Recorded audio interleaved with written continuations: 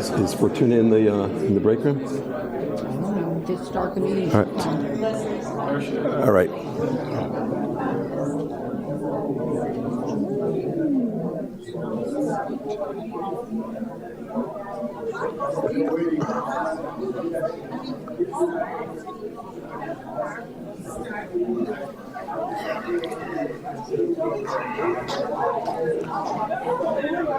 All right, you all set?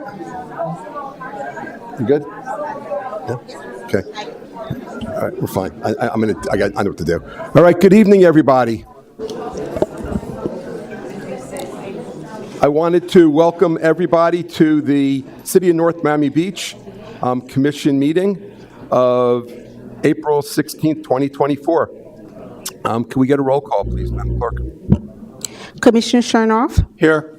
Commissioner Florimon notified me that he is out of town and will not be attending tonight's meeting. Commissioner Jean. Here. Commissioner Joseph. Here. Commissioner Smith. Present. Vice Mayor Smuckler. Present. Mayor Evan Piper. Here. Mr. Mayor, you have quorum. You're ready to proceed. Thank you. All right. I want to move on with the invocation this evening. Instead of an invocation, we're going to have a moment of silence for a Pastor A.D. Lenoir, who is had an untimely passing. And I know that Commissioner Joseph has a couple words to say. Thank you, Mr. Mayor. As you well know, Pastor Lenoir was a prominent person in our community, not just in North Miami Beach, but throughout South Dade and North Dade and up in Broward and throughout this whole state. He was very active in giving back. He tragically lost his life a week and a half ago, if not more, senselessly. And he has a beautiful family. And our thoughts and prayers on behalf of this commission and on behalf of the entire city goes out to his family and to pray and to give them solace in this terrible time of theirs. As you know, this is just one other example of why life is so short and can end very quickly. So I just wanted to add my thoughts. I know Commissioner Smuckler knew AD as well. If you want to add some thoughts? Yes, thank you so much. I actually met AD because there was a problem with an employee a few years ago, and he reached out to me about that. And we met at Cow. It was Vicky Bakery at that time, and it was such a pleasure.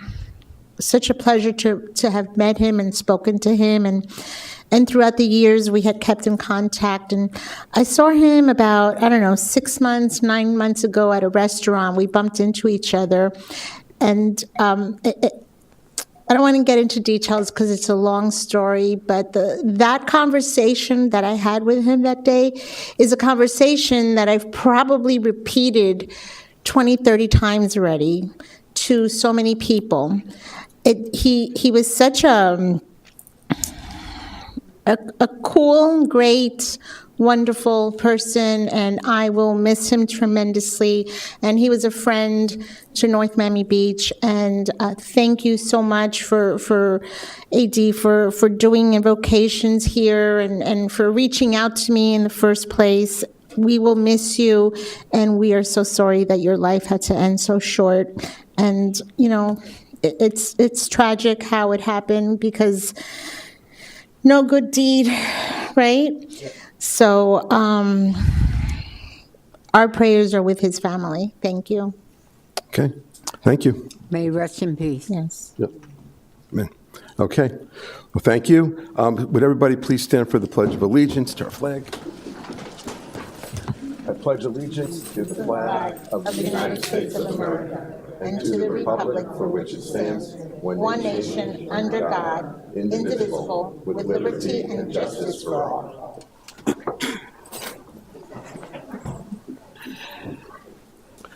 Okay. Requests for withdrawals, deferments, and additions to the agenda. Madam Clerk.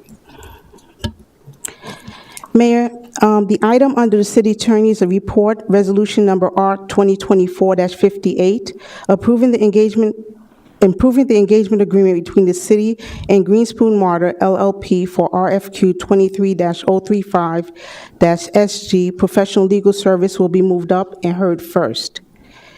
Per the request of Commissioner Michael Joseph, legislation item 11.4, titled Resolution Number R 2024-54, ASME Collective Bargaining Agreement, will be moved up and heard second, so thereafter.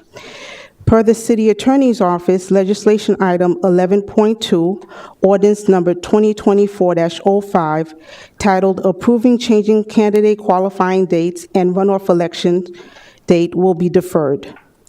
Per the request of Commissioner Smith, item number 9.6, titled, Approving an agreement with North Miami Beach Youth Athletic Club.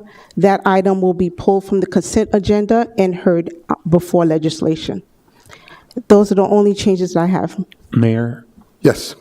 if I may, if I can make a request, item 17.1 for the city attorney's contract approval, if we can move that instead of to hear it first in legislation, if we can move that further up directly after item 4, which is the setting of the agenda, we can have public comment on that item, have the commission discuss and vote so that we can have a sitting attorney prior to any presentations or public comment. Okay. Yeah, I think that's the plan is to do that. Yes. We'll do that next, then we'll do presentations and public comment Thank you, after sir. that. Okay. Okay. All right. So we need a motion. We need a motion. Second. Okay. All in favor? Aye. Okay. Any opposed? Passed unanimously. All right. So let's start with 17.1. Hang on. Okay, so item 17.1, resolution number R 2024-58. I guess in this case, Madam Clerk, could you read the title? Resolution number R 2024-58, approving the engagement agreement between the city and Greenspoon Martyr LLP for RFQ 23-035 professional legal services.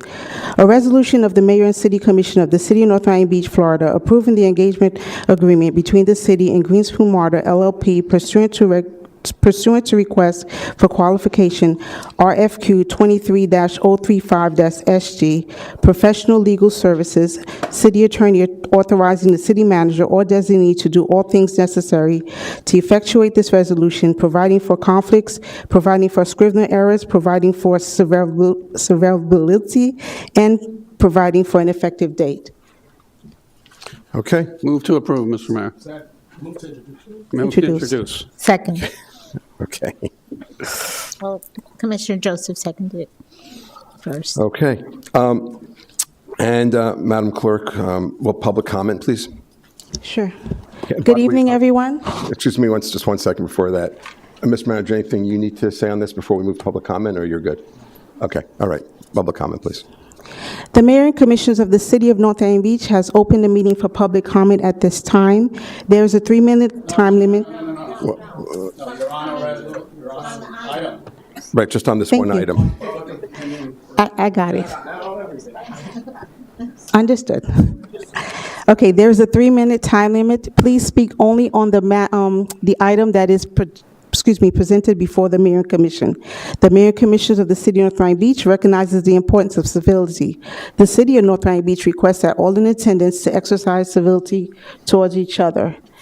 And our first, do we have any speakers for this item? Okay, right, so this is going to be for this item only. The general public comment will be after. Noted. Okay. Excuse me, Mr. Mayor, I forgot to pull item number. I'm trying to speak into the mic. I forgot to pull item 9.8, I'm sorry. With the approval of my council to make a change it's on the consent agenda. It's the item about the fire station. I had a couple questions. Okay, so you want to go back to withdrawals, You just deferments, have and to prove additions? that I'm changing that. Okay. Okay, yeah, so tell me what we're going to do with this change? We're just going to pull it so we can discuss it. Okay, so and which item is that? 9.8? Okay. Yeah, we have to vote on changing the, So we need to vote on changing the, approval right. of the approval. No longer needed? All right, one second. Okay, so we need a motion. I make the motion to Okay. change it. Okay, and a second? Okay, perfect. All right, all in favor? Aye. Any opposed? Passed unanimously. We're good. Thank you. Okay. All right. I just got the contract, so I have a couple questions. Thanks for complicating it. So, okay. All right, Okay. Gazan. My name is Mubarak Azan, a longtime resident of this city. I wrote a letter to each one of you about a month ago about a city attorney. I think 2 people opened it, nobody else. I do not know why I'm wasting my time. But however, the letter basically speaks that if you have control of a basketball team which comprises of 5 people, you would have hired just 1 basketball player and forget about the other 4 and let them go in and play the team for city NMB. And that is what you're doing with this city attorney's office. You're hiring 1 person. It so happened that this person in charge of 3 other cities. The person is running for office, and even if it's my mother, I would complain about her as well. Don't hire her and her law firm, because she would not have the best interests of North Miami Beach at heart, like how an individual would do. But that is exactly what you're doing, and you're taking the money for 5 people, and you're giving it to 1 person, and that person basically comes here to farm out everything. Everything they can lay their hands on to farm out, they would. And guess what? All of the city attorneys that were from law firms there, I'm sure they probably did like some of those people, put everything on a drive and take it to their private law firms. And guess what? All our businesses are at least at 3 law firms. They say, we can't work from the city, we have to work there. And when we have, we had six workers working for us. And of those 6, you had at least 200 hours a week. And we paid for less than what we're giving the 1 person now. And I'm saying this here so that the people at home and elsewhere that pull up this here can judge you guys later on what you're doing tonight. And the gentleman says that he's not going to come in every day. Don't expect him to come from 8 to 4. He's going to give, I figure he's going to give maybe an hour or 2 for the week, every day, if that much. He's not going to come. He or my mother or whomever, my brother, is not going to come every day. We had big problems when we had our own private attorneys working for us, okay? And the guy took 1 day off, says he's going to work at home. The whole day was in uproar. Here you have now a part-time, really a part-time worker. You're not going to get the best interests of NMB at heart. Their company comes first, and I don't care who it is. It could be my mother's law firm. I don't care who it is. You're doing a bad thing for the city. Thank you. Going down this road again. Thank you. Thank you. Oh, my gosh.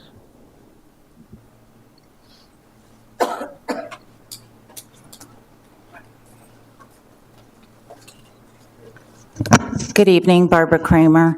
I wasn't going to speak about this, but I feel compelled to do so only because, and this is not a personal anything between me and the attorney that you certainly are choosing, but I think it's personal for some of you sitting up here, and that's very concerning to me. I won't elaborate, but you all know what I'm talking about. And one of the things that I will say is that this has gotten very political because we have residents and candidates running for office that were told not to come up here and speak against the chosen city attorney. So I just wanted to put that out there because I think it's a sign of something, not sure what, but it's just not appropriate in my opinion. One of the things that bothered me was when this attorney, this applicant, came up here and said they had 20 people with them, but they sent them home. I watched the video of that meeting, and there was never 20 people. And now you're going to choose this attorney, and where are those designated attorneys when that attorney isn't going to be able to be here? They're still not here, you're still not meeting them, and I think that would be really important to see. When you go over the contract, hopefully you will ask 4 days a week. Is that 8 hours a day? Is that 2 hours? What is 4 days a week? What does that truly mean? What does it equal to? And what defines regular presence?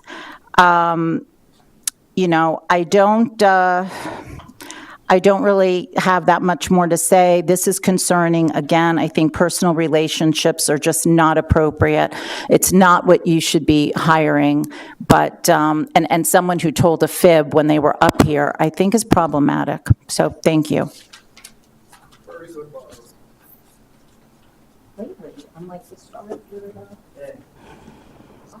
Any other speakers?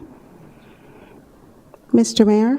Okay, no one's come forward, so public comment is closed. Who wants to speak? Is this general comment?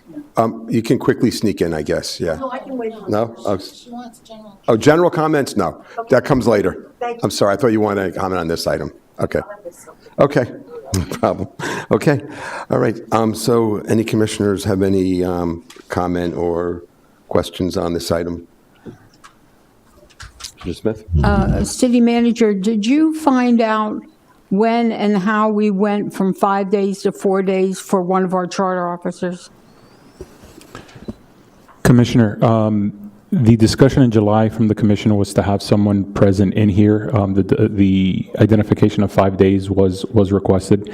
We later came back and provided scope of service to everyone. Exactly how it went from 5 to 4, we don't have an answer for you. But again, that 4 days is physical presence. Typically, their charter officers are working more than 6 or 7 days a week. No, I understand. This is very concerning to me. I've had several conversations. I have been here long enough, and I've seen some crazy things happening, from bridges having problems, children drowning in our canals. I mean, I've seen a lot of things, emergency things. I understand we're in a different world where everything's just a button away, and you can show them, you can take it in Zoom, and you can do all kinds of things. But as a charter officer that has to work well with the clerk, well with the manager, I just feel that this position, and I discussed it also with the attorney that was voted in, I feel this position is a 5-day in-house position. We're paying for an attorney, and there are things that come up. Sometimes just an employee may need reassurance. Sometimes somebody may just need to review something. And as we said, there's plenty in our code that needs to be reviewed and revised. And I, for one, like very much that the attorney we're going to hire is a local gentleman. And I know that his staff will be there if we need them. But I can't imagine why we're making a charter officer's position a 4-day-a-week position. Anybody can work from home now. Anybody can work from home. It's okay. But that isn't the point. The point is that when you need him, or somebody needs him, or somebody from his firm, there needs to be a body sitting there. I don't know when it became a 4-day. Who decided that? Who put out that it should be a 4-day position? I, for one, want it to be a 5-day position, and that's my stance on it. And I feel very strongly about it. And I hope my fellow commissioners will agree that this is a charter officer. We have 3 of them, that I understand they work meetings, and I understand they work nights, and I understand they're available 24 hours a day, 7 days a week. That's not the point that I'm making. I know that there have been plenty of employees going way back to Howard Leonard and Darcy Siegel and even Attorney Smith that have come in and walked into the attorney's office for clarification or something, or reassurance of something, and I don't feel that our charter officer's office should be empty 3 days a week, on the weekend and an additional day. I feel that we should make it be a 5-day position. I'm looking for my fellow commissioners to support that. Thank you. Okay, thank you. Anything else from anyone else? All right, if nothing else, we need a motion and a second. I make a motion that we make this a 5-day-a-week position, and we revise it to be 5 days a week. Okay, so if we do that, then, Second, then whatever it is. right. Okay, any second on that? No second? Okay, anybody, any other motions? Yeah? Want to make a motion to approve? Before you do, I am speaking into the mic. Before we do that, may I ask Mr. Geller a question? Sure. You can come up to the podium there if you want. Mayor, if while Mr. Geller is coming up to the podium, I'd be remiss, Commissioner McKenzie had asked that I state on the record that he is in favor of this item and is supportive of it. Okay. So, Mr. Geller, we're in reality, we're not hiring you, we're hiring your law firm. And do you know more or less how many employees your law firm has that you work at? There are approximately 250 attorneys in my firm, and I think double that number of support personnel. And I've already arranged with at least 2 of them to assist with the work here, and one of them will be physically present 1 or more days a week, in addition to my personally being present most of the week myself. But we have a lot more people to call on as the workload dictates. And I do want to be clear, we view it as a 5-day-a-week, and frankly, it's frequently going to be a 7-day-a-week job. I expect personally to be working every day. I will be physically present, and somebody from the firm will be physically present. I anticipate being present personally at least 3 days a week. And if it turns out that it's not 1 day a week, but 2 days a week, that somebody else needs to be physically present. But I do anticipate personally working 5 days a week on this, because I agree that it's an important position, and I'll take support from the firm as I need it. But it is a 5-day-a-week position, a 7-day-a-week position. So in regardless. reality, we're going to have someone here. At least 4 days a week. At least. I mean, that's a minimum. It may be 5, and at least 3 of them will be me. Okay, so it could be probable that we could have someone here 5 days a week if. Physically present, possibly yes, but I want to It be just won't be clear. you. I'm going to It'll be be one of- working 5 days a week. I anticipate 5 days a week on this city, and if one of those or 2 of those, I'm not here, I'll be on the phone or Zoom or something with the manager, and I anticipate, in view of the comments that my friend Councilperson Smith, Commissioner Smith says, if there is some incident, it's me that's getting that call. I look to get the call, I want the call, and I will be available at any time, on any day, at any hour, if needed. Right. So the other thing is, so it's my understanding that the contract, that the payment part of the contract is what Fox Rothschild had. When is that up for renegotiation? Well, I said that I would not look, I said it would at least last through the new fiscal year, but candidly, my conversation with the manager was that it wouldn't be, we would not seek any additional item on it for a year after being hired. That can be taken into account. There is some, again, candidly, every word in that contract was either from a Fox Rothschild contract that you had, or from the contract that your special counsel, Ms. Vicente, had in her last law firm position that she was using. So I don't think I wrote 5 words in that contract. All right, so. But the answer is that it would not be, we would not be seeking to have it changed for the new budget. Right. When it says a year, to me, that means a year from now.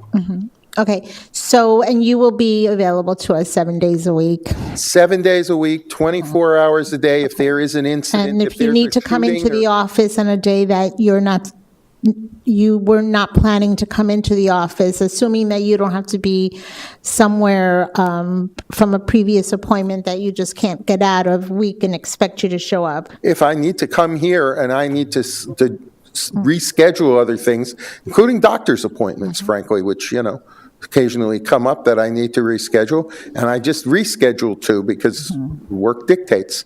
And when I need to be here, I'm going to be here. Absolutely. Looking forward to it. So the office will have someone here pretty much 5 days a week, at least Monday through Friday, maybe not Saturday and Sunday, but.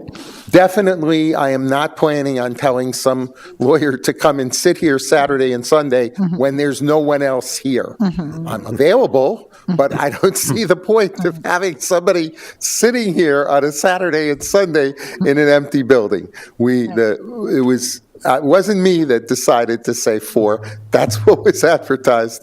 That's what we answered. That is a minimum.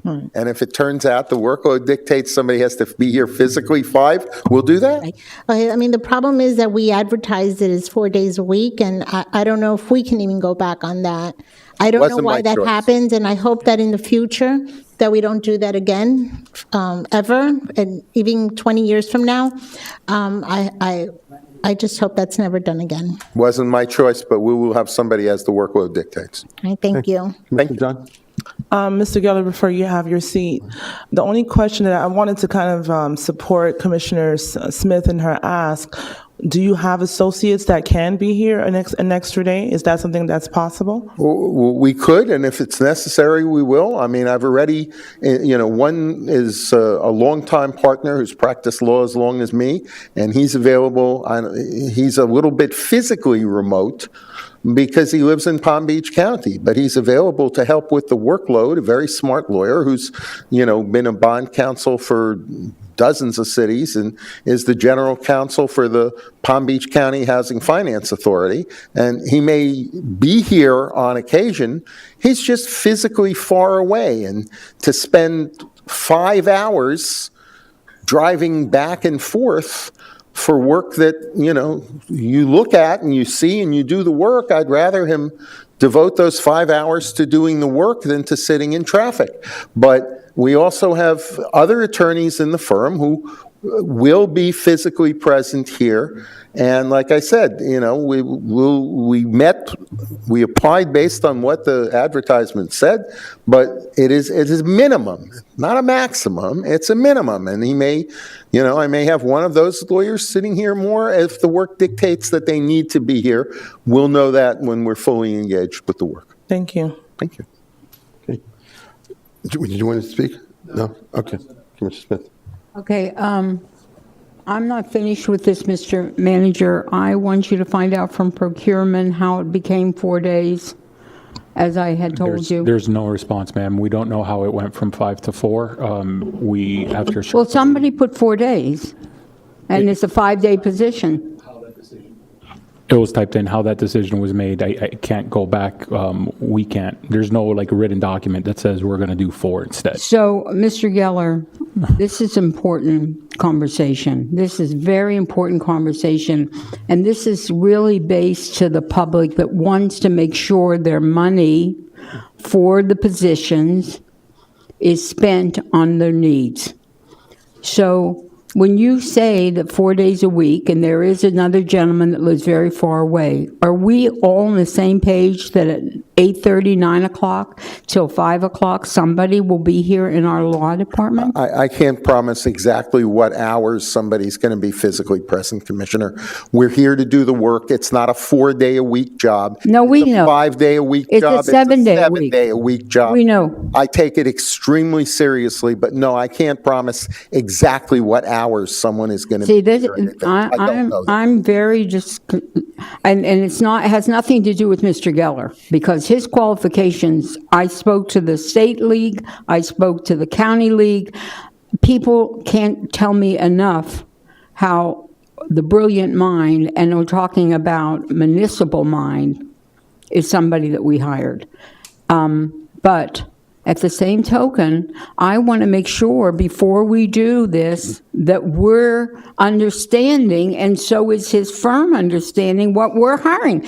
If that's what it is, that's what it is. But I want to make sure I understand it. I don't want to come in on a Tuesday and a Thursday, week 1, week 3, and just so happens those days nobody's there. So I Well, want to that won't, understand. because that would be meaning we weren't even here for. But Commissioner, this is not new language. The language you're talking about is exactly what you had in your previous contract. I It's understand that not- there were a I lot haven't of. changed it. I understand there were a lot of complaints about that. So I want to be sure now that we are, at least the public understands. That's what they're going to get. That's what they expect. And if it doesn't work, that we find that that office is vacant more than occupied, then we need to make an adjustment, even though that's what it was before, even though that's what we advertised for. That becomes a moot point when it is the department running the way a municipality, right or wrong, feels it should be. So you either have to educate the public, don't worry, I'm here 7 days a week, I'm a phone call away, I'm a Zoom away, you always have me, or we have to let the public have what their conception of having a charter officer in the office. So that's why I want to make it clear, I want to understand. I don't want to be the one calling. Again, as the city manager says, there's no way to tell. Somebody put in 4 days, and maybe before that one was hired, the last administration put in 4 days. But whoever did that, I wasn't here then. Did the council agree that a charter officer is only going to be here 4 days? And the thing that's interesting is the salary doesn't change. So we're paying for the legal mind, we're paying for the legal representation, we're paying for the attorney to take care of us. But the public has to understand that too. Commissioner, I'm not Howard Leonard. I didn't He's ask my you to be. friend. He's a guy I admire greatly, a brilliant municipal attorney, and he was full-time, in-house, every day. I worked with Howard at length. 5 And is a attorneys here. brilliant guy. 5 attorneys in-house every day.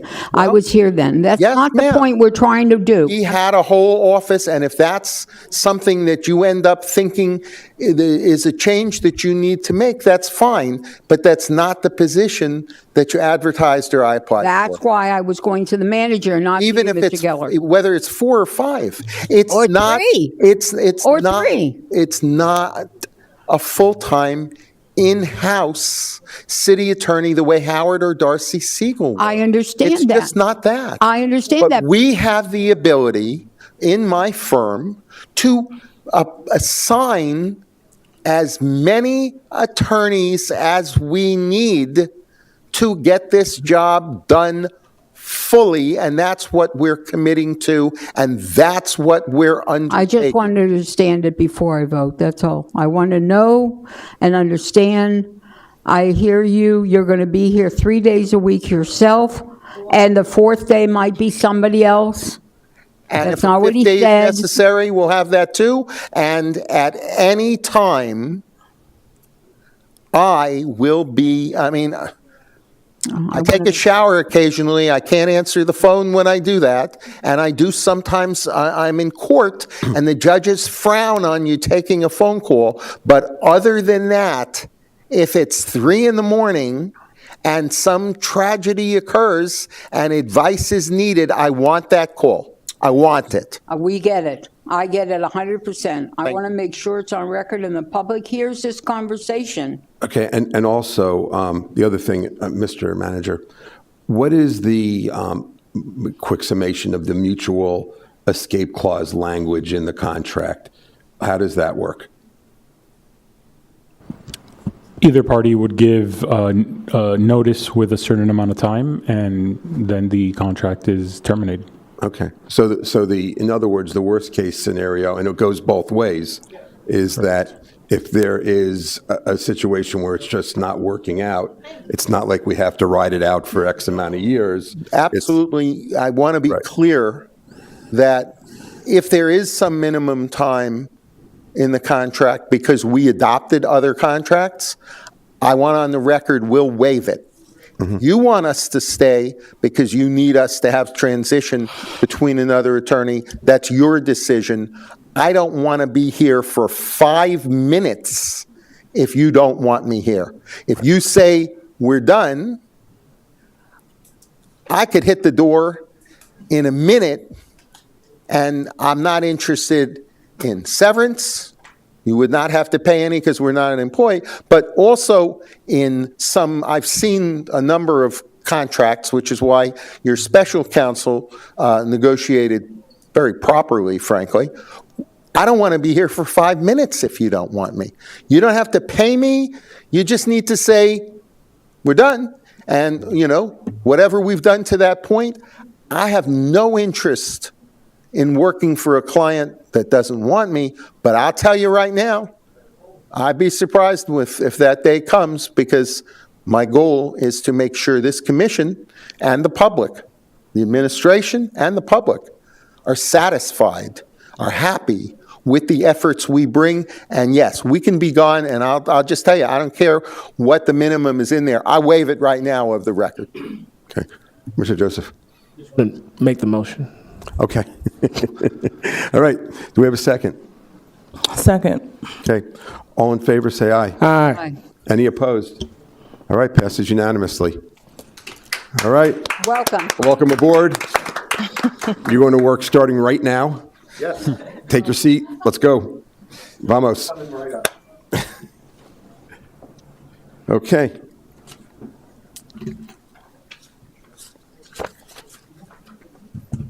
So the next item, yep, okay. So next is going to be resolution number, we need the attorney up here. Mayor, I'm sorry, Mayor, I think, correct me if I'm wrong, Madam Clerk, I think after this item, we were going to continue through the agenda as stated, just with moving some of those. So wouldn't the next item be the presentations and discussions in the Or are we public doing that or the overall? ASME Mr. item? Mayor, 11.4. To move that one over to the, okay, I apologize. There's Perfect. people So many here. employees are There's here. employees, yeah. Okay, This is called the deconstructed meeting, okay? no worries. Perfect. Okay. Motion to, We're just doing everything, it's like backwards day. So, all right. So next item is going to be legislation item 11.4. Move to introduce. second. Okay, and we need to put the attorney right into the frying pan, and we need you to read 11.4 for us, please. Yes, sir, Mr. Mayor. And thank you, Commissioners. That's my long-winded speech. Item number 11.4, resolution number R 2024-54, AFSCME Collective Bargaining Agreement. Babette Friedman, Human Resources Director. A resolution of the Mayor and Commission of the City of North Miami Beach, Florida, ratifying the collective bargaining agreement between the City of North Miami Beach and the American Federation of State, County, and Municipal Employees, Local 3293, Bargaining Unit. Authorizing the city manager or designee to do all things necessary to effectuate this resolution, providing for conflicts, providing for scrivener's errors, providing for severability, and providing for an effective date. Okay. I'd like to call on City Presenter Babette Friedman. Mayor, would you like staff to give a presentation first or receive public comment first? No, I was calling on. Okay. You ready, right? Yeah.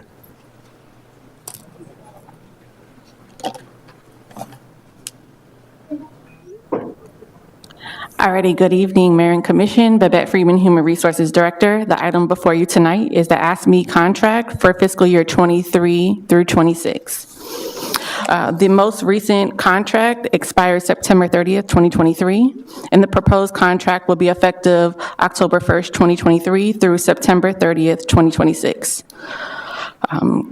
Negotiations initiated on December 18th, 2023, and concluded on March 6th, 2024.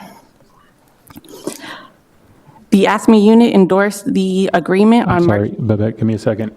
The presentation's not being displayed on the television. If we can have that up, please.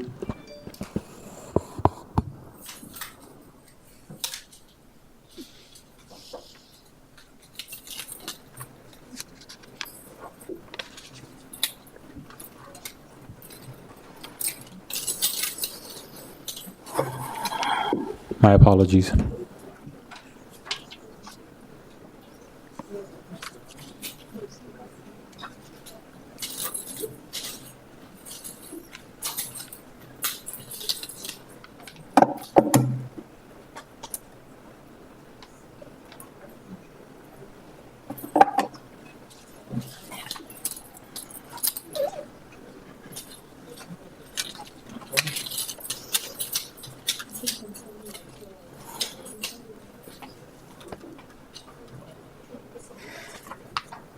Okay, we can continue if you guys are okay. Okay. We'll catch up. Just continue. Okay, so the ASME unit endorsed the agreement on March 21st with a 98-0 vote confirming acceptance of the terms of the outlined contract. So I'm going to go over the economic proposal versus the agreed upon proposal.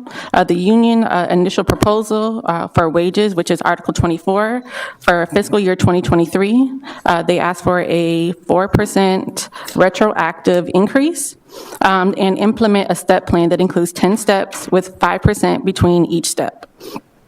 The step plan would be implemented no later than October 1st, 2024. For fiscal year 24-25 and for 25-26, they asked for a COLA of a 4% and a merit increase of 5%, which is an automatic one-step increase. The agreed upon agreement was for fiscal year 2023-24 for a retroactive 4% increase back to October 1st, and then no later than the first full pay period following ratification, employees would be placed in the new step and grade and step plan. The step plan was created by the Evergreen Pay and Classification Plan that was conducted a few years ago. For fiscal year 24-25, it would be a 1% COLA on October 1st, and then a merit increase, which would be automatic, which is one step, 5% on their anniversary date. The same thing would be for 25-26.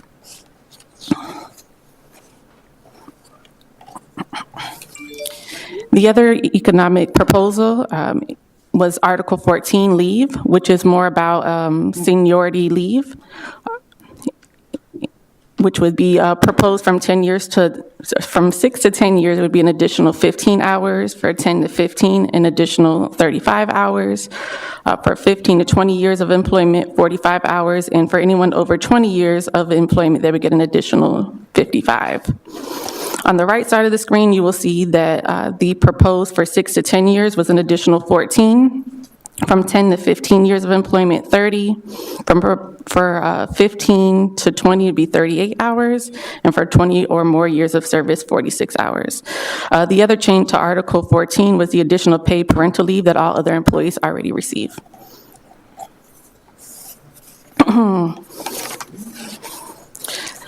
Additional economic changes included in Article 18, uniforms, clothes, shoes, equipment, and personal items, where we're furnishing uniforms for the property and evidence quartermaster. In Article 24 wages, we are increasing the promotional increases from 5% to 10%, which would help retain current employees. Also in Article 24, we are implementing a shift differential for employees who work 7 or more hours in a defined shifts from 3 p.m. to 11 p.m. or 11 p.m. to 7 a.m. This is mostly our water plant operators. Lastly, just a note, just a few non-economic changes that's on the screen. Most of it is just administrative, or it's to make it in line with state and federal laws. Are there any questions? Any questions? Okay. All right. I think we're good. Yeah. Yeah, that's next. I just want to make sure no one has any question for initially. But if we're good right now, then we'll move to. All right. So public comment, Madam Clerk. And this is only for this item. The general public comment will come later. So. We have Janice Coakley. Good evening, everyone. I know you have not seen me. I have Girl Scout on Tuesday, so I canceled today. Very important. Would like to say, Speaker. Janice Coakley, longtime city employee. Sorry. Would like to say I'm here tonight to ask that you vote for this contract for the bargaining employees. This was a very professional negotiation over the years being here with the city. The employees will be honored for you to support this contract. We do have some employees here tonight, if you could please stand.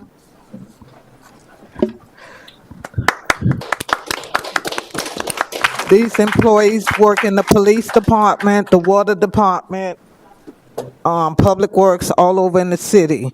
I would like to say this will bring employees up to somewhere where they need to. We are so appreciated to have the step back. I even brought the contract. The last time we had steps was 2017. And it's been over years trying to get step back. And we appreciate if you vote for the steps. And the differential is for the employees at the water plant and the employees that work in crime scene and the property room that work those 24-hour shifts, those middle and late shifts. So we would definitely appreciate the support that we could have this contract. I mean, I could say one thing, I've been here a very long time, and the meeting was very professional and everything. And I would like to say thank you to the city, the Human Resources Director, and the city manager. But the last time we had steps was in 2018. And if we could keep the lawyer employees and bring them up to where the rest of the city almost, we would truly appreciate it. So thank you very much. And once we get this passed, I'm still looking on about the civil service. Thank you. It's coming. It's coming. Okay.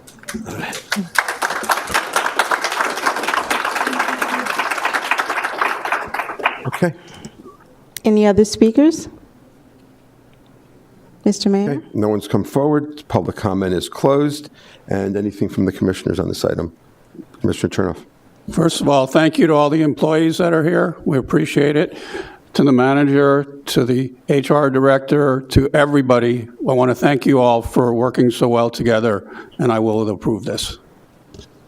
Okay. Mr. John.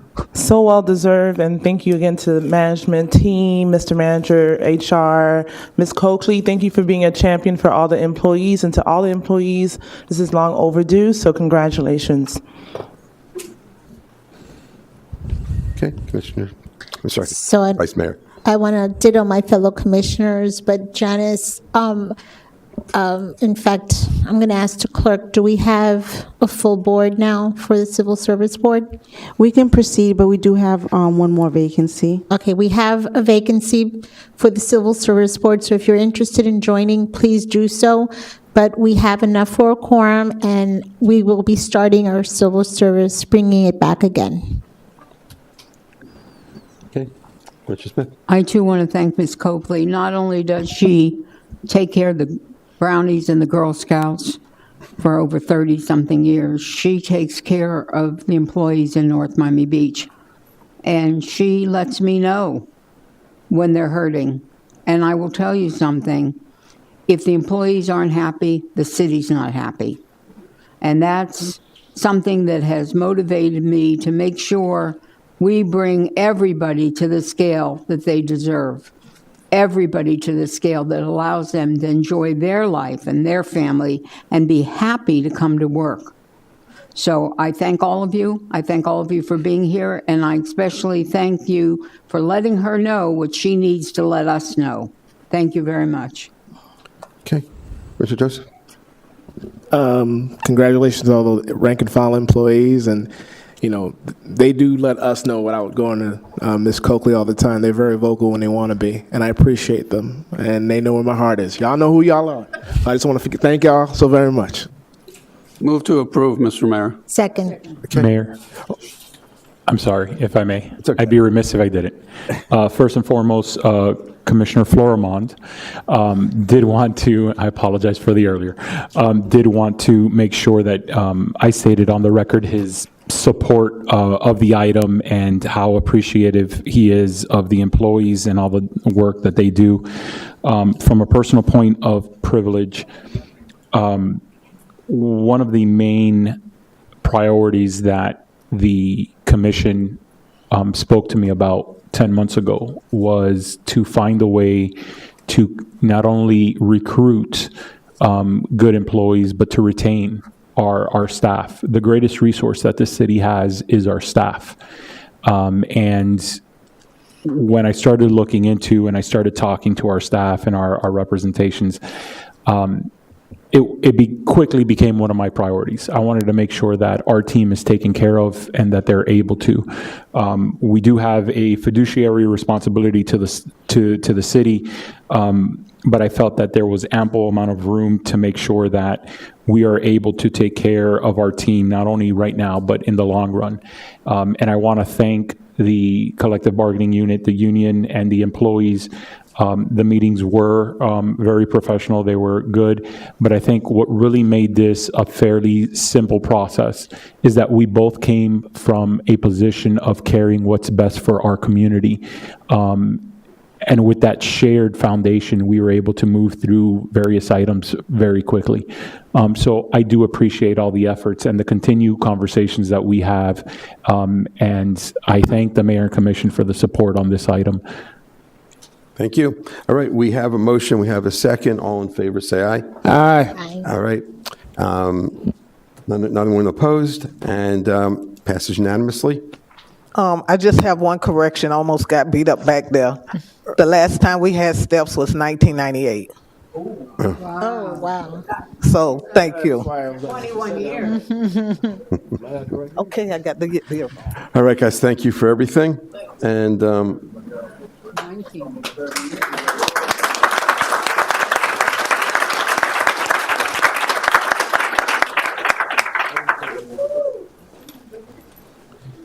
okay, so next, the next change was per the city attorney's office, legislation item 11.2 was going to be deferred. Do we already have the vote for that to be deferred, or do we need to? Yes. That's already good, right? Okay. For clarification to the next meeting. Okay. Gotcha. Okay, next item that we're changing was 9.6, and 9.6 was going to be removed from consent.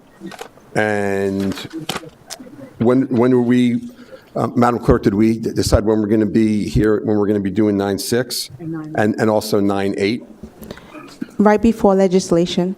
So after we Okay. finish with consent, we'll go back. Okay, good. So we're going to move on to presentations now. Okay, so first, 5.1, self-funding health insurance option. Eric Brewer from Corporate Synergies. Mayor and Commission, thank you so much. If we can have Ms. Freeman come up as well as Mr. Brewer. This was one of the subjects that the commission had asked staff to start looking into, self-funding for our health insurance with the rising cost of insurance. I think last year we saw double-digit increases. Actually, no, we did not see a double-digit increase on the budget year, but regularly in the market, cities were seeing anywhere between 10 to 30% increases. So the commission asked us to investigate what it would look like if we did self-funding. Mr. Brewer has done a tremendous amount of work with our staff to make this presentation and the recommendation before you. So take it away. All right, good evening again. So the item before you is to introduce the concept of self-funding. The city previously was self-funded years ago, but went to fully funded. So at the request of Commissioner Florimond, he asked prior to my arrival that we look into going self-funded again. Myself and Eric Brewer from Corporate Synergies, our agent of record, got together and worked on a feasibility study to see if it would make sense for us. So Eric is going to go over kind of what self-funding is and what the feasibility study showed. And all we're asking for is kind of feedback, because we will be going out to the market soon. And if it is something that we're interested in, we may need to go out to the market a little bit sooner. So we're just looking for some guidance and feedback. So I'm going to go ahead and pass it over to Eric. Thanks for that. Mayor, Commissioners, good evening. Thank you for your time tonight. Eric Brewer, Vice President with Corporate Synergies. To Babette's point, is this okay? Again, the purpose of this is really to introduce the concept proactively, so we're not, talking about this for the first time at the point of approval, preceding the open enrollment and renewal period. So I'll try to keep this very high level. Certainly have time for Q&A at the end, but try to keep this concise. So to start, what is self-funding? Self-funding in a nutshell, and I'll go into more of a comparison on the next slide, is where an employer assumes the risk financially for the medical health plan, right? So today in the fully insured arrangement that we have today, we're currently paying Aetna a flat fee every month for every employee that's enrolled in each plan. And in exchange for that premium payment, Aetna is assuming that risk and that claim liability. In a self-funded arrangement, as you look at the right-hand side of this slide, we would, in essence, be still using a third-party administrator like an Aetna from a network perspective, from a claim payment perspective. However, the claim liability would be assumed by the city. So I think it's important, as I transition to the next slide, how does this impact our membership? And I think each of these bullet points is very important, right? So first and foremost, the goal would be to maintain the same level of benefit plan designs that are currently in place with Aetna. And so what I mean by that is from a deductible, from a copay perspective, from out-of-pocket maximum perspective, ER copay, all the different elements of a plan that are extremely important to our employees and their family members that are on the plan. Really, the goal would be to keep that in line with where it is today. The second bullet point, from a member experience perspective, it's really the same process, right? Everybody gets an ID card. It's got a network associated with it, similar to how we have Aetna today, and they're presenting that at point of service at the doctor. The third bullet point, the city can retain Aetna. Aetna has a great self-funded platform. So really the goal, in a perfect world, would be to keep as much continuity as possible if this transition were to take place. And then the fourth, I think probably the most important objective, and why we're having this conversation, is to achieve cost savings, right? With the goal of allowing for long-term affordability for the folks that are covered on our plan. So quickly going through some of the advantages, we're able to customize the plan specifically to meet the needs of our workforce, long-term cost mitigation, flexibility to carve out things like stop loss and the pharmacy benefit management, and then elimination of some of the overhead and fixed costs and taxation associated with being on a fully insured health plan. To continue on that, number 5, 6, 7, and 8, retaining control over the health plan is important. We're, in the event of a surplus, we're keeping any interest income as the health plan or the plan sponsor for the city. Paying benefits based on our risk specifically for the city of North Miami Beach, not pooling it with other cities that may detriment the overall financials of the plan. Paying for actual claims versus the projected cost, and then purchasing only the desired services within the plan that are needed, right? Whereas in a fully insured arrangement, there are certain elements of that packaged arrangement where you may have some redundancy or services that simply aren't needed from a cost perspective. Disadvantages, you're assuming the risk of the claims as mentioned previously. It does require sufficient cash flow, and I'll go through that in more detail, but there is statute 11208 that requires certain elements of this arrangement to be met. Claims statistically are unpredictable, right? They're going to fluctuate from month to month, which is different than what we have in place today. The last couple things on the next slide, it does require contracting with different vendors. So today in the fully insured arrangement with Aetna, we kind of have a packaged arrangement where everything's sort of bundled with one carrier. In a self-funded arrangement, we would be purchasing the third-party administrator services separately than, for instance, stop loss or pharmacy benefit management and things of that nature. And then last but not least, there is some different fiduciary and compliance responsibility, especially associated with Statute 11208. So to Babette's point earlier, we did go through a feasibility study, and I will caveat this was, it's conservative by nature. It's very preliminary. Really, the purpose of it was to just to see if it made sense, right? To make sure it was worth further pursuit by all the folks that would be involved in this transition if it were to take place. We do use a tool called the Risk Decision Support Tool, RDT. It essentially benchmarks against a database with over 10 million members. It does essentially show that there's more than a 50% chance, 54% chance over a 5-year period that a self-funded arrangement would outperform the fully insured arrangement that we have currently in place. Again, I think the best way to quantify this is obviously to obtain quotes specifically for the city of North Miami Beach, at which point we can get a little bit more granular on the savings opportunity. Key considerations from an admin perspective for your HR and finance staff. Again, really not much of a change from a workload perspective, which I think is important as we consider or embark on this potential change.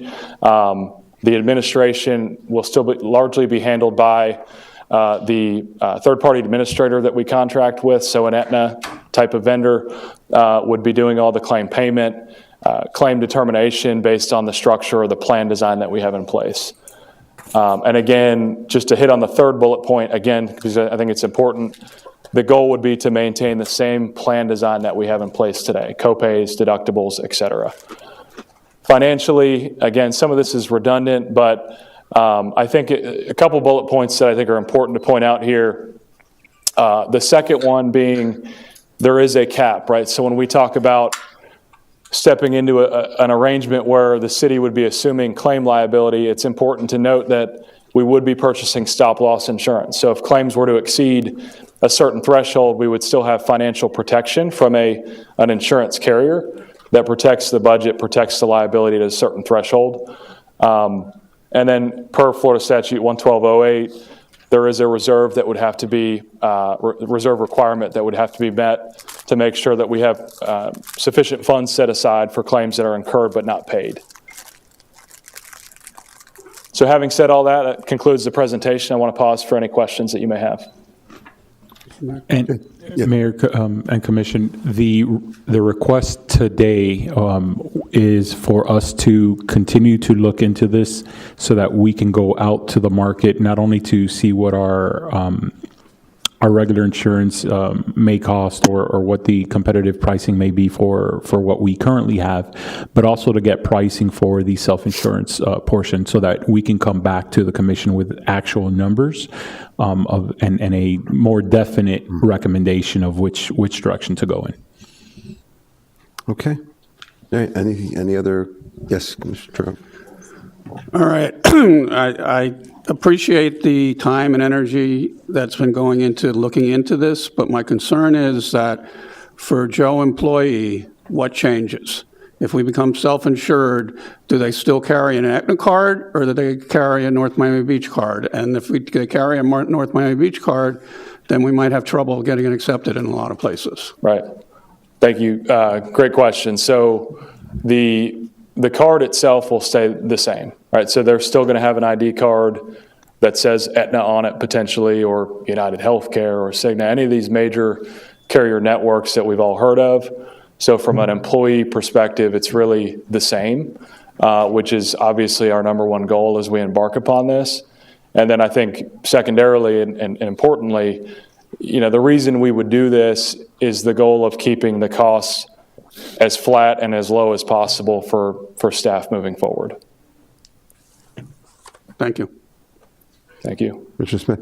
Is there the potential over a couple of years for the cost to go down? Because the amount of knocking on the city's door as a self-employee was much less than you anticipated.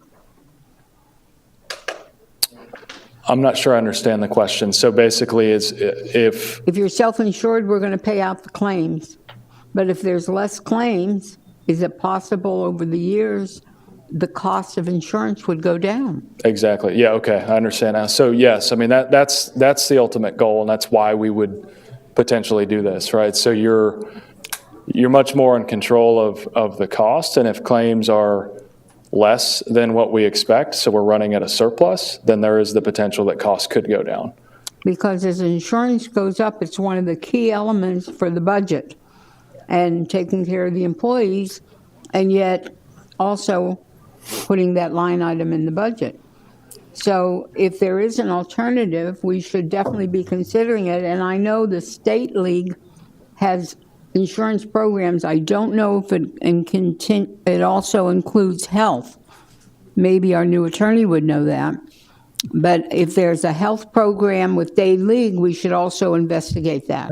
Commissioner, if I may, one of the cities in Broward, I recently toured for a couple different reasons, but they had gone self-insurance, I think, less than 5 years ago. And they were just able to open up a clinic within city facilities. And so employees who felt sick or got injured or anything can go to the clinic directly, and they were able to implement that clinic based on all of the savings that they had received over the 5 years, because insurance they were able to control those costs a little bit better. And so now they got to a point where the program is widely accepted among employees, and they were able to have an in-house facilities that allowed employees to go directly there instead of going to the hospital or urgent care or anything like that, which does count against any type of claims. So there is definitely opportunity for that. With regards to the Florida League of Cities and the health insurance, they do offer those health insurance, although Florida League of Cities is equal to any regular insurance. And so they're not necessarily discounted rates. It's something that I've looked at multiple times in different spots, and not being part of the program, what they would do is they would come in, take a look at all the claims, what the variables are within our pool of employees and those receiving benefits, and then they would provide you a quote just like Aetna or whatnot. Unfortunately, part of the quote that we don't get from Florida League of Cities is that they can't give us multiple year quotes, right? Because the first year tends to be with them. In my conversations with Florida League, the first year tends to be the highest cost because you're not within the program. And so they are still an insurance company. And so they have to price that based on all the claims. Now, once you're one of their clients, they can work with you. They can do a bunch of different wellness type things that might drive those costs further down. But ultimately, they're still an insurance provider. Okay, any other questions? What are most cities doing? Are most cities self-insured? Is there a gauge of cities this size and what they're doing as it relates to trends? Yeah, I would say most cities of your size, I would say probably 50-50 at the city of North Miami Beach, where the smaller the city, the less viable self-funding becomes. I think it's important to note that, we're bringing this up not to say that it is the end-all be-all and it is what the direction that we think we want to go. I think it's an option, and I think with the tightening of the fully insured market, there's really not that many carriers in the market anymore, right? Especially with Humana exiting, there's less and less competition to drive down price. So I think, our commitment is to look at fully insured options as well as the Florida League of Cities, but also look at the self-funded arrangement and really quantify the cost-benefit analysis of what it may represent from a long-term perspective to keep costs down. Okay. And so historically, do these plans usually fall into a deficit or a surplus as a general? Like, how often do they become in that deficit situation, and what happens in that situation? So I would say typically in a surplus, right? As long as we're being prudent on the front end from a budget perspective about where we expect claims to be, we're budgeting for that before the plan year begins, it should end in a surplus. We're certainly not going to be overly aggressive from a expected claims perspective where we would run at a deficit. Okay.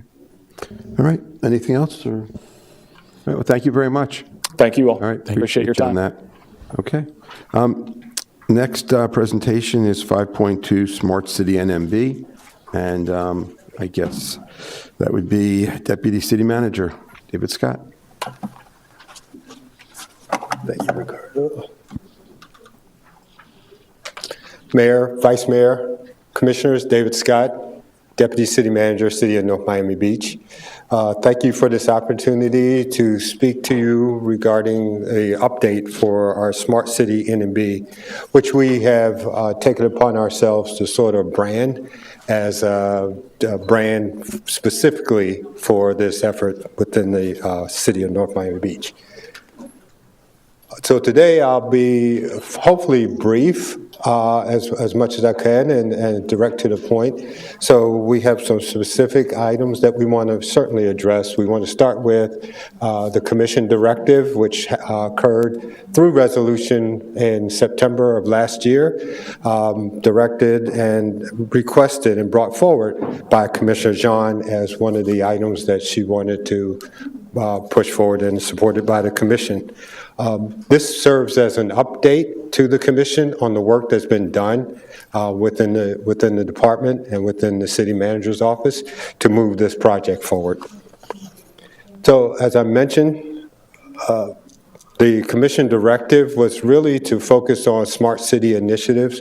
Now, smart city can be anything from smart traffic lights, smart signals, smart lighting, but specifically the commission was more focused on how do we help our residents? How do we bring smart technology to our residents to support quality of life, as well as our businesses and help our businesses grow? So you will see this presentation certainly does focus on that strategy. We focused on, and many of you have heard of the digital divide, meaning that as technology moved forward, many of our residents, populations begin to sometimes fall behind. As you know, the new generation, Gen Z, Gen Y, they're moving forward. I see babies with strollers with the iPad on the stroller. When I was coming up, we were still watching TV, right? And some of that was black and white and before cable, but I won't tell you how old I am. But you see, technology is moving, and as you know, it's moving quicker and quicker every day. So really, we want to focus on digital divide. How do we make sure that our residents continue to move forward and benefit from that growth? So we focus on access, which is the availability of affordable internet and devices. We talk about skill set. And then we also look at how do we support our residents and provide that training and assistance. So the benefit, where we go. So we look at the benefit to our individuals when we push forward with our initiatives. Benefit to our individuals, of course, is access to education and job opportunities. As they become more aware and more involved with technology, job opportunities continue to open up for our residents as individuals. Improve communication and social connections. Social media is big. That's how a lot of people are communicating today. So we want to make sure that we provide that for our residents as well. And then increased participation in civic life. So our benefits for our businesses, as our residents become more proficient in technology, that increases the access to a wider talent pool. As we have businesses coming to City of North Miami Beach, considering expanding in North Miami Beach, they certainly are going to need the talent pool to support that expansion as well. And then improve efficiency and productivity as those businesses implement technology and increase growth and innovation. Benefits to us as a city, we certainly look at a stronger, look to build a stronger economy and workforce. We want to make sure that all of our residents, as I mentioned earlier, grow. As they say, a rising tide should raise all ships. That's truly what we believe in. So we want to make sure none of our community is left behind. And then enhance civic engagement and participation as we continue to grow our outreach and reach all of our community. You've heard the manager talk about we want to hear from our community even more. We want community participation, and I know that the commission does support that as well. So our approach, which is our policies and plans that we have certainly continue to build upon, our approach defines the clear goals of increasing internet access and affordability.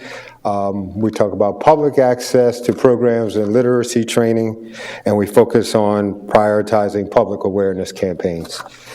And we'll continue to do that as well. So how do we do that? We certainly do look to expand broadband access throughout the city, and you'll hear some of those projects that have already been initiated within the city, and our plans to continue to build upon that. Modernizing our public technology systems, which is more internal, and we're certainly building those. You've seen programs and projects like the Financial Transparency Project that we've certainly implemented, among others. And you will see as we go forward, and here it is here, the library. The library tends to be one of those centers for training of our community. And we definitely support the library in the work that they do. How do we fund our initiatives? So we went out and took a look at what other cities are doing and some of the best practices. There are certainly federal grants. There was the Digital Divide grant that was brought forward during the pandemic. So there's still opportunities there. State and local grants, public and private partnerships are available to us. Philanthropic contributions, which we need to do a better job of, reaching out to those nonprofits on training programs and getting them involved in our community. Creative financing, which are social impact bonds, and maybe crowdfunding, which you see a lot of private individuals do. And then other city budget allocation and corporate sponsorships, which I know this commission is really involved in and really pushing those corporate sponsorships and those P3 relationships. Some of our programs that we really want to focus on is how do we partner with some of our internet service providers to provide free or low-cost internet access to those that can't afford it in some of those communities? And how do we also provide internet within some of those communities that don't have it? We are certainly looking at, as you'll hear from IT later on, that they are implementing internet throughout the city, and a lot of our city buildings providing public Wi-Fi. We certainly can look to expand that throughout the city of North Miami Beach. And then look at implementing digital inclusion programs to provide free or discounted internet to qualifying households. Literacy skills training, I mentioned the library is really keen on a lot of these programs. So things like basic computer skills, online safety, cybersecurity is something that IT has implemented internally. Entrepreneurship training as we move forward. How do we engage our new startups? As you talked to Commissioner Smith said earlier about our economic development, we want to focus on startups and how do we help and support that community as well. And then I talked about we mentioned in-person workshops, online modules, and other opportunities to certainly infuse and reach every part of our community. And then partner with educational institutions like FIU or the University of Miami or others right here in our own community to bring them to the table and partner with them as we go forward. So In addition, our library certainly serves as that, what I would call a technology center, computers, internet access. They talk about loaning laptops to our residents as well. So our community, anyone within our community could provide or reach free access or free training and free equipment to learn, as well as the training opportunities around resume writing or other workshops. Quickly mention just mention the equipment loan programs, and as we continue to move forward with the library, partnering with local businesses, which we've been involved in as well, leveraging technology. New ideas could be like hosting hackathons, providing online platforms for connecting businesses and skilled individuals, and other training programs like e-commerce and strategies with some of our local businesses. And as we build this plan, of course, we need to measure what we do. And so there's certainly different KPIs that we're going to use to continue to measure our performance and how we're moving forward. And I would certainly be remiss if I did not mention that this is not static. We don't see it as, some plans you build and they sit on the shelf. This is an ongoing living document, living approach that we all believe in and certainly will implement throughout the upcoming years. And I'll bring Ricardo up so he could just briefly go through some of the projects that we already are doing, some of the projects that are being implemented and contemplated in the upcoming budget. And the last slide, once we get to it, we'll just summarize where we are and where we're going. We have approved, or the Commission has approved, 2 strategic plans. One is the overall city strategic plan, as well as the economic development plan. So all these plans are really going to work together to move the city forward. So while we're just talking about smart city at this point, these strategies will be incorporated into that plan that you will certainly be involved with, and FIU is actually starting, and we'll be scheduling meetings with each one of you to get your input and direction and around priorities. So you will see some of these recommendations come out of the strategic plan as well. So Ricardo? Good evening, Ricardo Castillo, Chief Information Officer. Like the deputy said, we are actively working on several internal initiatives, such as wireless at all our facilities. We currently have wireless available in most of our city parks. We implemented smart benches in February at 2 of our parks, Victory Park and Highland. We've rolled out a transparency portal in February that is available to all the residents right now, and that talks about engagement, allowing the residents to be involved in what's happening with the city finances. In March, we rolled out Carvine, which is a contact center solution for our police department. So that allows us to provide better service to residents when they call in and report a complaint. The communications person can actually send them a link and get access to their camera and see what's happening, so that we're better prepared when the police officers arrive on the scene. We are also rolling out this month our new mobile app, which is going to replace our old Fix-It NMB app. It will be called the same, but it's essentially a new software platform. So it will still be called Fix-It NMB, and we're live right now on the back end, but we're working right now with the Apple Store and the Google Store to make sure that that goes out there and that residents can download it on their mobile devices. We are also going to be rolling out self-checkout stations at our NMB library, and that would allow residents to check out laptops while they're at the library by themselves. We also have several internal initiatives, which while the residents may not see them, they have a big impact in how we do things. One of those is Rec Track. This is a program for management of our parks, programs, and our facilities that is going to increase the efficiency and productivity of our Parks and Recreation Department. We're also actively working to roll out electronic forms using our software called Laserfish to allow citizens to complete forms online and essentially replacing those paper forms that we currently have. Also on the transportation side, we have a TSO mobile application that provides the ability to manage routes and live tracking of access and passenger counts. That's for our trolleys, I believe, and our other public transportation that we have. And then for next fiscal, we're also looking at dynamic trackers, which the residents will be able to use to know when the bus is going to arrive so that they don't have to be out there waiting. They'll actually know in real time the approximate time that the bus is going to be coming up to a bus stop. And then I'll pass it on to the Deputy City Manager.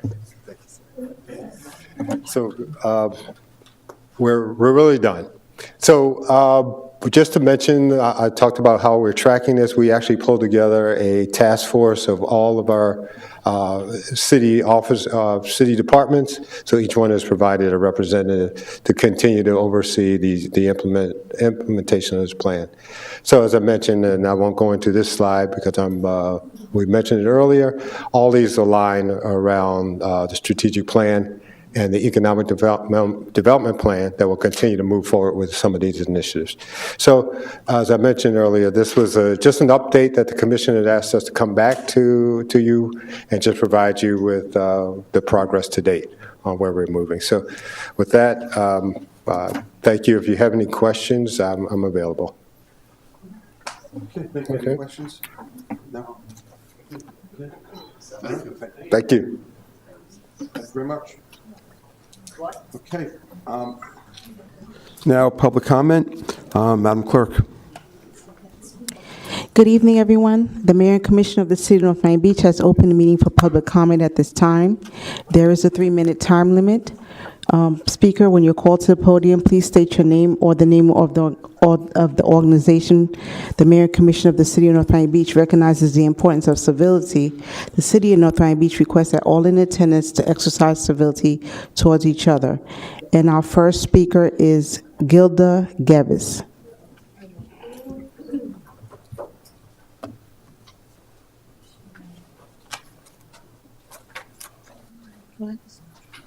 Pull the microphone down, Gilda. Thought you were going to tell me to stand up, and I tell you I was standing up.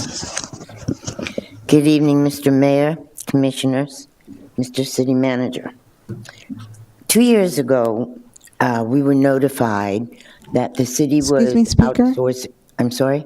Can you please state your name for the record? Is that better? Your name, please? Oh, I'm sorry, Gilda Gevis, Western Eastern Shores, 30 years. So that we were going to be outsourcing the sanitation, and the association, were 79 units, Lakeview Townhomes, were handed a $79,000 bill. No, I'm sorry, $76,000. And so when I asked the board, because that was all part of water, sewer, and sanitation, and now the water and sewer was staying the same, but the sanitation was going to be increased at a tremendous amount. And so my first meeting at Wake Up NMB, Mr. Diaz was speaking that night, and I brought this up. Now it's 2 years, almost 2 years later, because the board couldn't answer the questions, but they kept complaining. These fees from Coastal are the most exorbitant fees.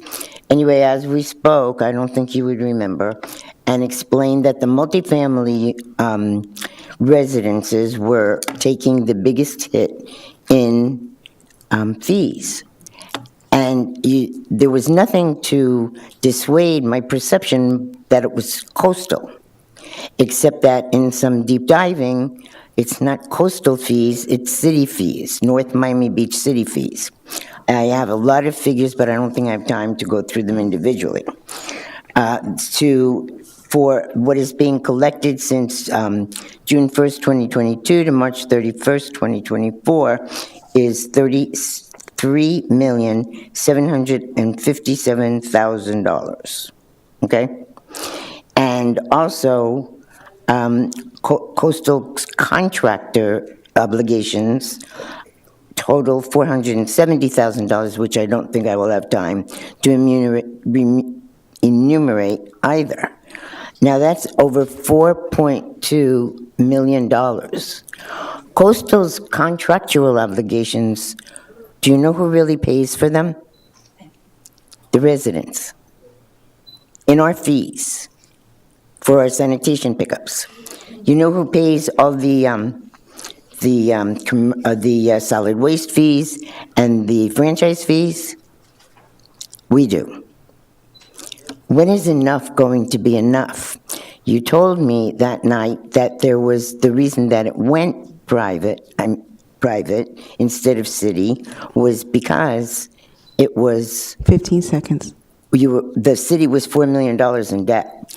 As of now, there's $4,200,000 back to the city, and the residents are paying for it. When is enough enough? Thank you. Thank you. David Zabin, Lorenzo Hall, and then Susan Sanders.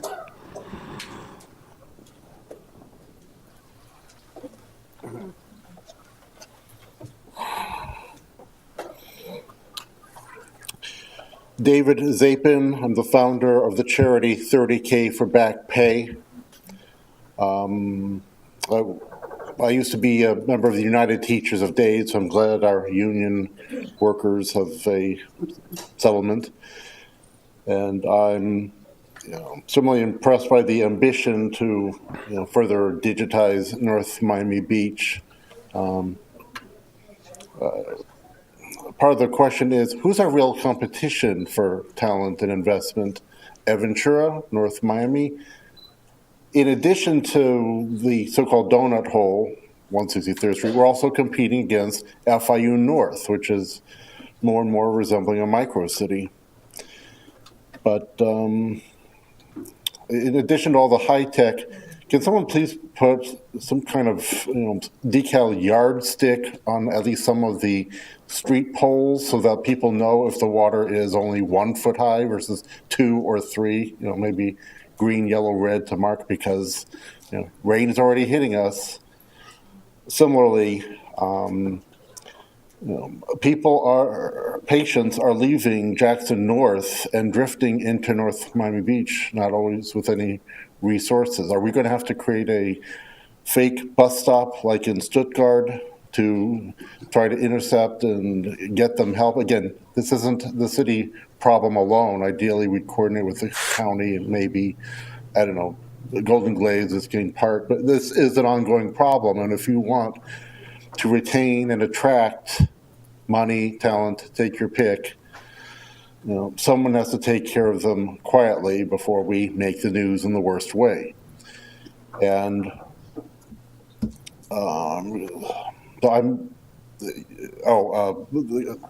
generations often get confused. Generation Z includes such famous figures as David Hogg of Parkland and the Congressman Maxwell Frost. It's now Generation Alpha that's in college now, and they're going to have to be dealt with differently, in part because they seem to be trending away from the classic iPhone to smaller flip phones. And to them, it's the analog technology that's the curiosity, having grown up with digital. So you may want to track for that, just like how digital television was supposed to expand information sources. If anything, it's concentrated them. 15 seconds. Maybe we need our own AM radio station that can be heard outside of emergencies. We have one. This is why I'm building a charity. Thank you. All right, thank you. We actually do have a radio station, Mr. Zabin.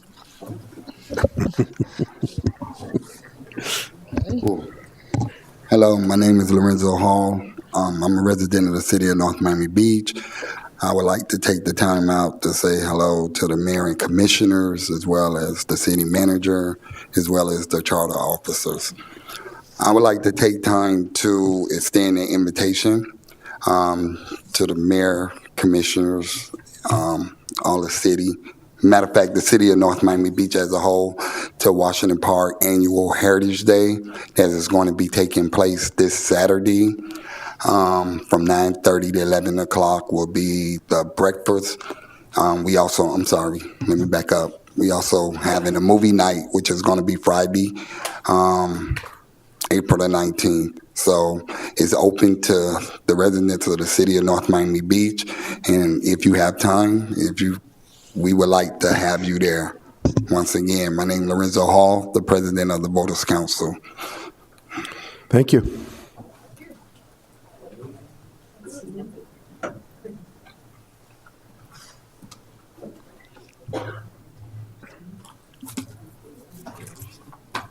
Well, I guess I need to adjust this for the short person I am.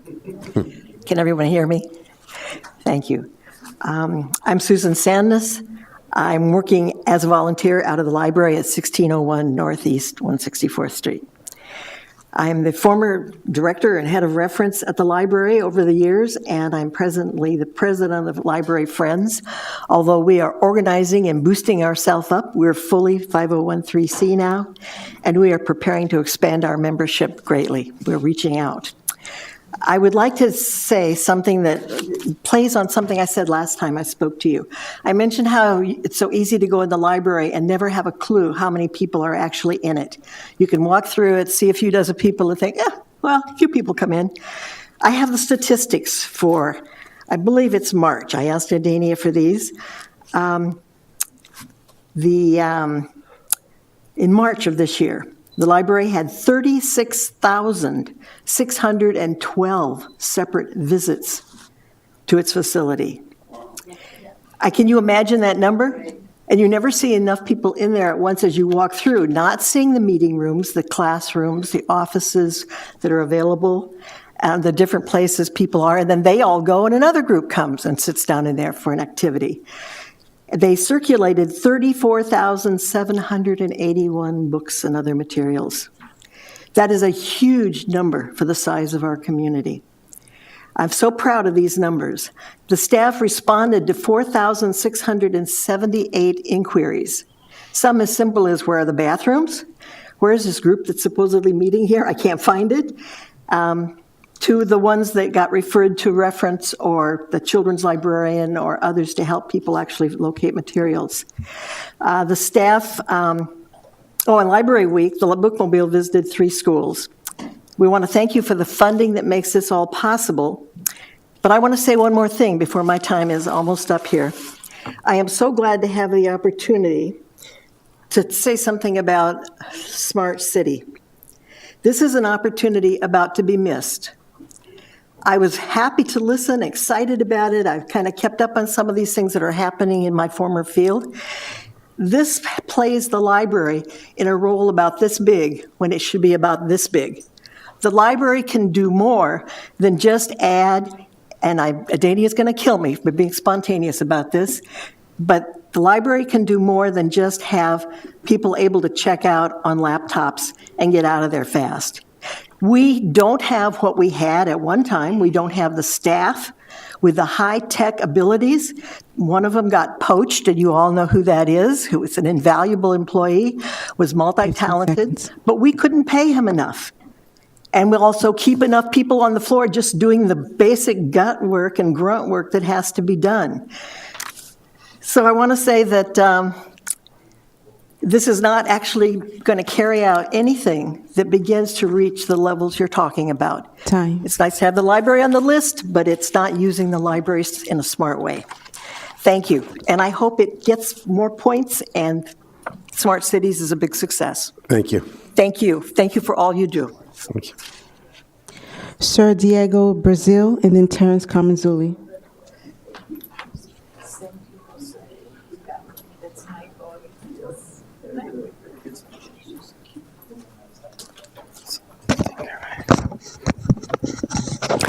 Diego, Brazil, North Miami Beach residents. Good evening to all of our respective city leaders. I want to say, yes, the smart cities, the presentation is awesome because I know people who are technically challenged. They call me, can you this and you can you that. I'm turning 55 in 3 years. I'm doing my best to keep up, but I can't carry everybody else's weight. So that's going to be excellent, a place where people can come who are willing, especially people who are of a certain age or whatever, to sit in that space or be present in that space and utilize that. Also, too, I wanted to address all of the leaders here. I did have a chance to have somewhat of a conversation with our wonderful mayor and also with our chief of staff, Ms. Monestein, in regards to, and even, in regards to helping me with my quality of life. This is an example that I've been speaking about with people who live in this community who have records, and some of them are unjust in my situation. We don't have time to go into it, but what I would like to have happen, and Ms. Monestein is on board, the mayor is on board, for all of you leaders who'd be willing to devise a brief letter of support so that I could be able to present it to the law firm, because they're ready to present it before the Ohio Parole Board, so I could be granted executive clemency and pardon, and I can have a better quality of life as I get older. And also, too, I want to mention about my time here on the Heart Healthy Trail over here, this in the predominantly Jewish part of the neighborhood. I do notice that there are 3 tiers of security there. We have Miami-Dade Gardens, we have Miami-Dade County Mayor. We also have North Miami Beach Police over there, and we also have a 3rd tier of security. In my part of the neighborhood, we barely have North Miami Beach. And so that's a beautiful neighborhood over there. I spend time over there and so forth, but I did hear about Rabbi Rosenberg. I don't know who he is, but he did champion to be able to have the Miami-Dade County Police over there in addition to North Miami Beach, and also with the 3rd tier. Well, but then that leaves my part of the neighborhood without the type of policing that we need. And I see a lot, and I often speak on it to you all. I even work with Deputy Chief Camacho and the police officers and the staff and let them know the things that happen in my community, but we don't have officers there often enough to even address it. So I would like you all to please take that into consideration too, that in my part of the community, we need some more help with policing as well. And also in that part of the community that I'm speaking of, there's a park over there that when I am over there, I notice that there's constantly in that 4-way intersection, welcome to Barry Schreiber Promenade, I'm continuously seeing people not stop at the stop signs. Okay, and I had one more thing I wanted to say. I can't remember it now. I'm trying to remember everything. I think I got everything in. If I did, then I have to catch it the next time. But thank you all for my opportunity to speak, Mayor. Thank you so much, and thank you all who are willing to participate with the letter of support so I can give it to the law firm that's representing me and consider the rest of the things I had to say. Thank you so much. I'm going home to have my glass of wine. Thank you. Thank you.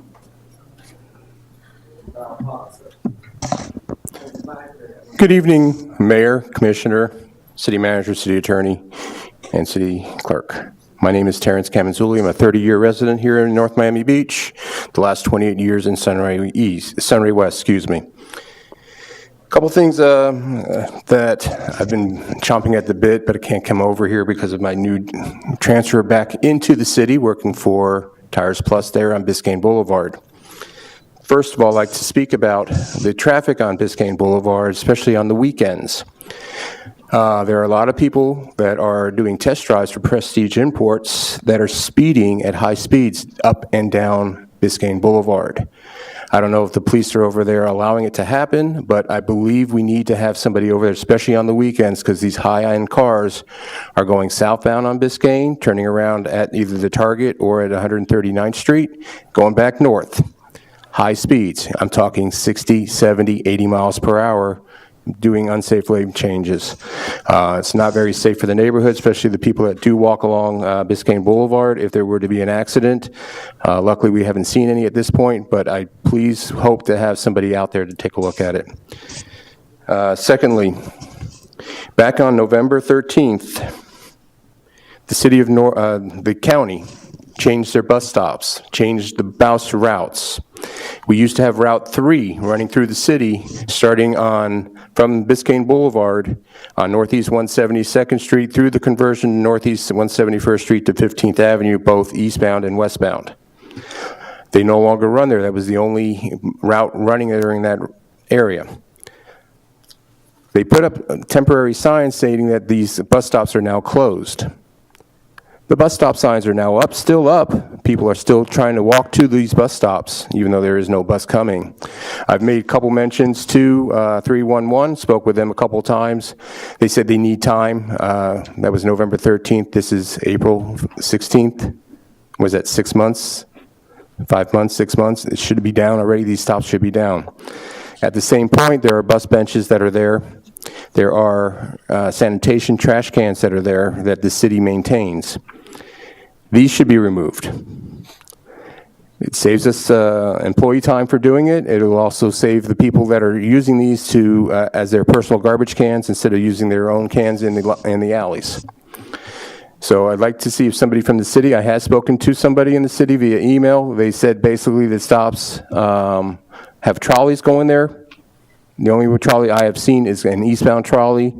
And since I live on 17th Avenue, right near the bus stops there, I believe it's Route C, no, Route B or something.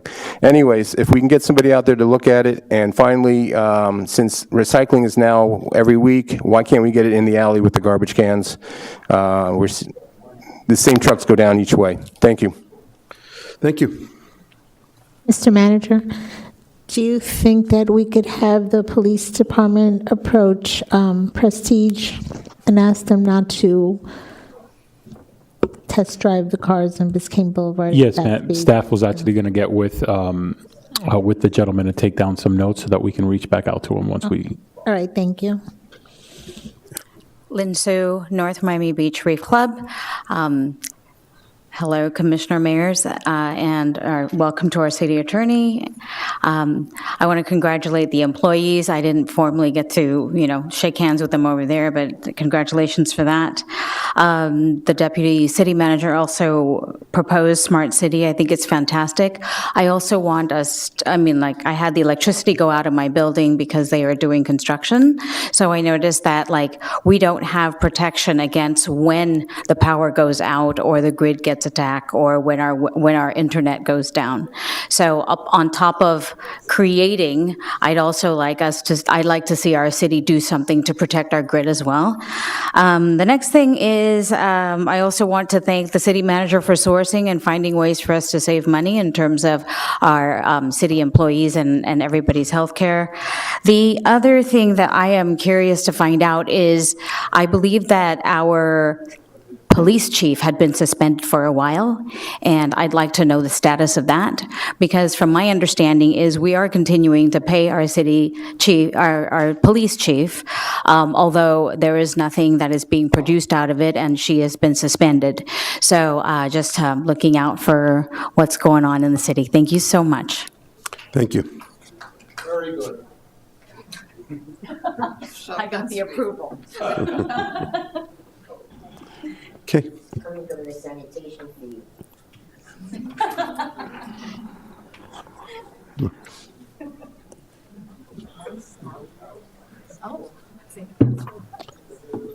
We thought you were passing today. He keeps us in suspense. Good evening, everyone. My name is Mubarak Kazan. Welcome to the new city attorney. Questions were not asked about the cost of Smart City. We were not told of the cost that you're paying the new city attorney. For the city residents, it's $47,500 for one person to come by part-time. We say that we can let go of the city attorney at any time. Well, we tried to let go of a city attorney at one time, and we had commissioners walking away or not coming for almost a half a year. And we couldn't fire the guy. Meanwhile, he collected $60,000 a month. $60,000 without doing anything for us. So for you to tell us that you can get rid of a city attorney at any time, you're fibbing. You're not talking the truth. It's inaccurate. I'm not talking about you, Mr. Geller. I'm talking about some of these commissioners up here. They need to have the facts grounded properly into them.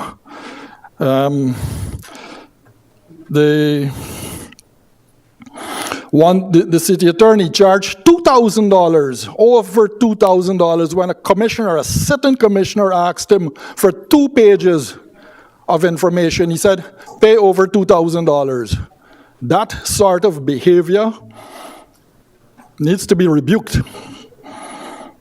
And a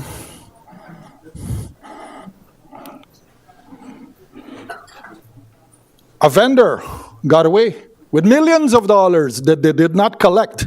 The water vendor, I'm not going to call names, but they were to collect millions of dollars, that those bills became delinquent and it's now millions. And guess what? The former private attorney let them go. No questions asked. On behalf of the residents like myself who have to be paying, I heard the former speaker complaining. Our bills are very high. And what I heard from a former speaker who said that somebody from up there was telling a potential speaker not to be speaking against the city attorney's hiring.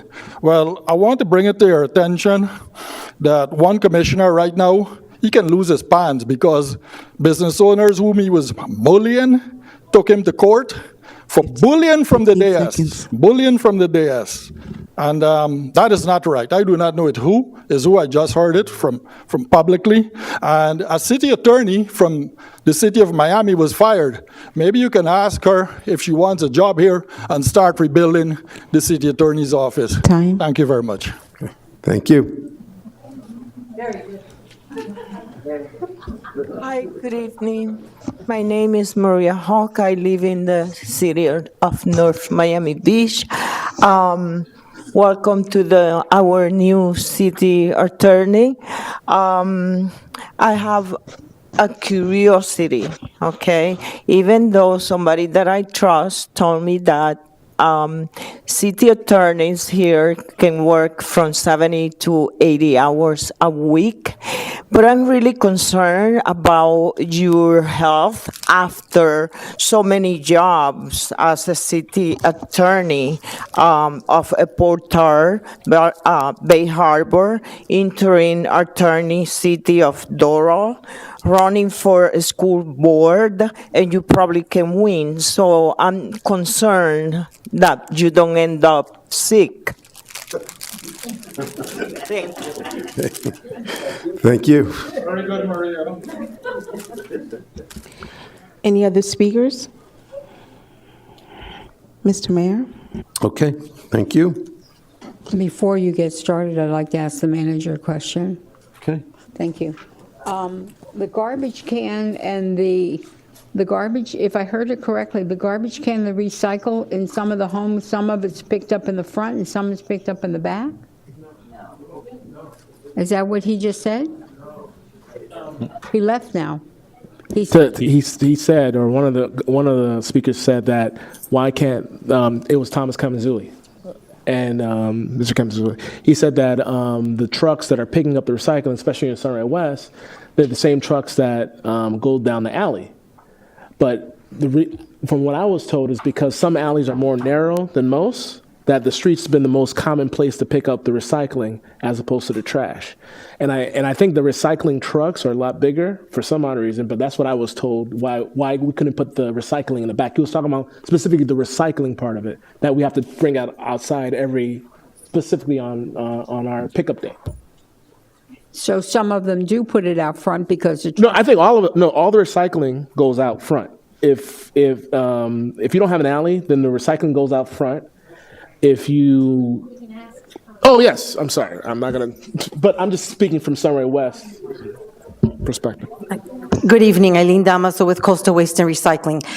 What I believe he was saying is that the recycling is collected curbside. And the reason it was collected curbside is because North Miami Beach used to have a contract with Miami-Dade County. And when we started back in 2008, all the recycling, that was part of the agreement to go curbside. I am definitely not encouraging to go to the alleyway, but that's the reason that the recycling goes curbside and the garbage is in the alleyways. Because that's how it started when Miami-Dade County started collecting the recycling. It was all curbside. But I'm not encouraging alleyway. But thank you. That's clarification. So there are advocates that want the garbage picked up in the front in the Sunray area. So if... Oh, yes, oh, yes. No, that would be, no, we would not want that. Okay, you have to be a commissioner to get those phone calls. Yes, no, Okay, I live in that area. No, we would not want that. Because I've had plenty of discussions that why it shouldn't be, because it'll block the alleyways, the driveways, it changes the total look of the city, et cetera, But as I took pictures and shared with you, the recycle, I would say at least 40% is trash. So are we going to really make sure with a follow-up, if the recycle is going to be in the front and not in the back, that the recycle is really boxes and really recyclable? I mean, was it 60 Minutes or 2020? Somebody had a whole big thing about how recyclable isn't really recyclable anyway. Only about 15 to 20%, not even that high, goes to recyclable. So I, again, want to advocate, and I know we just increased it to a week. Don't everybody call my phone. I understand. But are we really costing the city money, or we're doing something good? I mean, could we please have a definitive answer on that? Because if only 15% is going to really recycle and it's costing us money, then we've got to rethink the whole thing. It's more, in this area, it's more than 15%, but I can get you those numbers on what's happening with the recycling. I mean, at one time, Miami stopped collecting recycle at all. Commissioner, to your point, I think that's a conversation that almost every city is trying to determine, and you have technically some that go, something's going to be better than nothing because of the environmental impacts. I know that there is a state statute in which the state needs to collect or recycle a certain percentage or tonnage every year, and the numbers that contribute to that are all the municipal, county, and municipal recycling. That was passed, Charlie Chris, I believe, passed it a couple of years back, and it's 75%, that all the municipalities and government entities have to commit to 75% of recycling. Right. But what it actually does for the environment, and is it really a benefit? I don't think there is a definitive answer. I think that's up for debate, and depending on who's on what side, they'll make an argument for and against. The thing that really is very unique to being a commissioner is the phone calls about how expensive it is with the water. So and that's what it is, because the chemicals cost more, the labor costs more, it costs more. But if that's how much your water is going to cost, then where else can we help them not have additional expenses to the city? And that's why I think this is an important avenue to explore. Coming every week, and what percentage has to be mandated from the state, but really and truly, is it costing the residents money, another $3.50 per month, and the benefit isn't there? So, I mean, I understand it's an ongoing conversation, but it's a conversation we can't end. Okay, I think we got the point. All right, thank you. Since we're asking questions, I have a quick question of the manager also. The request that went out for the attorney was for 4 days a week, but there was also an option to bring it in-house that no one applied for. Was that also for 4 days a week? We said that minimum in-office presence essentially is 4 days. And For both, either, Yeah. it was all the same procurement as Both which same. followed the 2020 procurement that was put out. We didn't, Right. we talked about an individual attorney could apply versus a firm. right. As we indicated when it went out, we also advertised that with the various bars and tried to get to Right. illustrate for in-house, but no individual Right, no submitted. one applied, but that's concerning that if we had had an in-house attorney, it would have been for 4 days a week also. That, to me, that's concerning that. It Again, I think Yeah. there's a mischaracterization here that in-house attorney with a physical presence of 4 days, a minimum of 4 days, would only work 4 days. Right, no. And so it's trying I to. agree that I don't think any attorney would be able to do that, but the fact that it was just there is concerning. So, yeah, just No. moving forward, I don't want to dwell on the past, but moving forward, that just can't happen again. Very disturbing Yeah. to me. All Very. right, thank you. Okay. All right, so announcements, Mr. Manager. Good evening. I'll keep them short and sweet. We ran an aggressive and comprehensive public outreach campaign for the city's new weekly recycling program.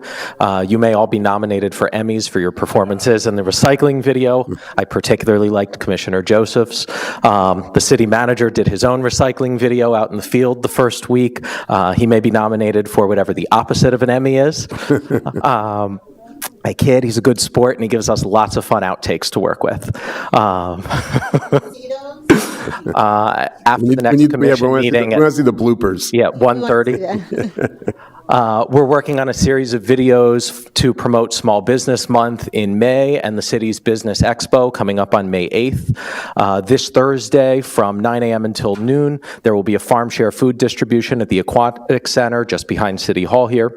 The Miami Mobile Diaper Bank will be distributing diapers this Saturday at 12:30 p.m. at the North Miami Beach Library.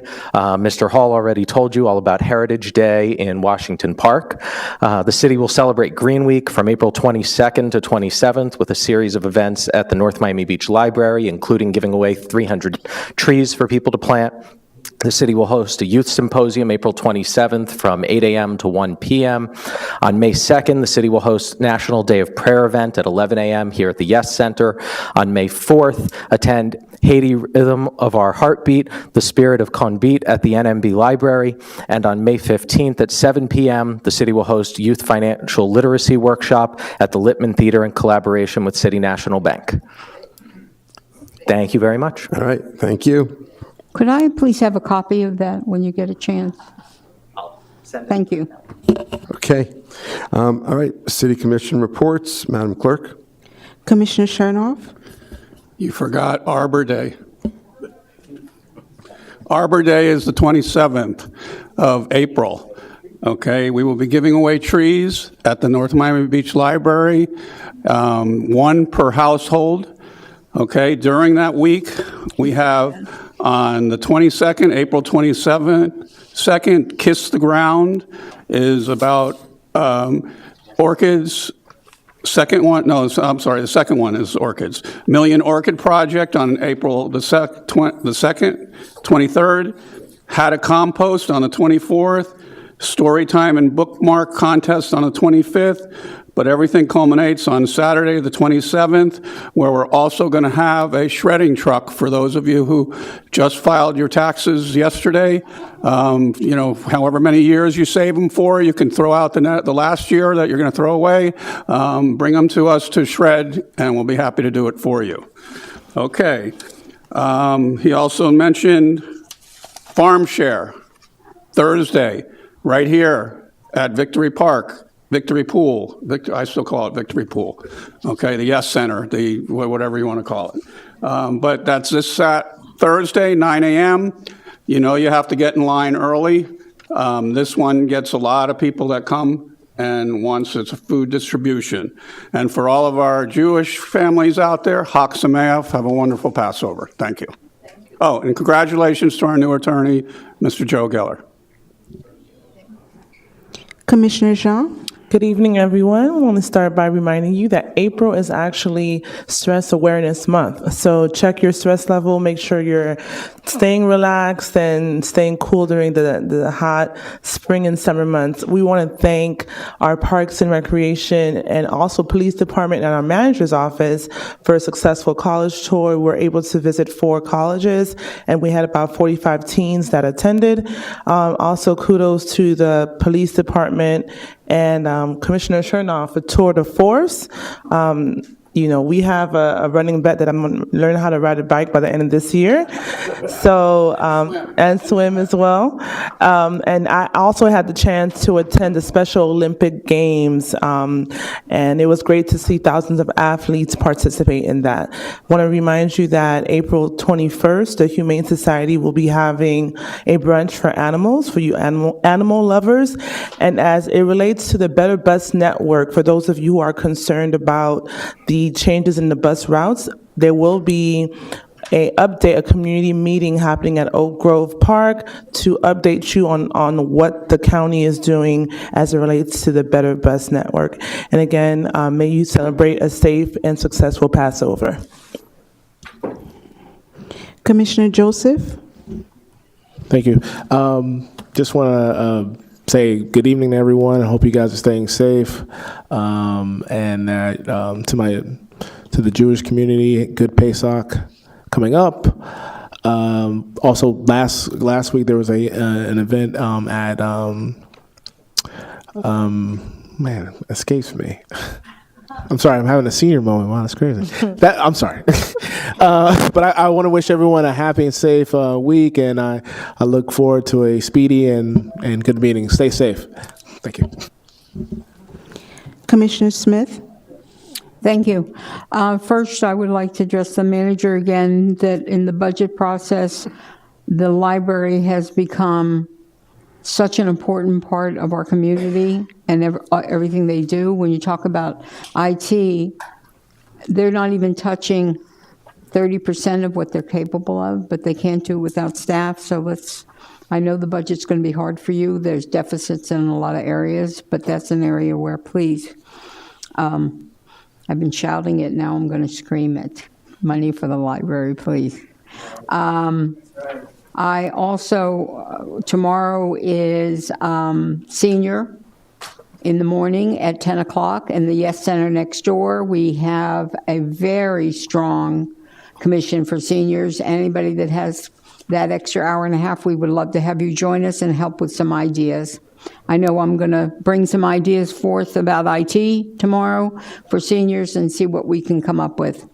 Also tomorrow night at Eden Isles in Eastern Shores, 170th Street, 169th Street, 169th between 169th and 170th. PAC is meeting there. You don't have to live in Eastern Shores. Please feel free to come. I want to thank Mr. Herron for a job that he did and took good care of us as commissioners. John Herron was somebody that, as they say, we hope that everything turns out perfect, but we would always welcome him back. We want to thank our new attorney for joining us. I had the privilege of spending a few minutes with him, and I did inform him I was going to bring that up, and I am going to continue to bring it up. I find it to be offensive to taxpayers that our charter officers are not here 5 days a week. I find that offensive, not just to me, because sometimes I'm here, sometimes I'm not, many times on the weekends, but that's a charter officer. So I'm going to continue to bring it up. And the last thing, of course, we want everybody to have a safe and healthy Passover. And those that are not Jewish to also remember one thing: every time you're with your family, you're making memories. It could be a bad memory because you're always screaming, or it could be a wonderful memory because you're hugging them every chance you get. Thank you. Be safe. Vice Mayor Smuggler? Commissioner Joseph, did you remember what you had to say? Huh? Did you remember what you had to say? Because I was going to let you say it now. I have not, Mr. Kazan. Like I said, I was thinking about an event last week, and Okay, you can say it later then. Okay, thank you. All right. First, I want to start off by congratulating Joe Geller. Welcome to North Miami Beach. Happy Passover to those who celebrate. It's my favorite holiday because, because there's a recipe that my mother used to make, and she passed away 43 years ago, but I learned how to make it, and it keeps that memory alive of her. So it just Passover makes it special for me to be able to continue that tradition. I want to encourage the teens of North Miami Beach and surrounding cities to attend the Commission on Status of Women's Youth Symposium. This is something that had been happening for so many years and took a break during COVID, but it's coming back again, and we're so excited for that. We also, the Commission on Status of Women wants to remind, I don't think it's online yet, but we have the baskets of love, the deliveries of love that we have been doing for the last several years. So as soon as that's online, please, men, surprise your mothers and your wives and your sisters who live in North Miami Beach and sign them up for these special deliveries. The Multicultural Committee is so excited for this upcoming May 4th when we are going to be celebrating Haiti, and we're going to be having food, dancing, and the art of Zeke Matthias, who is a friend and someone who is a great artist who is helping us put up this event.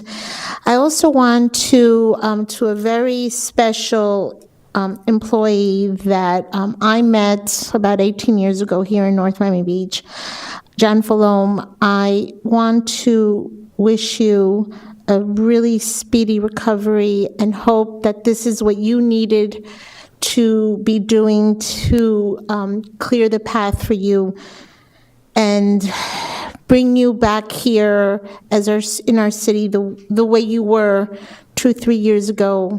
Maybe this is what you needed. This is where your cure is going to be found. And we just wish you a speedy recovery and hope that everything turns out the way it should.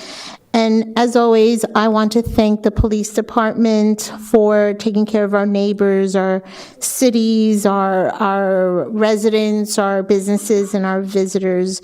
Without PD, we are no one. And also without Parks and Rec, our events would not be any fun or good. So thank you to them as well, and have a good evening. Mayor Evan Piper. Okay. Thank you all. I'll be quick here. First, congratulations to Attorney Geller. Make us proud, please. And also thanks to our former attorney, John Herron, who did work tirelessly and do a good job for us. Another thing I want to do is thank our management team. I've worked with a lot of residents that have had different challenges with their homes and what have you, and our management team has been really incredible with helping out, of course, our city manager and our building official who's in the back there. Thank you. Deputy City Attorney David Scott, thank you.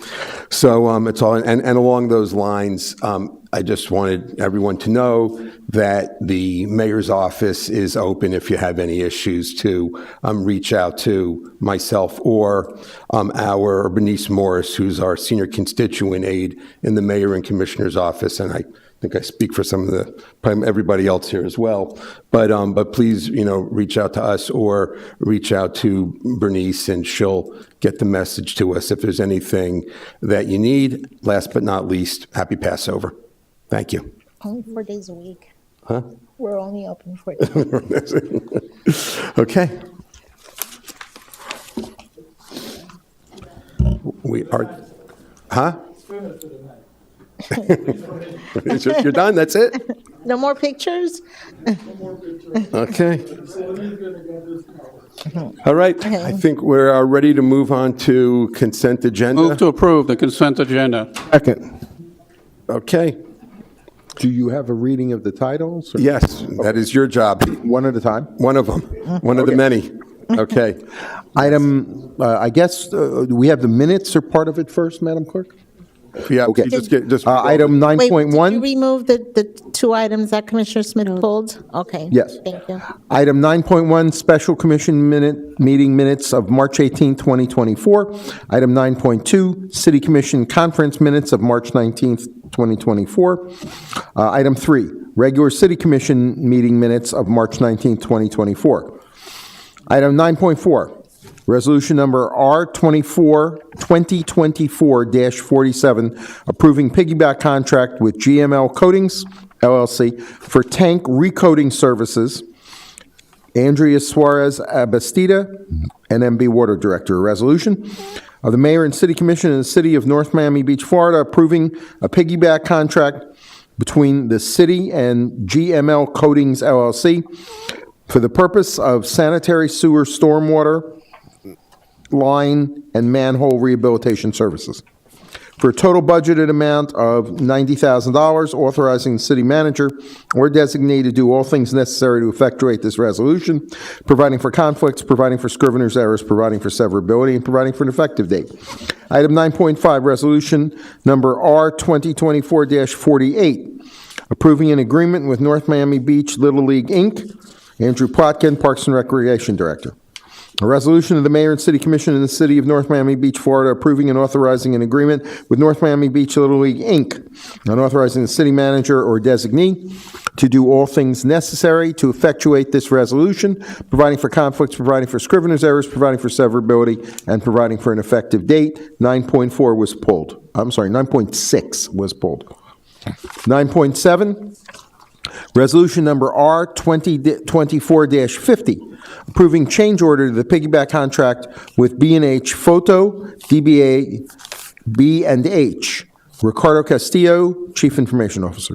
A resolution of the Mayor and City Commission of the City of North Miami Beach, Florida, approving and authorizing a change order to the piggyback contract with B&H Photo, Inc., DBA B&H, for the purchase of audiovisual equipment, accessories, and services, increasing the estimated budgeted amount by $100,000, authorizing the city manager or designee to do all things necessary to effectuate this resolution, providing for conflicts, providing for scrivener's errors, providing for severability, and providing for an effective date. 9.8 was pulled. Item 9.9, Resolution number R2024-52, changing the June Commission meeting from June 18, 2024 to June 27, 2024. Mario A. Diaz, City Manager. A resolution of the Mayor and City Commission of the City of North Miami Beach, Florida, amending Resolution R2023-95 to change the date of the City Commission meeting for June 2024 and providing for an effective date.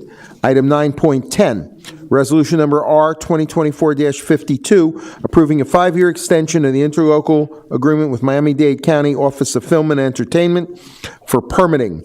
Charisse George Depusois, Chief Procurement Officer.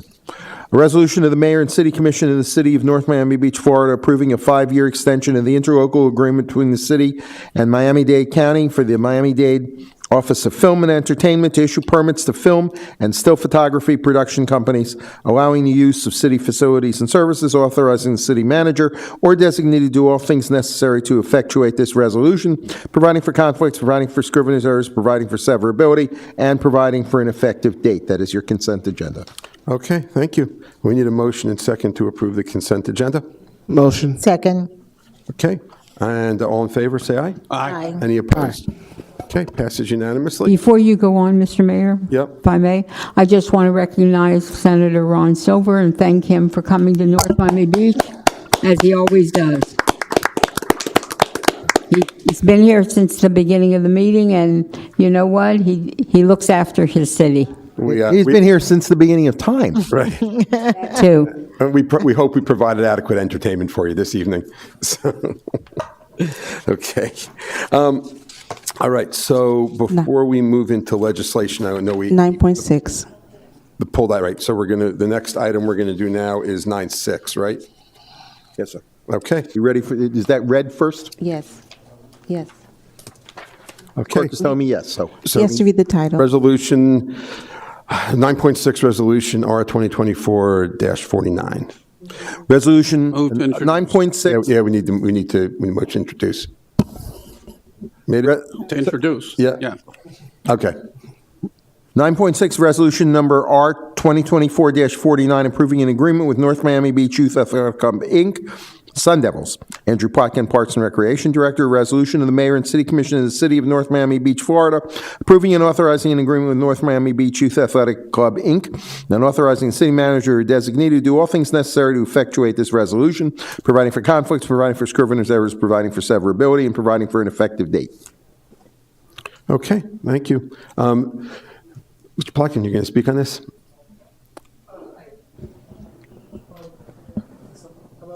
Have you been silenced?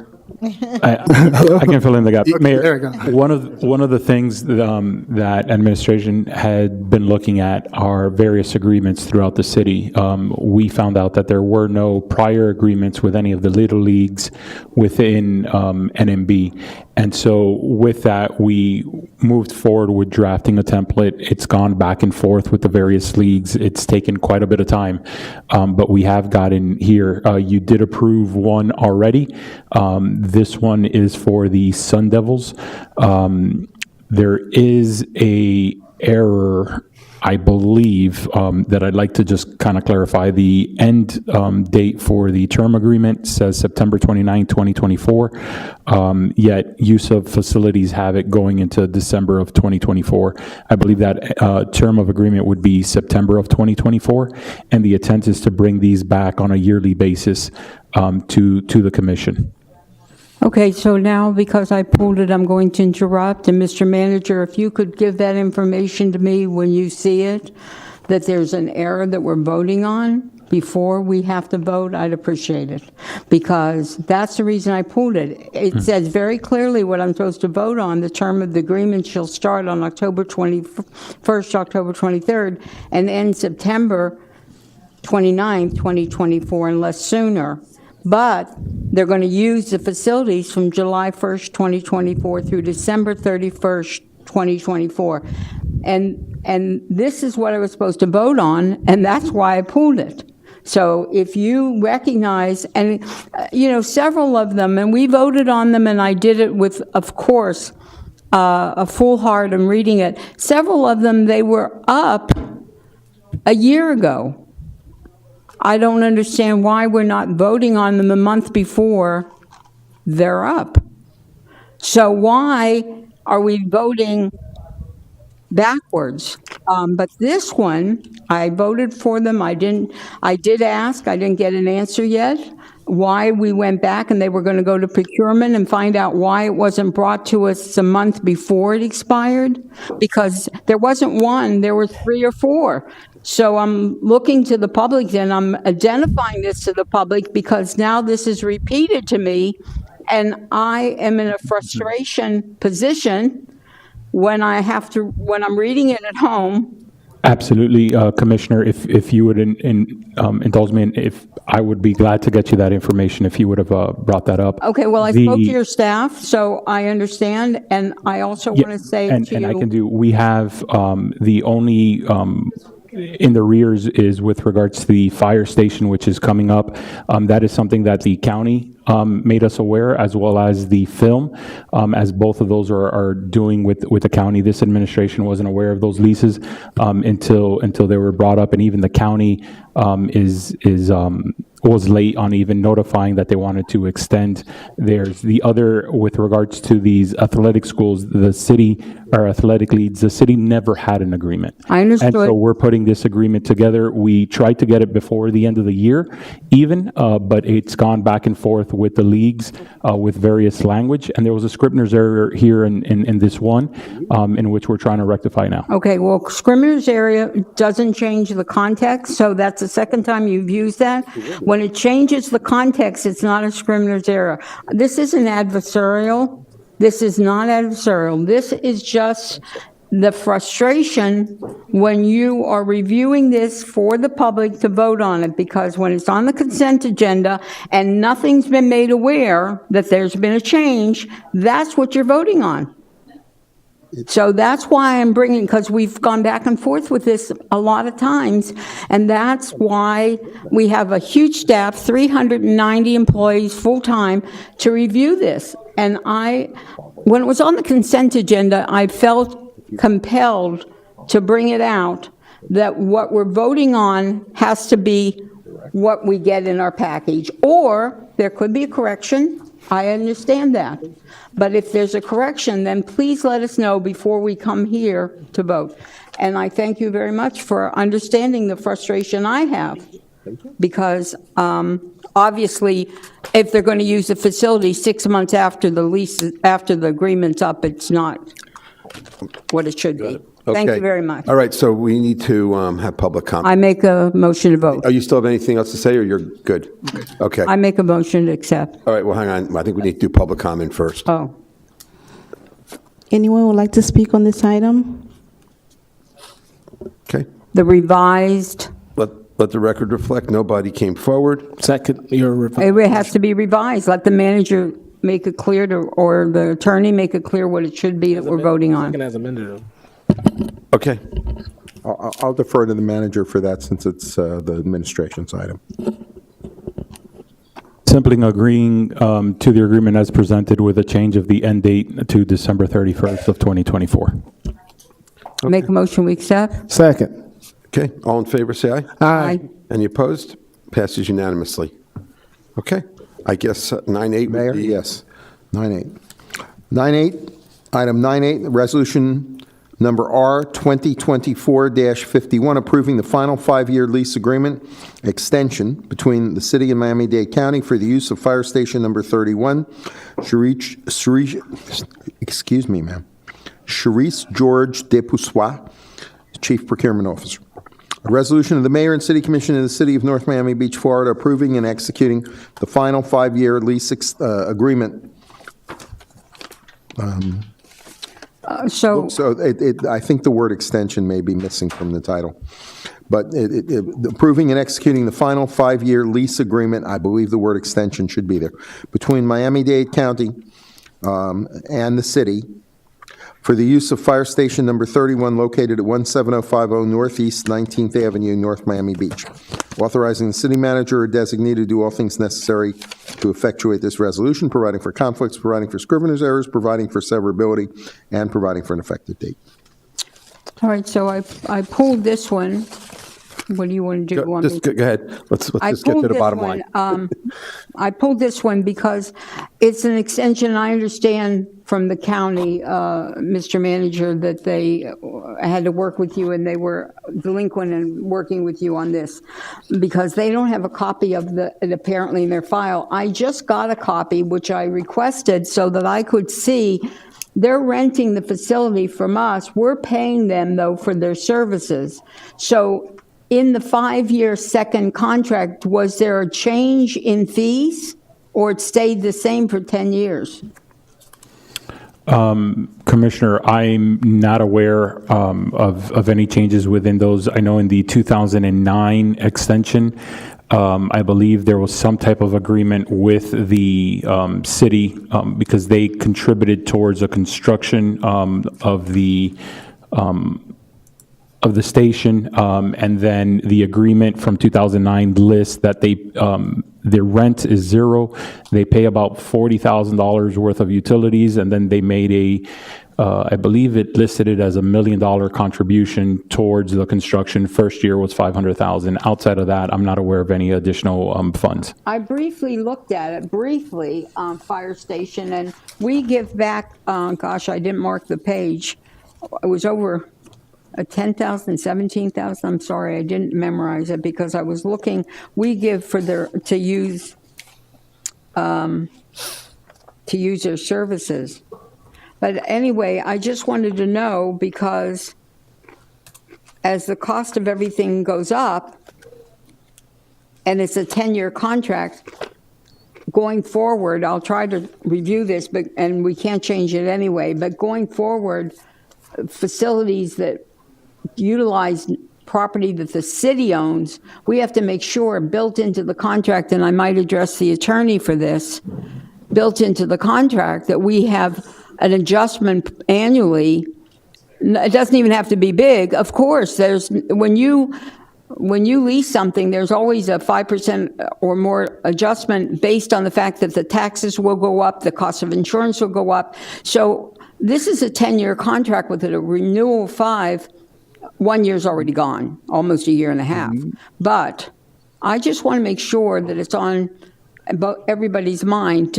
Any contract that the city owns the property and they rent, that built into that is an adjustment. And I really don't know how this works. We'll have to find out maybe so we can at least know what we're doing with that. Pardon me, correction. Charisse, this was an initial 25-year lease with five-year extensions. This is to execute the final 5-year extension.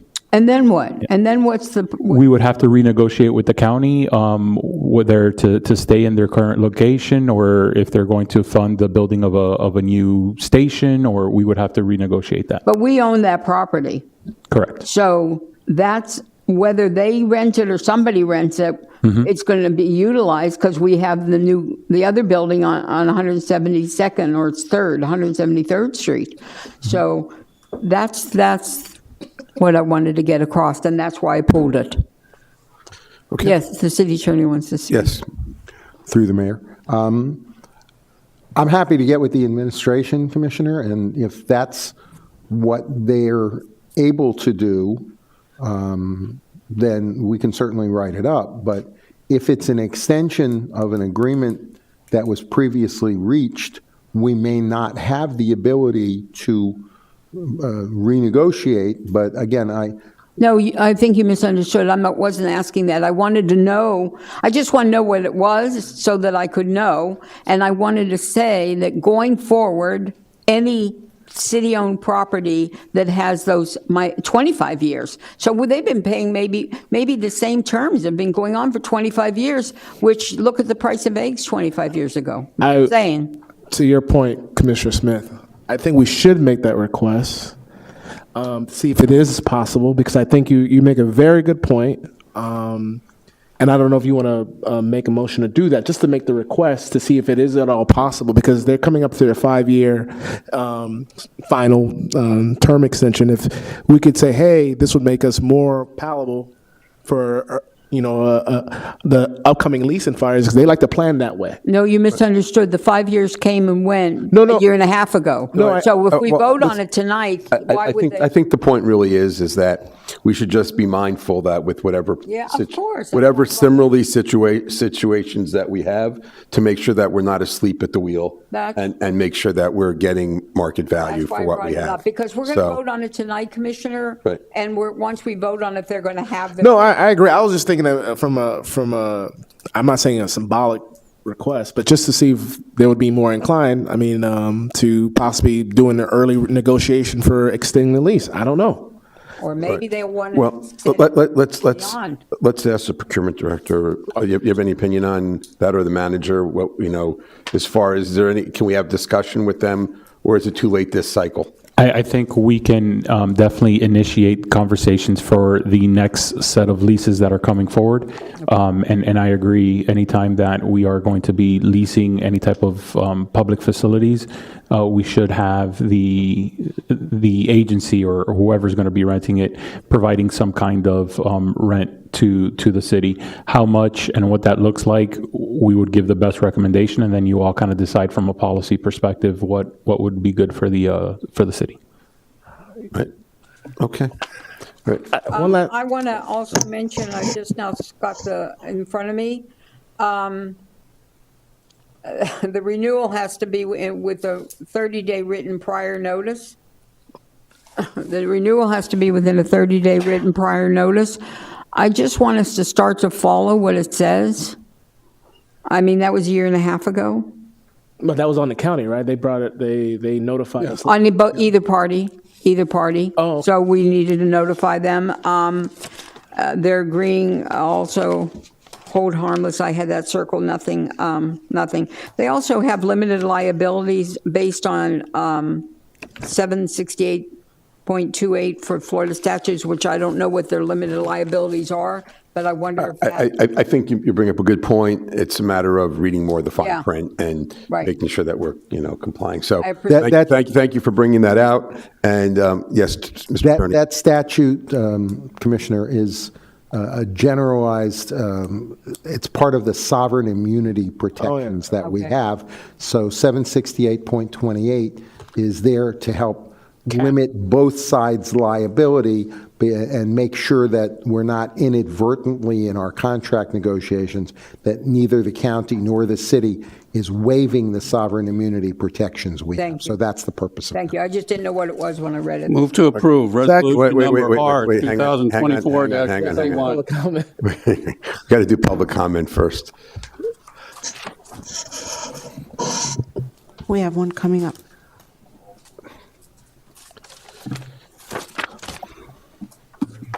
Good evening, Terrence Camanzuli, Sunray West. Just a quick thing. A lot of what I was just hearing tonight fell under the previous city manager's administration, not this current city manager, so he's probably coming and getting caught up on things still. Mr. Manager, thank you for all the help, all the work you've been doing over the last few months.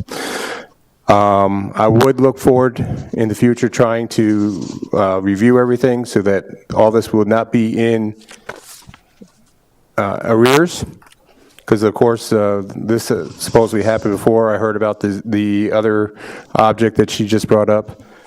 So if somebody can now review almost everything that we have here in the next few months, I know it's going to take time, but getting those reviews done and getting the contracts up to date would be the best interest for the city of North Miami Beach.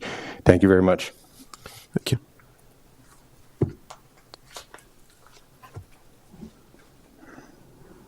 Anybody else for public comment?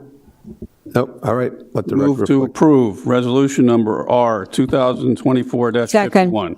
Okay, we got a second. All in favor, say aye. Aye. Any opposed? Passes unanimously. Okay. All right. Move to introduce legislation 11.1, ordinance number 20-24-02, second and final reading. Okay. Second. Wait, attorney. Yep. Go. Item 11.1, ordinance number 2024-02, second reading, text amendment for Animal Hotel Boarding, Edward Eng, Interim Community Development Director. An ordinance of the Mayor and City Commission amending the Code of Ordinances of the City of North Miami Beach, Florida by amending Chapter Roman numeral 24, zoning and land development, specifically Section 24-22 definition, to modify the existing definition of kennel and to add the term animal boarding, amending Article 5, zoning use districts, to streamline and correct permitted and conditional uses to be consistent with the definition, adding animal boarding to the permitted and conditional uses listed in the B1 Limited Business District, B2 General Business District, B3 Intensive Business District, B4 Distribution Business District, B5 Distribution Business and Medium Industrial District, Fulford Mixed Use Town Center District, MU/TC, Mixed Use Employment Center District, MU/EC, Mixed Use Neighborhood Center District, Muncie, MU/NC, Arch Creek Mixed Use Corridor District, MU/C, Southern Mixed Use Waterfront District, MU/SWF, Northern Mixed Use Waterfront District, MU/NWF, Eastern Mixed Use Waterfront District, MU/EWF, and International Boulevard District, MU/IB, as a conditional use, providing for the repeal of all ordinances or parts of ordinances in conflict therewith, providing for severability, codification, and for an effective date. If it pleases the commission, then this is the second reading. Do you want me to just forego that presentation and move to question from the commission?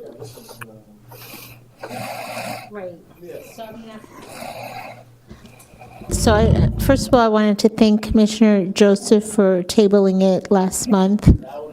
Right, thank you. So I did speak to the manager about this last week, and I had spoken to a few commissioners from the past, and they did say that there was something in there. And as what the manager explained to me, that you cannot have this 300 feet from any residences, and that the Intracoastal Mall and the apartments, townhouses behind it are 300 feet within that limit, so therefore, or less than 300 feet. So that would prohibit it happening there at the Intracoastal Mall. It should. Now, if somehow in the future, the very southern portion of it is that outside 300 feet it's applied for, then, it's up to the commission discretion at that time as a matter of policy. But as written, no, you can't do it right now. And they can appeal to you as a commission that that's what it's really just called for, allowing them to appeal to you for your decision in the future. All right, so based on that, I'll vote yes, based on the information the manager gave me. Okay. All right, so I guess we don't need any more. And thank you again, Commissioner. We are going to need public comment on this. Definitely. Anyone wishes to speak on this item? Okay, no one came forward. Public comments closed. Any from commissioners further? It's going to be a roll call. Yep. So Do we need to approve it first? we need a motion in a second, and then we can do it. Move to approve ordinance number 20-2402. Second. Reading. And we got second. Okay, roll call, please. I wanted to just ask, because the last time the vote was 4-3, and you were one of the noes, and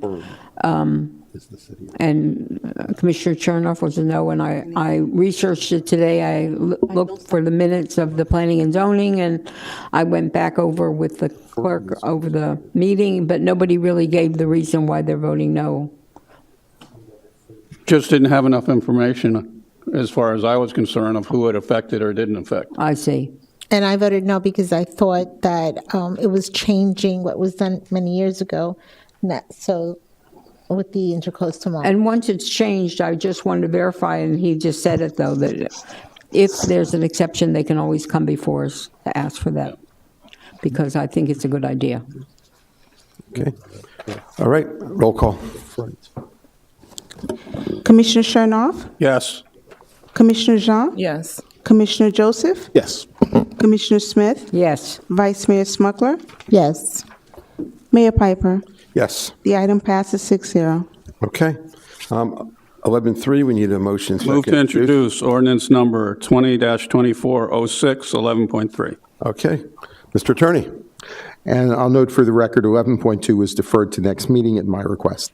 Item 11.3, ordinance number 2024-06, first reading.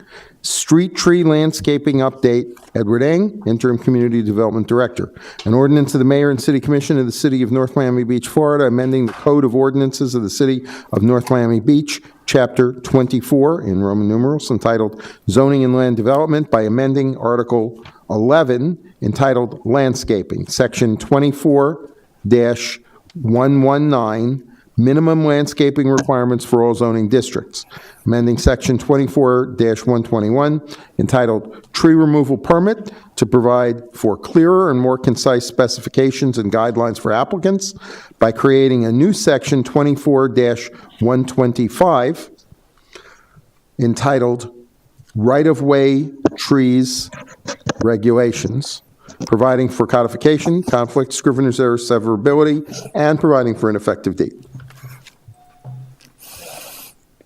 Okay. Thank you, Mayor. Yeah, all right. The request here to amend the city's landscaping requirement to encourage and increase the city's urban forestry, particularly our canopy coverage. As you may recall, a couple of months ago, we had completed an urban forestry and canopy a plan that was grant funded and presented before the commission.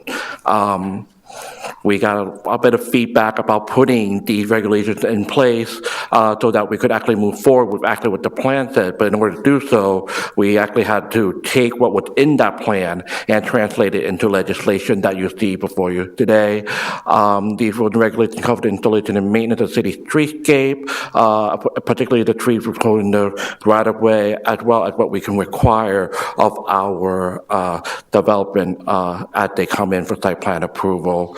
They come from a need to really try to reduce our existing tree canopy, to promote down landscaping principles, and increase tree canopy over time. The actionable items here really look toward looking at everything from the species of our trees. We actually have a large diversity of species when you look at it as a whole, but we also have a hyper concentration of 1 or 2 types of species of trees, so we're actually susceptible to blight in the city, which is really important that we acknowledge some of the things that, because trees are actually an investment in public works from our city, and this is having regulations like these be amended for best practices to help the city preserve its vital investment in our civic infrastructure. The forest management plan, as you recall, had a inventory, protecting policy, tree pruning and maintenance program, tree removal procedure, planting program, as well as training and outreach. And when you look at the ordinance, you'll find that there are a bunch of changes, even changing things like requiring different caliber diameter of trees and so forth that were based off of this analysis. So the changes come from the actual item in the report. They're changing tree specifications, diameter, breast height, the types of trees that we allow in the city to really guide it toward Florida-friendly and native species, and so forth. We also want to establish standards and regulations of public right-of-way through here, as well as provide for how they house on these trees. When you plant them, you want them to have specific specifications so that they're better from a landscaping standpoint, survivability standpoint, and so forth. We also received recommendations from the consultant regarding irrigation, and you'll find that in the upcoming month, the city staff has been working on updating our irrigation ordinances to provide it to you. That would, the ordinance that you tried for you had previously presented to the Planning and Zoning Board, who voted to recommend for approval 5-0 at the March 11th meeting. We had also previously taken additional action to try to involve the feedback from the beautification committee as well. We're happy to answer any questions regarding the specifics of the ordinance. Public comment. All right, thank you. And public comment next.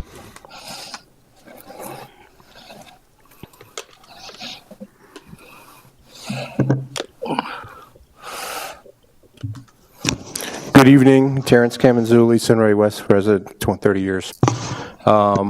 Everything I hear in here is about trees. What about shrubs? What about hedges?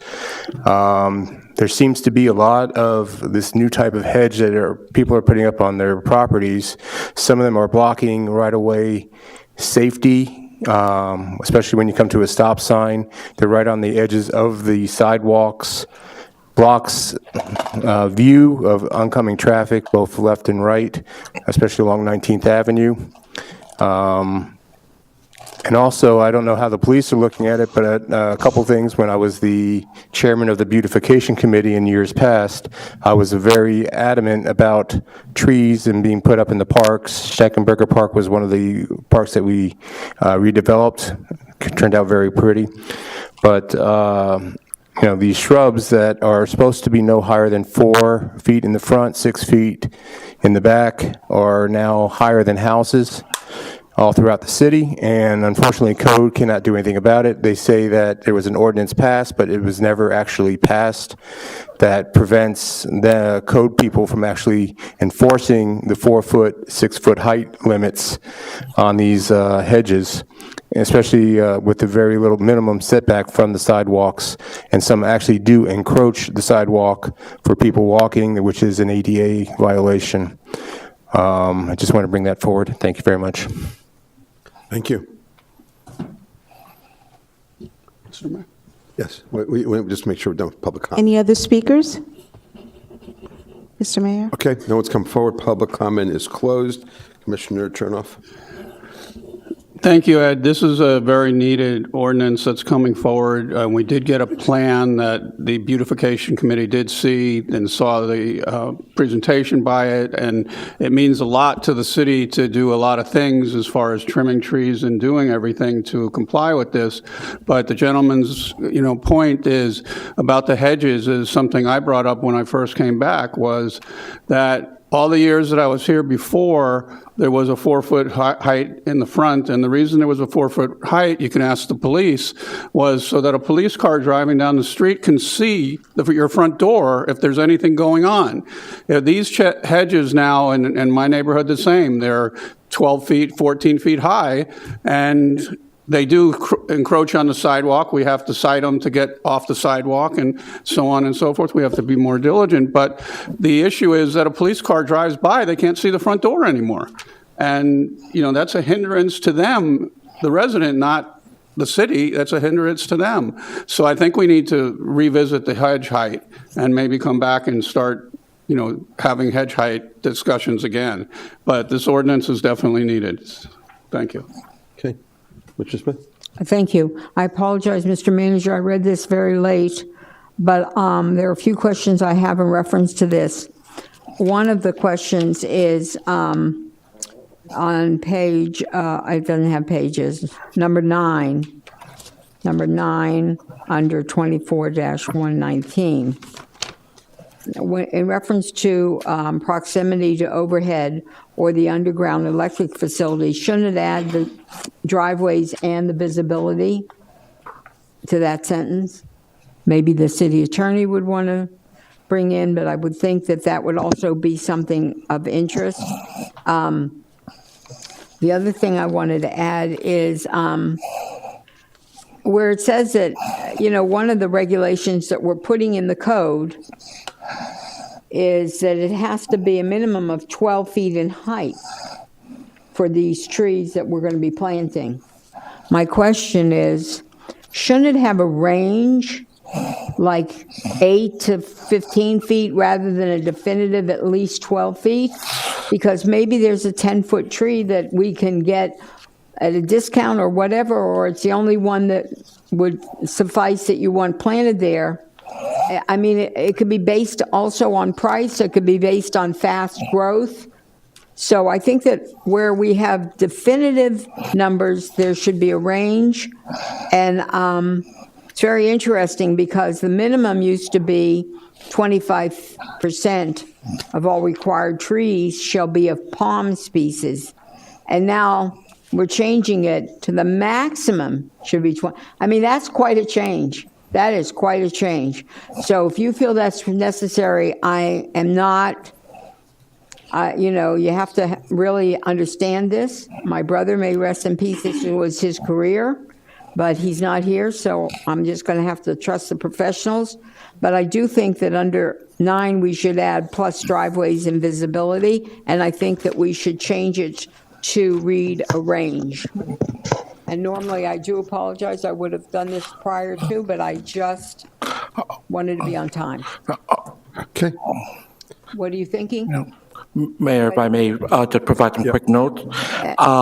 Commissioner, for your comment well taken, it is a policy decision. The number here, it was recommended by the arborist who did the urban canopy report. We do not have an arborist in-house at the city, and so we have written it in deference to the arborist recommendation here, and it is specific to replacement trees. Now, this is actually in regard to a tree that needs to replace, as opposed to a new tree, which does have different regulations. Right. Like you were mentioning in terms of if it's younger, if it's in rain, Right. so. But it's so definitive, 12 feet. I mean, this is first reading. Right. So maybe for the second reading, we should explore that. Certainly. And, I mean, we don't have to go under 10 feet, or we don't have to go under 8 feet, but have a range.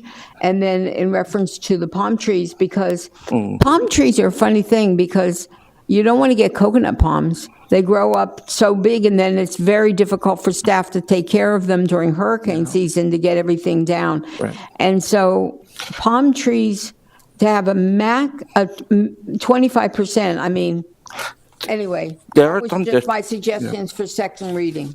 Definitely, we'll have a look at it more. There are some sections of the city where we actually do regulate a maximum of 25% for palm tree, because the whole point of the tree system is to try to increase the canopy, and palms provide very little canopy. So what we're trying, when the site plan comes in, it's good to try to. I agree with that, 100%. And palm trees are not easy to maintain. They grow fast. Right.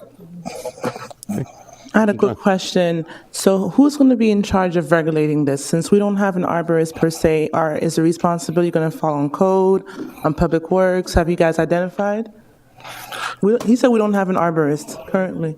No. We're hiring an arbor. Didn't we vote on to hire an arborist? Yeah, We voted on one, but we don't have one currently in-house, is what he mentioned. These standards are applicable during the site plan review process. So current staff uses consultant cost recovery at no cost to the city. The developer bear the cost of that to do the review. So we can't apply the code right there. Just moving forward, and the replacement of trees, that's where we'll look at the staff a little bit more in terms of actual height and stuff. That's currently handled by code in terms of trimming and so forth. Didn't get a clear answer, but as it relates to the tree removing permit, right? Is this for the resident to obtain, or how is that going to work?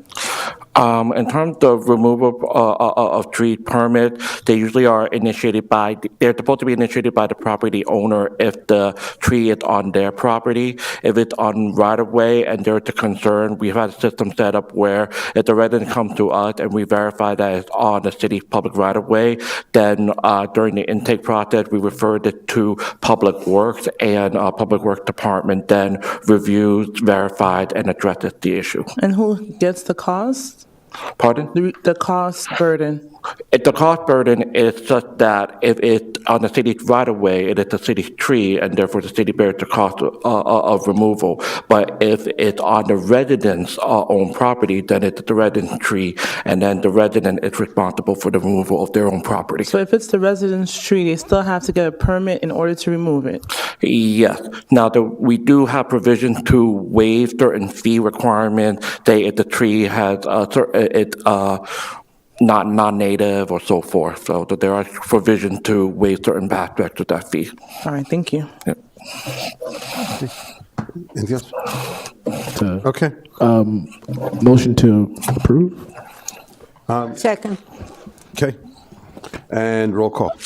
I'm sorry, wait, before, I apologize, Mayor, just for clarity, is the motion also to adopt to come back at second reading with the removal of the maximum of 25% for the palm trees?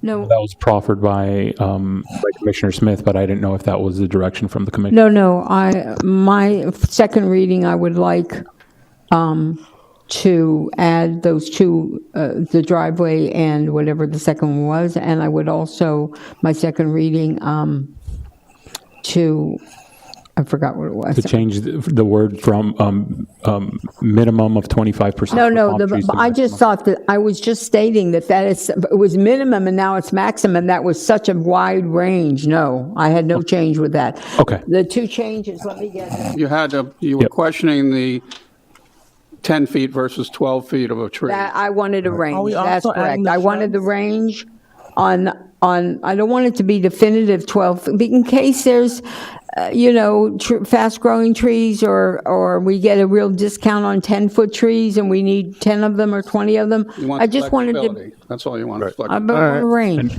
So, And a That's range, and I acceptable with the wanted to commission. add, please, that on number 9, plus driveways and visibility, as you mentioned. Number 9 clearly states that as part of the site plan review for proposed projects, additions, and renovations, the proposed landscaping shall be reviewed to determine if the proposed locations of any of the trees are in proximity to the overhead or underground electricity facilities, and I would say, and driveways and visibility.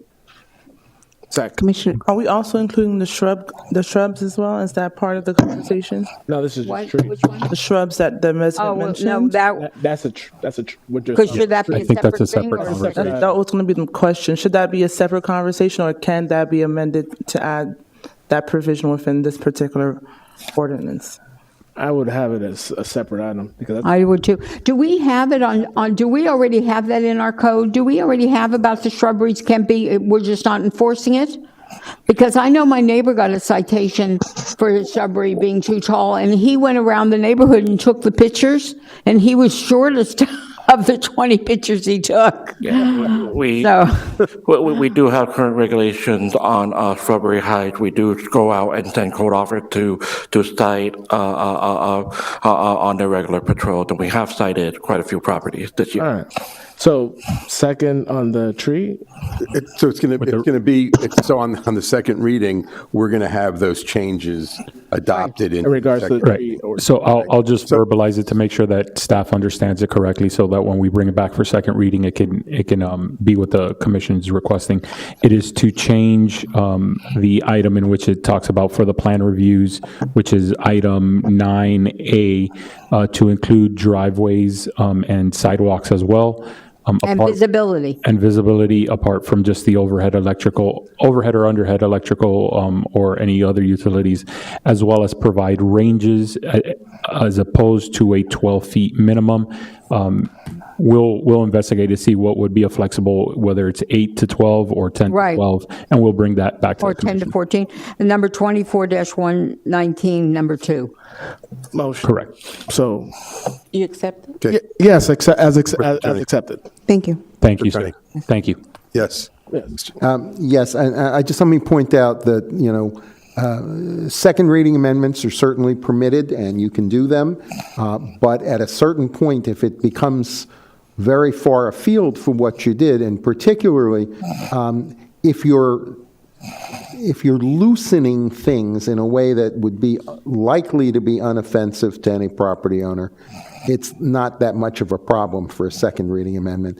But depending on what comes from this discussion, if you're tightening restrictions on what homeowners can do, you may be in a situation where you need to redo first reading. You can certainly change it, but if it's a substantial departure from what's heard and it's in the wrong direction, you might possibly need to do a new first reading. Makes good sense. It's a note of caution. So, yes, so can you call the vote or? Can I ask Well- a question about the mitigation for any tree removal process? We can, what does that mean, that we can't, like, I have a palm tree that every time those fronds fall, it's broken my car window, my side windows, it keeps on my sprinklers, it keeps on breaking things. And one day I'm just gonna get really upset and. Be careful what you say. Yeah. And remove that tree, but I don't want someone telling me I can't when it's damaging my cars and my sprinklers. And whose tree is it? It's my tree, It's your tree. yeah. But I don't, because it says here mitigation for any tree removal process, but I don't want someone telling me I can't remove that tree. That wouldn't be, There are some trees you can't touch by law. Oak trees is the one you need the permit. Right, well, I think, and that's where I think the problem comes in, is because not everybody really knows what tree is good to take down and which one's not. Right, but it says stipulates the requirements and mitigations for any tree removal process. Commissioner, if I may, I'm going to direct you to a portion of the ordinance under section 3 of the packet you have, 24-121, subsection C. A tree removal may be authorized when one of the following conditions exists. And the number 4 there is that a tree of residence property is deemed by ISA certified arborist or a Florida licensed landscape architect to be dead or otherwise pose an immediate risk to persons or property. So if, your example here had a risk to property, right, or to person that something would fall, all you have to do is get an arborist to certify that, and the conditions are here to allow for such a removal. You need permission. Makes sense. Yep. Okay. All right. So I guess what I'm hearing then is if the overhaul of this becomes extensive enough, then it may need to come back as a first reading again. So I think, can we, Or amend it. Yeah, okay. Yeah, we're good. Okay. This doesn't hurt the public, it actually helps the public, what I'm asking for. What he's saying is if the public has a negative where it could create a hurt to them, then you have to start from 1. Okay. All right. This So- isn't negative. So the motion's to approve with the changes that we discussed. I make the motion. It's already made. It was the motion. It's already made. Yeah. Okay, I Made and vote yes. seconded, right? So, Ready? roll call, please. Commissioner Jean? Yes. Commissioner Joseph? Yes. Commissioner Smith? I already voted yes. Commissioner Chernoff? Yes. Vice Mayor Smuggler? No. Mayor Evan Piper? Yes. Passes 5-1. Purple palm tree. Okay. Move to introduce resolution number 11.5, number R 2024-55. Need a second. Got a second here? Okay. All right, Mr. Attorney. Resolution item 11.5. Item 11.5, resolution number R 2024-55, approving and ratifying the purchase of direct materials for Norwood Water Plant Rehabilitation Construction Project. Andrea Suarez Abastida, NMB Water Director.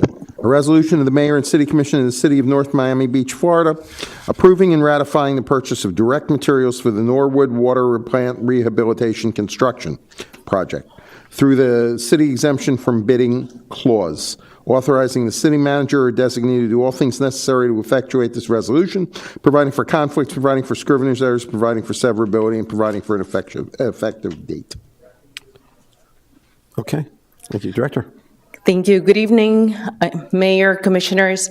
This item is related to our progressive design build that was awarded in 2022 to a company called PCL Construction. One of the items in the project was to build a high-service pump station. So based on the design and what we are doing, we also were talking with PCL because it's a $34 million project. So we are a tax exempt city, and we gave them our tax exemption as part of the contract. What happened most of the time, most of the vendors were not accepting the tax exemption certification unless they received the PO directly from us. So 3 of the vendors for the high service pump station and were Afton Pumps, which is exactly the pumps, Rexel, which is for all the electrical portion and the VFDs, and then we have Ferguson Waterworks for piping. So we provided each one of them a PO, and we were able to purchase the parts ourselves directly.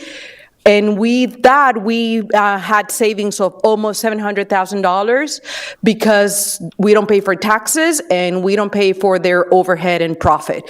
So this is the item that is in front of you. Because of the schedule, we had to go ahead and issue the POs. So that has been completed with the help of procurement. And this is just the item that is in front of you right now for approval.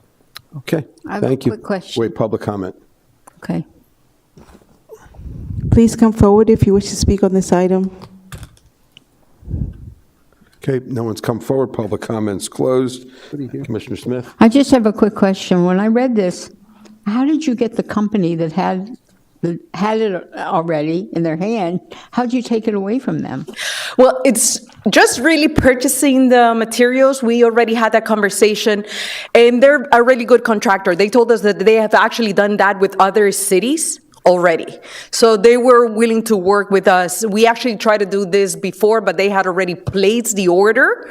So in this time, we were doing it, and there might be other options and other materials that we will be able to buy as part of this project as well. So you had another one behind first, but they had already placed the order, so they already bought the materials. But now, going forward, could we anticipate before?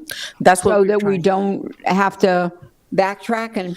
Yeah, so that's what we're trying to do. We're trying to work with them. They provide us pretty much the scope or exactly the items that they're trying to purchase, and we go ahead and purchase that. Because it's already unapproved, we just do a bid exemption, and we go ahead and purchase the parts. No, it was big money, big money. Yeah. Thank you very much. You're welcome. Okay. I Any other I commissioners, just any comments? also wanted to Move to show our, Resolution number R. Wait. 2024-55. never mind, just some progress of our tank.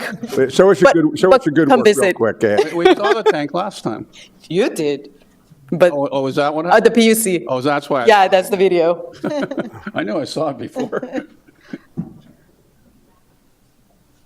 Okay, so we're not seeing any more pictures. We're good, right? Second. You're good, you're good. Okay. I All right. second. All right, so we need a roll call. Oh, wait, is it a roll call or voice? Voice. All in favor, say aye. Aye. Any opposed? Okay, passes unanimously. Okay. Mayor. 11-6, we need a motion second. So moved. Jay, you're sleeping on the job. Okay.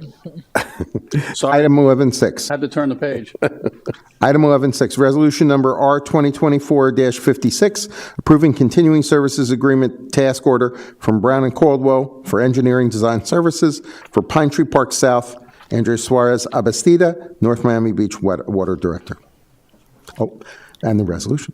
A resolution of the Mayor and City Commission of the City of North Miami Beach, Florida, approving a task order for engineering services for the project management of the water main replacement, Pine Tree Park South, in an estimated amount of $534,980 under the continuing services agreement with Brown and Caldwell for professional consulting services, and authorizing the city manager designated to do all things necessary to effectuate this resolution, preventing for conflicts, and subject to the budget appropriation and availability of funds. Providing for conflicts and subject to the budget appropriation and availability of funds, and providing for an effective date. Okay. So this project, and actually the following item, they're both projects that are being done as part of our $106 million CIP project.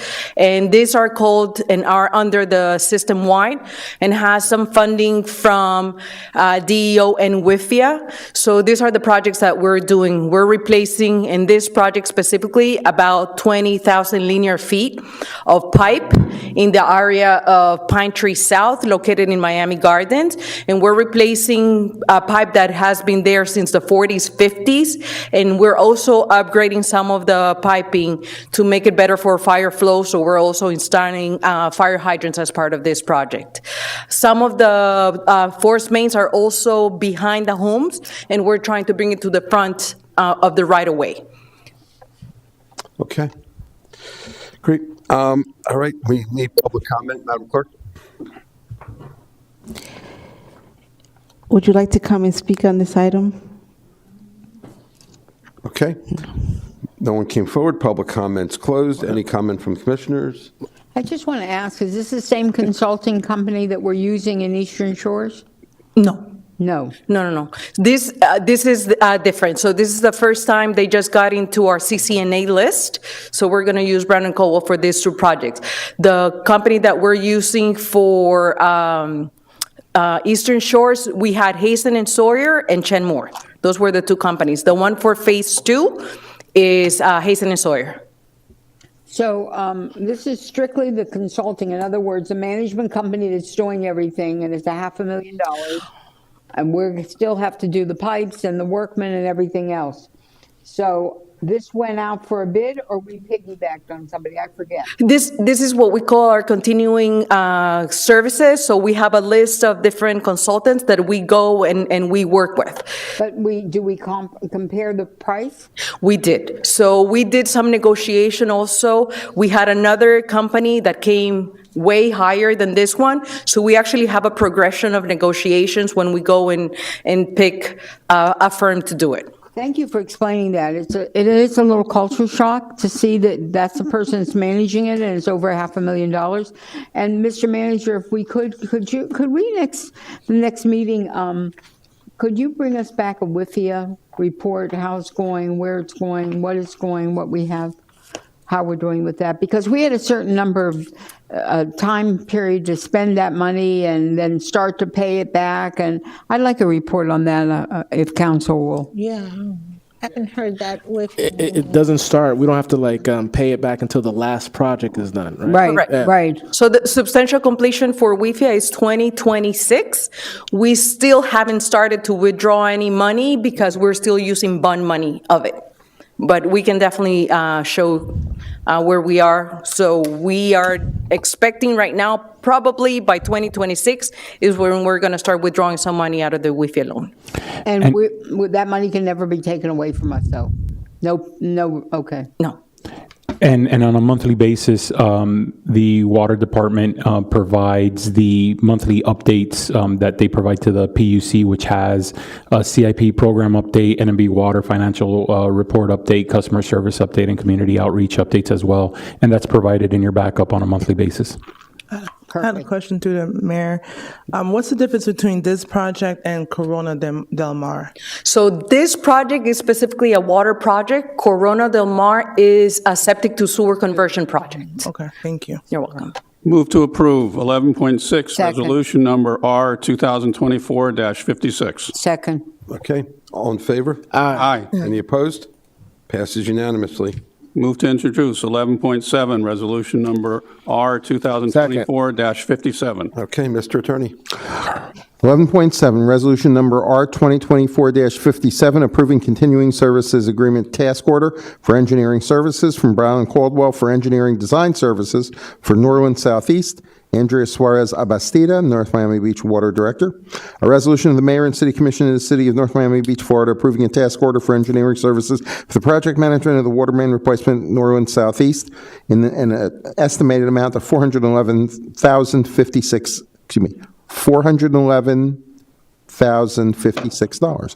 Under the continuing services agreement with Brown and Caldwell for professional consulting services, and authorizing the city manager designate to do all things necessary to effectuate this resolution, providing for conflicts and subject to the budget appropriation and availability of funds, and providing for an effective date. Okay. Madam Director. Similar to Pine Tree, this project is also replacement of water main and relocation from the backyard into the right-of-way for us to be able to access. This is also piping that has been between the 40s and 50s, so it's time to update and replace some of the piping that has been giving us already some issues. And we're adding fire flow and new fire hydrants for this one. This one is about 14,000 linear feet. That's why you see there is a little bit of a reduction in the cost of what Brown & Caldwell is charging us for it. This one's also not in the actual city per se, right? This is also Miami Gardens. Yeah. Okay. All right. Motion to. Second. If there's nothing else from the commissioners? Oh, are you going to open? Yeah, we need public comment first. Please come forward if you wish to speak on this item. Okay.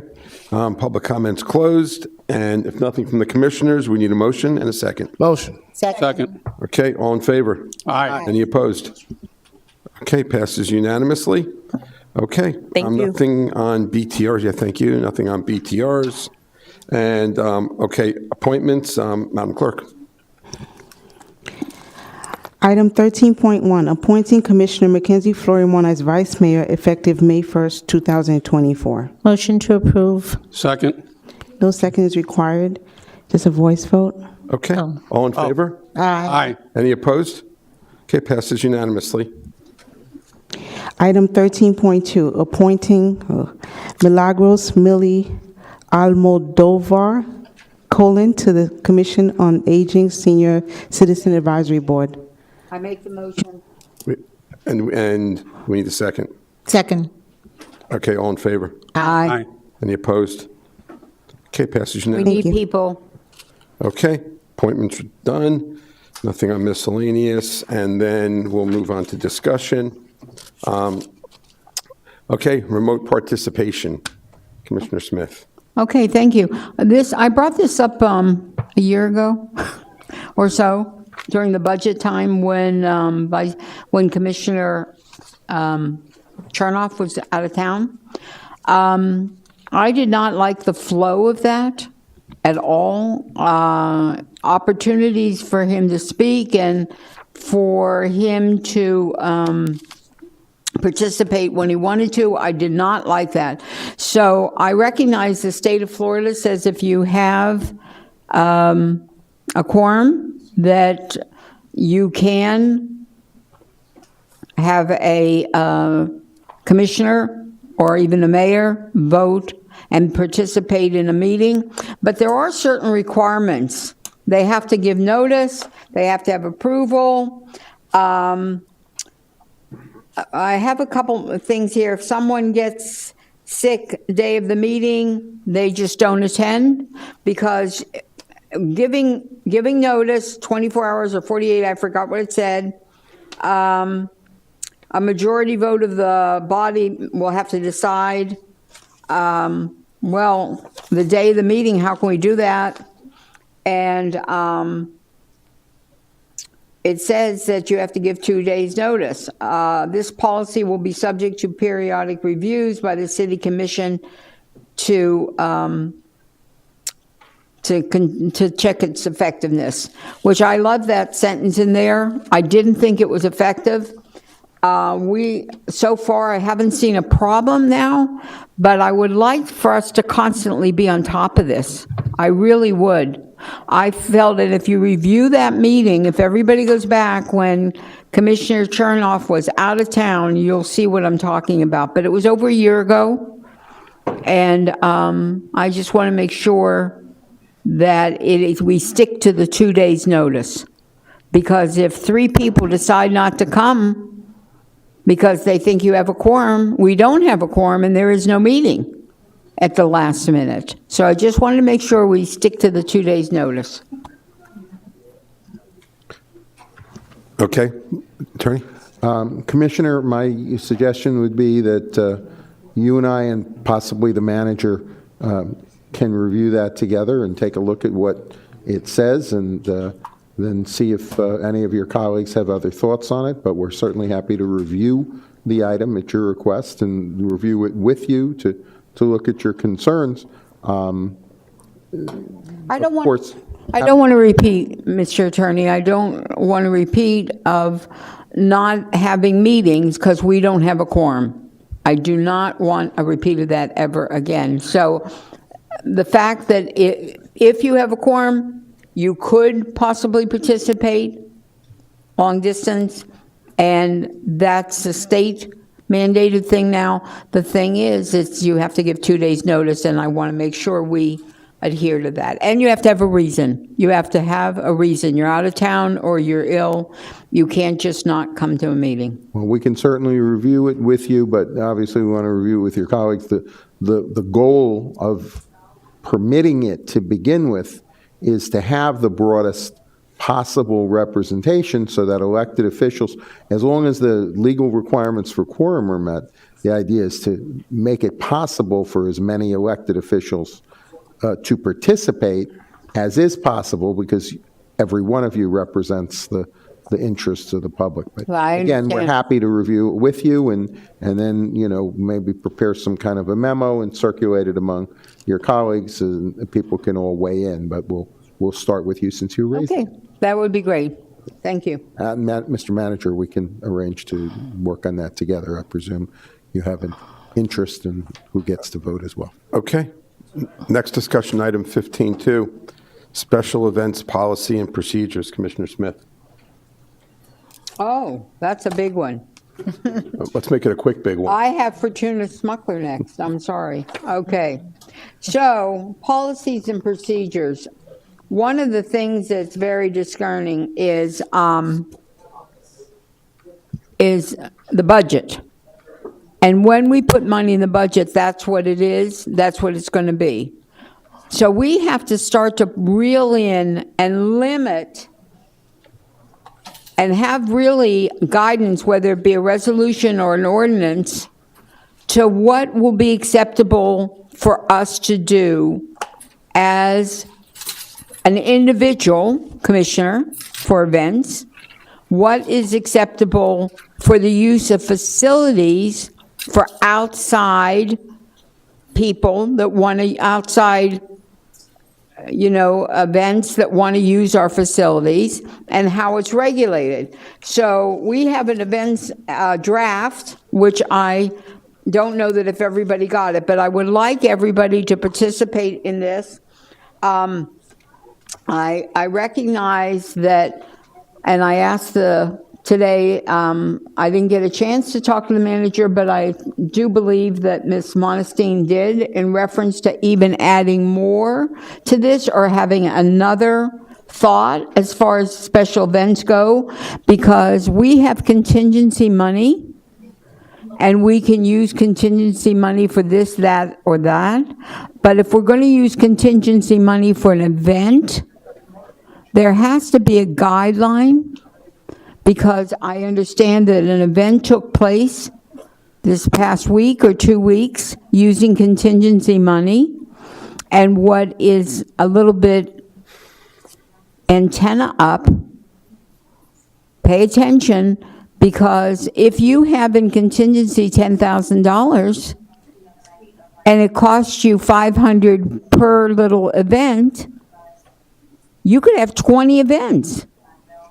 So we need to regulate what we're going to have acceptable, not for a person, but for all of us, including me, what's going to be acceptable and what isn't with facilities, and especially now when it happens to be a political time. So we have to look at this very carefully. I think this is a very important subject, and the manager and I have gone over it. I don't want to exaggerate. If I say 5 times, I don't think it's an exaggeration. It's too little. We've had several conversations. Oh, maybe 10 times, and we have our attorney. And I'd like a draft to be brought up to everybody, and let's get something really solid that's on the books. Yes, sir. And I'd like to add to that. Okay. Mr. Attorney. Certainly, if you've got a memo, or if there is a memo, the memo can be circulated. And I'm sorry to shoot my mouth off at my first meeting, but just as a suggestion to you, Commissioner, and to your colleagues, you're covering a lot of ground there. You're really covering, I mean, you could make it 5 memos and 5 policies, frankly. So one idea, let's put it that way. I mean, you can certainly have them, if you have a memo, you can circulate it. But one idea is, because you're talking about so many things, this might be an appropriate topic to have a workshop on, where everybody, or those who are free, can come and talk about it and exchange views, and you can do it. It's open to the public. The public can, observe what you're talking about. But if you have a workshop on it, you can work your way through it, and then you're not just trading pieces of paper for 2 months with each other. So just as one suggestion. City Attorney, I absolutely adore that suggestion. We have tried for over a year to have workshops. Unfortunately, the full commission doesn't come. Now that I say that, though, I'm thinking in my mind, if we have a majority, then the majority will pass what we're going to do. Because unfortunately, that input is important for everybody. You're 100% correct. And and I think it is 2, 3, or 4 different things for sure. We didn't incorporate this about using contingency money, and how are you going to be able to do that into this? This one basically started with the fact that there's all different kinds of events. There's some that are small groups that are under 50 people. And what does that require in use of staff or in use of police or in use of facilities? There's some that are 50 to 150 people. And then there's venues that could be 1,000 that requires a certain number of police officers and staff and what have you. And that's what this uncovers. So I didn't realize this was coming up next, and they're all going to start yelling at me that, okay, move on, move on. But this is such an important thing. I'm going to tell you why I say that. Yesterday, I got a phone call from a resident that she wants the multicultural, which we've discussed forever, to have one event where there is. Because if there's, let's use something Irish, an Irish, whatever, festival, or an Italian festival they used to have.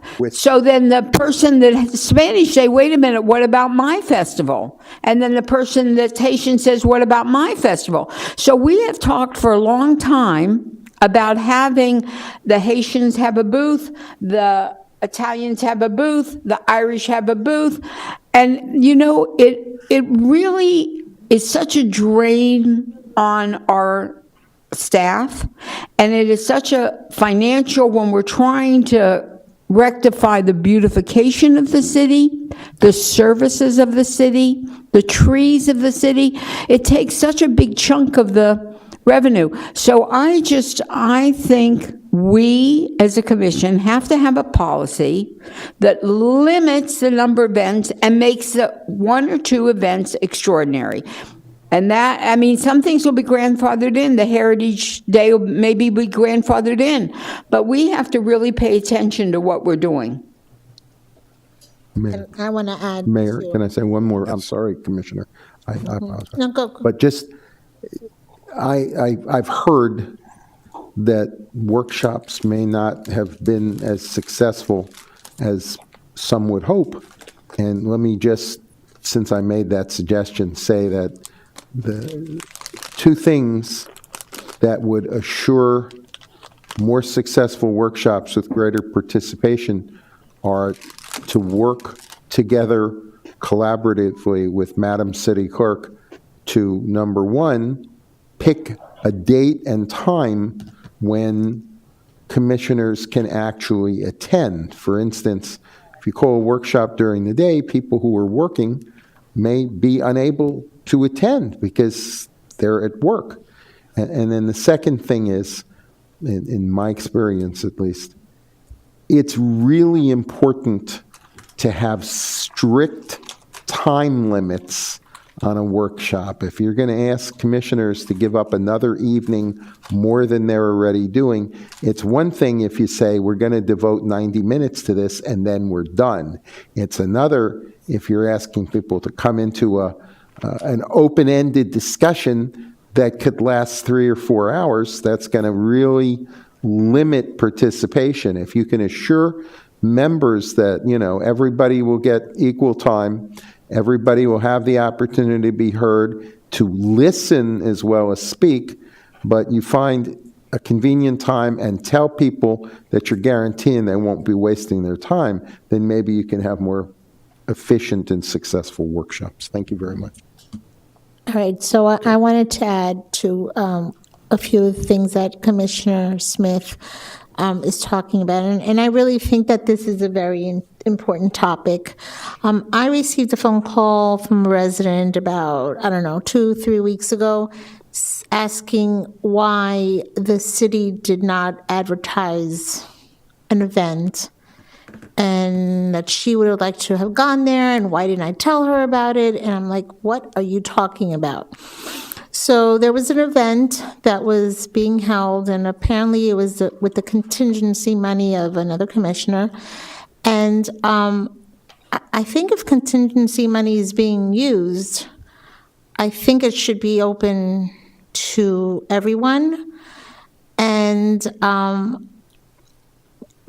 look, I wasn't going to go to that event. I was working that day, so it's not like I'm upset that I wasn't invited to the party.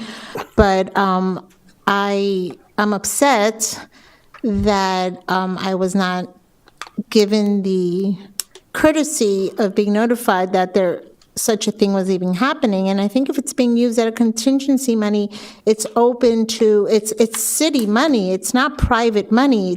It's our money to spend on whatever is for the benefit of the city. But if it's a city event, I believe we should, all 7 of us should, 6 because the one person is doing it, so the 6 others should be included. I also have a problem with repeated events in the sense that, like Commissioner said, a woman did Women's History Month event. I don't want something repeated to honor women. Let's join forces. Let's do one event. I know that we're doing the Multicultural Committee is going to be doing an amazing event for Haitian Heritage Month. I'm hearing that there's going to be another Haitian Heritage Month event. Let's not duplicate it. Let's do it together. It's almost like showing we're not united. Let's show unity. Let's do it together. Let's put our resources together. Let's not spend money on duplicating events. And let's just do one bigger, better thing than one nice, one small. Let's just make it one bigger event. And again, that's using the contingency funds of someone, but let's put it towards the one better event. And also, as Commissioner Smith has stated, this one event that's been, is she here? Oh, yeah. This one big event, we've been talking about this for years. I think we were talking about it before you were Commissioner last time, right? Right.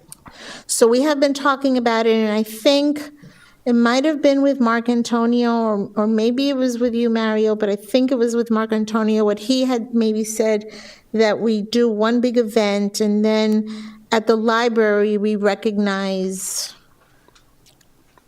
each month. So we'll do the one big event, like Commissioner Smith said, and then at the library, we'll do in May Haitian Heritage, in September Hispanic Heritage, and, we'll do something, as the library always does anyhow. So we'll just acknowledge it at the library as it's done. So are we all in favor that we should put some sort of policy in place? Yes, We'd have for sure. So work it out between the manager and the.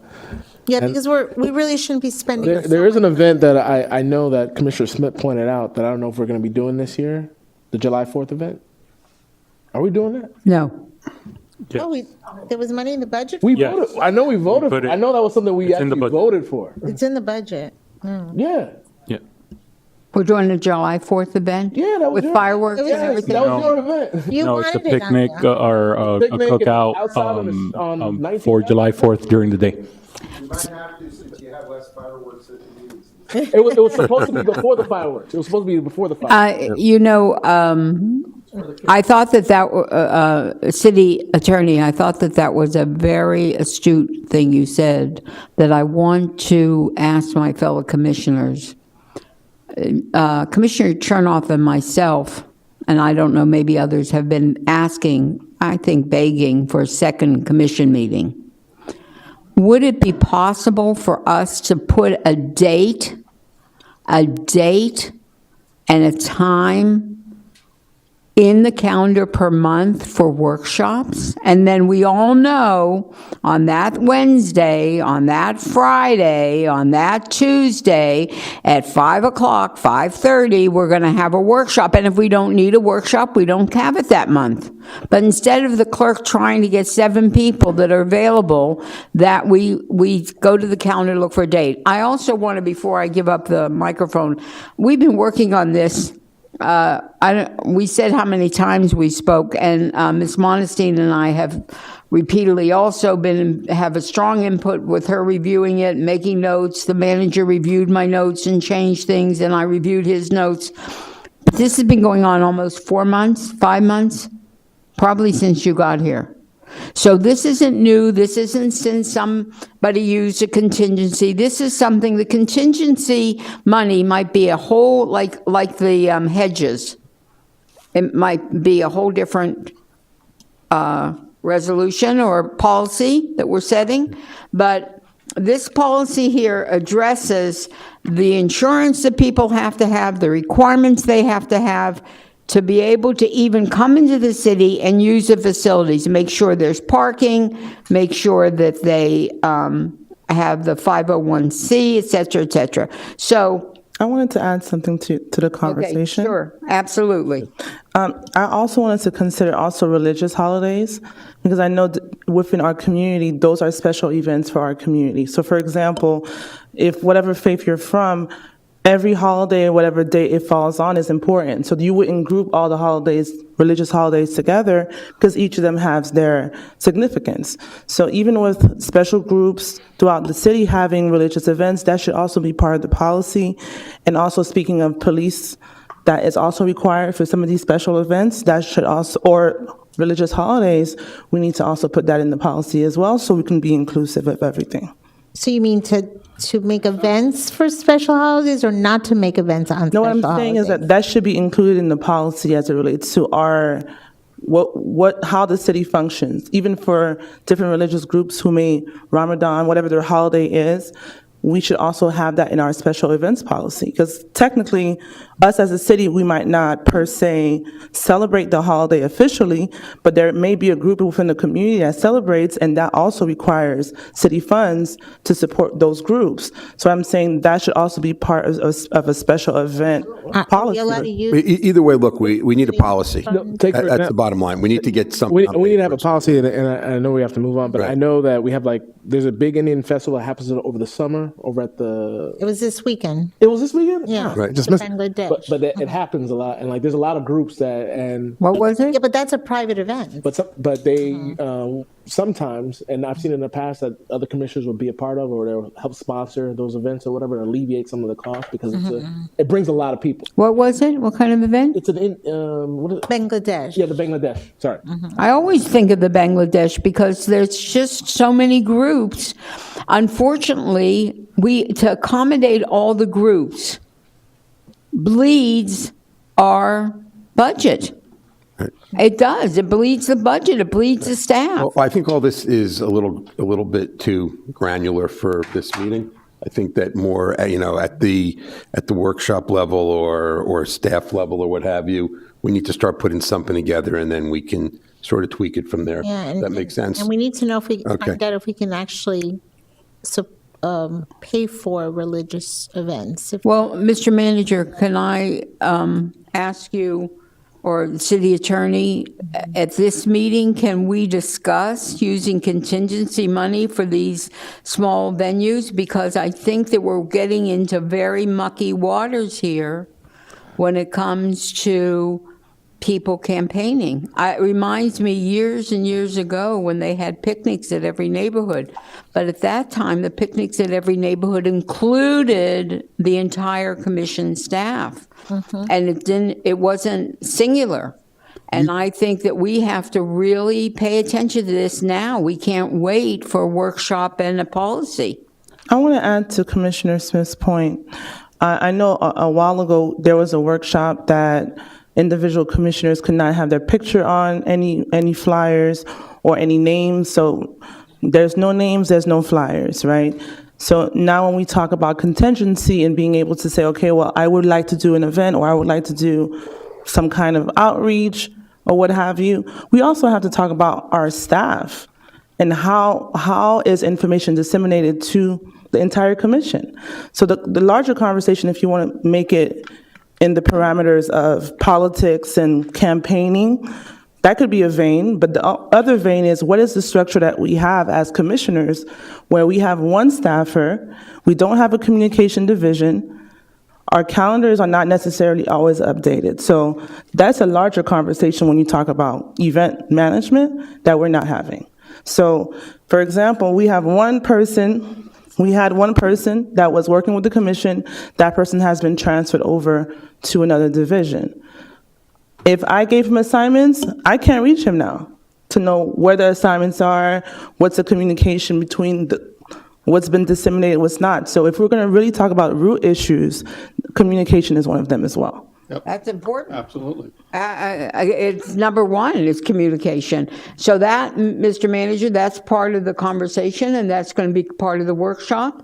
That comes under your umbrella, I think. But I just... Because I've had conversations with the manager, to nauseam, about communication and how things are disseminated, and those conversations have been had. So that's a larger conversation that structurally the public needs to know that the commission doesn't have adequate support to run efficiently. Okay, so we're kind of like getting into a whole bunch of different But that's things part here. of, that is a discussion, so it's part of the greater talk that we're having. I get it. So first of all, let's just kind of reel things in. So as far as the We're going to workshop it. the special events thing, we're gonna workshop that. Everybody So- had this draft? Now I see it on your computer, Yeah. What's that? the draft. The draft of the special events? Yeah. Yes. Okay, everybody had it then. We have Yeah, this. but we don't have time to go in depth. No, but I'm just telling you that was, I would like the attorney to review it. That's one, like you say, that's one aspect, and we may need 4 or 5 more. We need to, it's a process.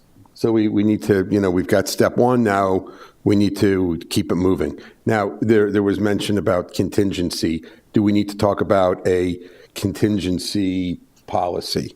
Is that something that we're talking about here now, or what? So, I mean, it's Because that actually would- another item. It's 50. Correct. That would, that's, which one is that? Okay, that's 15.6. So we sort of discussed that already. Well, no, not really. Not really.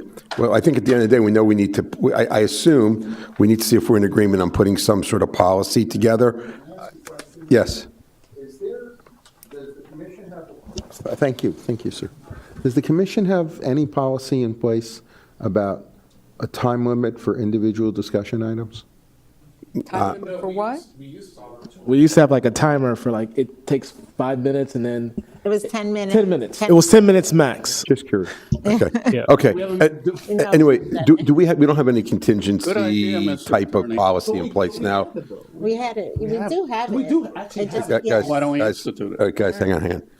Do we have any, That's the mayor. To my knowledge, Mayor, no, there's no formal written policy on contingency. Essentially, any type of purchase that a commission or the mayor or the commission make from a contingency fund has to be to the benefit of the city.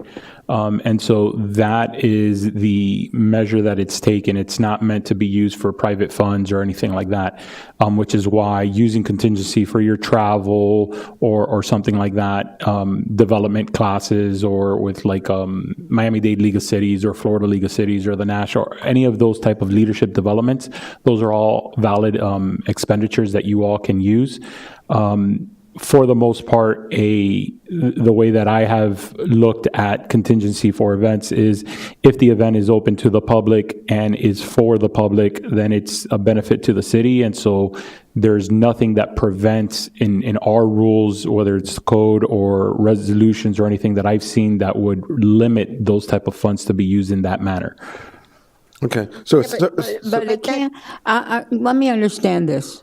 If it's open to the public, then how does the commission not know about it so that they can tell their There contingent? may have been But it an wasn't oversight. being- it wasn't being Here's on the thing. social media. If there was one situation where there may have been an oversight, then I think it's better to address that with the person that missed the oversight than overhaul and put a whole policy in place if it's not, if it's not really an issue. Let's not make an issue. If it's not an issue, let's somebody nicely, address the person that, may have had the oversight, so that going forward, they won't, and everybody else should at the same time have the same conversation. I'm going to think about that because I think, quite frankly, Mr. Mayor, that this did open something that may need to be regulated. It may need to be regulated with a policy. You could say no, but there's such a vast way that something could be stretched, and it's not good if it is good for one and not good for seven. It's not good. So that's why I think a policy, besides an oversight, I think a policy might be in order. If there's a policy, then there won't be an oversight, is what I believe. Okay. So, all right. So we got defense policy. We got 15.3 proclamations and keys to the city. So as quick as possible, because we're really doing good tonight. No, that's why we let's have not 2 hours. ruin it. We're doing great. I can Let's talk- keep it up. Right. Come I on. can talk about it for 2 hours now. Come on. Right. And we could show why So- we don't need a second meeting every month. Okay, so Okay. wait, so we're going to workshop this? Yes. Yes? Clerk, Mrs. Clerk, Madam Clerk, will you Yes. make arrangements to workshop this, please? The special events policy and procedures? Yes, I will. What date is good for you guys? Do you guys know, prefer? Why don't you contact us Don't tomorrow? ask that. Okay. Not right now. Tomorrow, because that'll Okay. take another half an hour. Okay. You want to talk about proclamations Yes, really quickly? I do, but I Okay. wanted to make sure we were going to workshop this. so- Okay. But soon. Yes, okay. So we do and we don't have a policy on proclamations and keys to the city.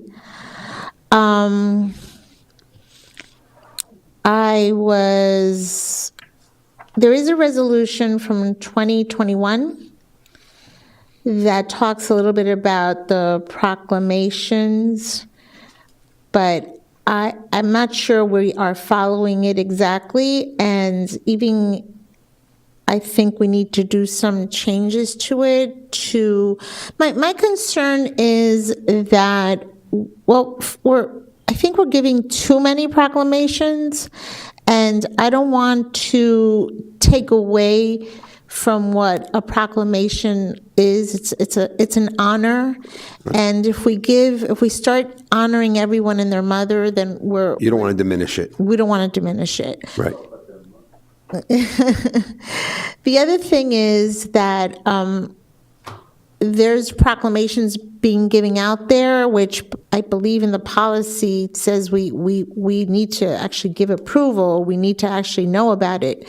There are proclamations being given out of the city that, I myself, I don't know about it until after I hear about it after the fact, and maybe I would like to have had the opportunity to have been there to give the proclamation. So, and also the keys to the city, key to the city is also even a bigger honor. And I just want to make sure that we don't abuse it. And I also want to make sure that we are told about it. And there is a proclamation that was done in its resolution 2021-28 says a proclamation may be awarded to an individual, organization, or business to proclaim certain events or causes when such proclamation positively impacts the community and conveys an affirmative message to city residents, businesses, and visitors. An elected official may sponsor a proclamation so long as it meets the criteria above. A presentation by the sponsoring elected official may be made at a regular city commission meeting or conference of the city commission. This shall be provided to members of the city commission as to place and time for the issuance of a proclamation in the event that a proclamation is issued in a place other than a regular city commission meeting or conference of the city commission. So this resolution is saying that we need to be told about it. I'm not being told about it. A request by an elected official to award a proclamation must be made in advance in accordance with the established agenda procedures. A member of the public may also make a request to the city commission for a proclamation. This request must be made to the office of the mayor and city commission at least 6 days prior to the meeting where the proclamation will be read, and the city retains the right to modify, edit, or otherwise amend the proclamation to meet the city's requirements, needs, or policy determinations. The city retains the right to reject a proclamation if it does not meet the city's criteria and other policies of the city. So Pretty broad. it's pretty broad, but it's also, I think it's her part is the notification aspect and letting everyone know that this is happening. right. Which I can understand. Right, and it clearly says it, And yeah. I understand that. And that, I guess that goes to like, I guess when the request is made, because I think it's like from the process of everything, like when you make the request for the proclamation, each one of us has to say okay on it. Right. So in essence, you have to get notified. Like my because your name's going on it. My signature's on file, right? So like, there's plenty of proclamation. I don't have a standing request to say, hey, I want to know about it. I just trust like, hey, Right. you make a decision, give to your hearts, because I think that we're all elected to I guess do our community service and honor people that Right. we as individual commissioners decide too. We have our own independent thoughts, right? Right. So that's how I thought it was operating, but maybe, right, when the request was made, maybe for just to hone down on the policy itself is to say, hey, when this request is made, no matter what it is, like even if like let's say my name is on file, you guys can utilize it. That there is like a email goes out saying, hey, Commissioner so and so is doing this, FYI. Right. Yeah, I mean, it's, Well, it's in the resolution, so we should follow the resolution. Right, and so the we're not. resolution's already been Well, and it all approved, comes down to communication. Okay. Yes. As a matter of fact, today, I requested that and I spoke to the city clerk, I asked an email to go out to everybody, the manager, the attorney, whoever, our assistants, that when they type a proclamation, because it has to be typed, the information has to be gathered, that we are notified then. The Haitian nurses, I found out Friday at 3 o'clock. I had already made plans for Saturday that I could have canceled had I known 5 days ahead of time. But I didn't know. When you're giving out a proclamation, as many of us as can be there should be there. The city's giving it out. But without the notification for a Saturday night, downtown, black tie, you can't just drop everything, your other things, and go. So that was the last straw I had. I also have to tell you that when I first got here and saw the proclamations being handed out left and right, and I didn't know, which goes back to exactly what Commissioner said, it's communication, because I didn't know. I said, no, you can't use my signature anymore. I don't want to go to the grocery store and the man comes up to me and can't thank me enough for what I did for his son, and I have no idea what I did for his son. But he got a proclamation somewhere in Kendall or South Miami or something else with my signature. So that became a problem. But now I think it's going to be, and I think what I'm hearing from Vice Mayor and the rest, is when it's typed, that's when we need to know. And maybe we need a policy of how do we determine who gets a proclamation. I don't know, because I'm hearing that from you, that as your opening line, that you felt a lot of proclamations were being given out. So maybe we should think about that. How are we determining who gets a proclamation? Well, read the resolution that you just read. Well, I mean, it's someone who deserves it, but I mean, and it's up to that's the thing, right? I don't want to, just to be, so it can be that we have to understand we're individual commissioners, we're subjective, right? like I said, I don't give a lot of proclamations. You know, I don't do that. You guys know that. But I also understand and respect that you guys do see things in certain people and or certain organizations that are doing good work that you see, right? And I have to trust on whatever proclamations you give or whoever that you guys are doing it on the best, on behalf of the best interest of the city. That goes with the trust of that being a commission. Like that, you have to at least give that type of leeway. Right, but for example, I'll give, let's say, I mean, I didn't this month and last month, but I give about one proclamation every month. And I just feel like sometimes when the people come and there's like 20 other proclamations being given out, that like they don't feel so honored anymore. It diminishes it also. I think maybe they should put a volume, like a maximum amount of proclamations per commissioner per year. Maybe that would help. If you know, that's a discussion we can have. Right. But I just want to make sure that we're not limiting us. I wouldn't want to limit it. As an individual commissioner, right? That, like I said, we bump into people every day.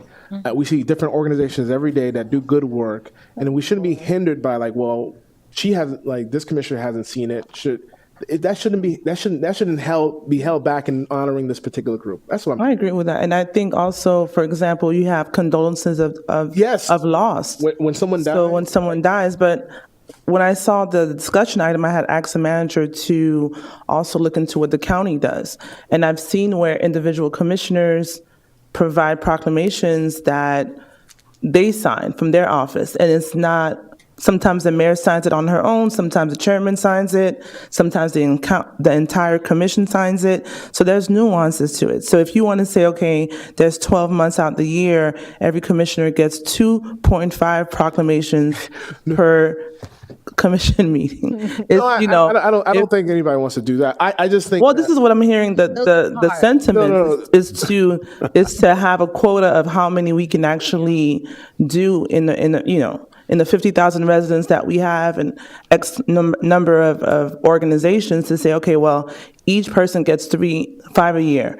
And then we also have to all make sure that the person that's being recognized or honored is approved by all 7 of us. That's what I'm hearing. No, I think the root cause of the issue is the communication and notice of it, right? Well, let me say this. Let me interrupt you by saying this. Before, the city clerk's office used to do it, then it transferred over to the commission staff. Right. You would request a proclamation with the commission staff and say, check with the clerk to see if this is a duplicated effort. Before, when the clerk was doing it, she kept record. Now with the staff, you don't know if it's duplicated, you don't know what's happening. There's typos, there's all kind of stuff going on. So maybe again, it's going back to communication and systems and what's the system that we want to use. Yep. But we'll work on that, Mr. Manager. You hear the consensus. What's the next item, Mr. Mayor? Okay. All right. So wait, so what are we going to do about this? Right. That's a question. He's gonna So we already have some policy in place. So maybe we could take the policy we have and take a look at it and revisit it and see if there's any tweaks we can do to it. So we can workshop this, or is the manager's office going to do this? Who's going to do this? I think the speediest way would have the manager to talk to all of us to see what would be the most, I guess, equitable way in handling this issue. Because like I said, I think the root cause of it is the notice and the mechanics and actually things getting done. I think we shouldn't be limited, but I also believe that this should be a standardized format in how we move forward. That's all. And I'm not asking that we can only do one per month or anything. I'm just asking that we really reconsider how many we're giving, because it diminishes the word. And I want to add something to your comment, Vice Mayor. For example, you have the Commission for Women. You select the Woman of the Month. The Commission doesn't have per se. Well, we don't do that anymore. You don't do it anymore? Oh, you didn't? No. You don't do it. I didn't know you discontinued it. But in essence, even in our individual committees, we give the autonomy to residents to make their own decision based on what they see. So if the residents who are within committees have autonomy to choose, why can't the commissioner have also the autonomy to choose? So that's another conversation to have. So the manager will come back with a policy. Let's just start with what we have. Okay. Let's work on it. Make one quick comment. Yes, very quick. Yes. When we give a resolution, could everybody try to be here? We had a Holocaust survivor in the 90s that we You mean we honored. proclamation? You say resolution. Proclamation. Well, it was a proclamation. I'm talking about, I didn't mean resolution. I meant Proclamation. Proclamation. Yeah. Could everybody be here? Because it was embarrassing to me because the woman wanted to be an honorary citizen. I talked to the manager about it, and he said he didn't think it was a good idea, would open up Pandora's box, and I agreed wholeheartedly. But to recognize somebody like that, I think it's imperative that we make every attempt. And I understand if you have other commitments. I understand if you're late. No, I would say for something as significant as that, it could have happened on. Why wouldn't it be like during the commission meeting itself as something that's that significant? Like when the consulate, forget his name, Mike. Yes, when Mike. I don't want to diminish his title but you know who I'm talking about. Yes, the deputy counsel. He showed up during the commission meeting because of the significance and the meaning behind all that. Well, So that- that's some- also some- the schedule also. No, I also. It was a resolution, though. Also, but it's something as significant as what Commissioner Smith is saying. When it comes to that, like, if I had actual, I would have changed a bunch of things around to attend. With all due respect, I really would have. I just want to put that on record. So just to say that. Thank you. Okay, all right. So let's move on to the next one. Civility, do we need to talk about So that? who are we reaching out to now if we wanted a proclamation? At this time, Bernice Morris will receive the request for proclamation. She's aware of the resolution and what it entails, and will be following that process until otherwise. Okay. And we will be informed because there's a resolution saying that we need to be informed. Right. All right, so, all right, Vice Mayor, you got a lot of items on this list. The whole list is pretty much you. Right, so I've been waiting for a year to do, half of these things have been here for years already. So honestly, the civility clause, I really wish I could talk about it when there's people here, because, All right, so you want to pass on that now? well, the problem is that no one's going to stay until the end of the discussion items to hear it, so maybe I'll just do it quickly. We have a civility clause. No one wants to be insulted. We don't want to be insulted. The audience doesn't want to be insulted. We do need to be civil. You know what? Let me see if somehow, some way I can bring it up. Maybe I'll bring it up during my 3 minutes next time. All right, so because this is, the audience also needs to hear this. all right, So we'll keep moving. Okay, Commissioner Chernoff, number of members in the beautification. Yeah, the beautification committee has 7 members, and since I became the liaison, we have more interest in it, so I'd just like to open the beautification to 15 members, to double it in size. They don't get paid anything, they don't, it's just volunteers, so, that's how fast it is. what's your quorum, though? What do you mean? To vote? They have to be a member. Yeah, but What's your quorum? Attendance. Right. If you increase it to 15 members, and then you may have Oh, what's our problems with quorum? We'll have to decide. You sure you want to go as high as 15? No, you have to have it more than half. You can't make a number. I mean, if you raise, Up to 15.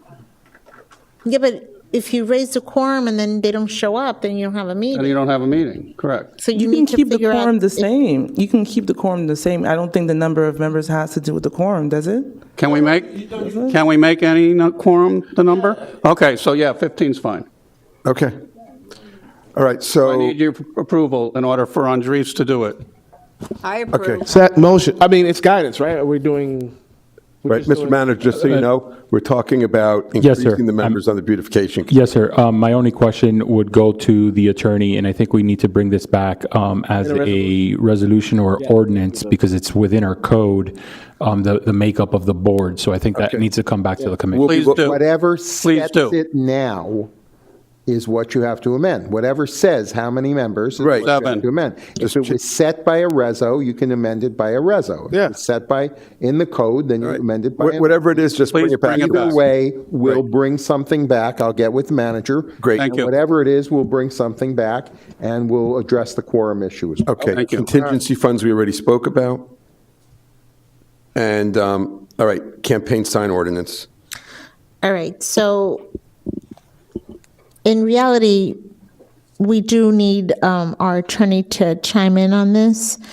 And so I'm termed out, so it's not even about me. And I honestly, when I was running for office, I never put out signs until September. But this kind of really came about because there was someone who's running for state rep who has already, for about a month ago, started putting up signs. And not only were they putting up signs, but they were putting up Illegally signed. illegal signs. So, and this was a month ago, was March. Elections are not until August.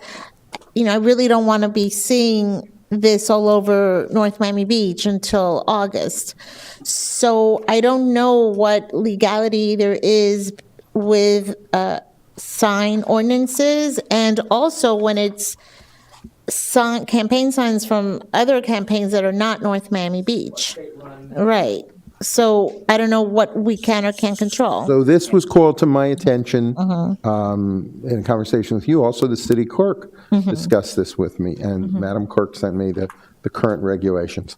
Obviously, what happened here is it used to say March when you had May elections. Now you have November elections for the city, but there are elections that are in August that people are entitled to participate in as well.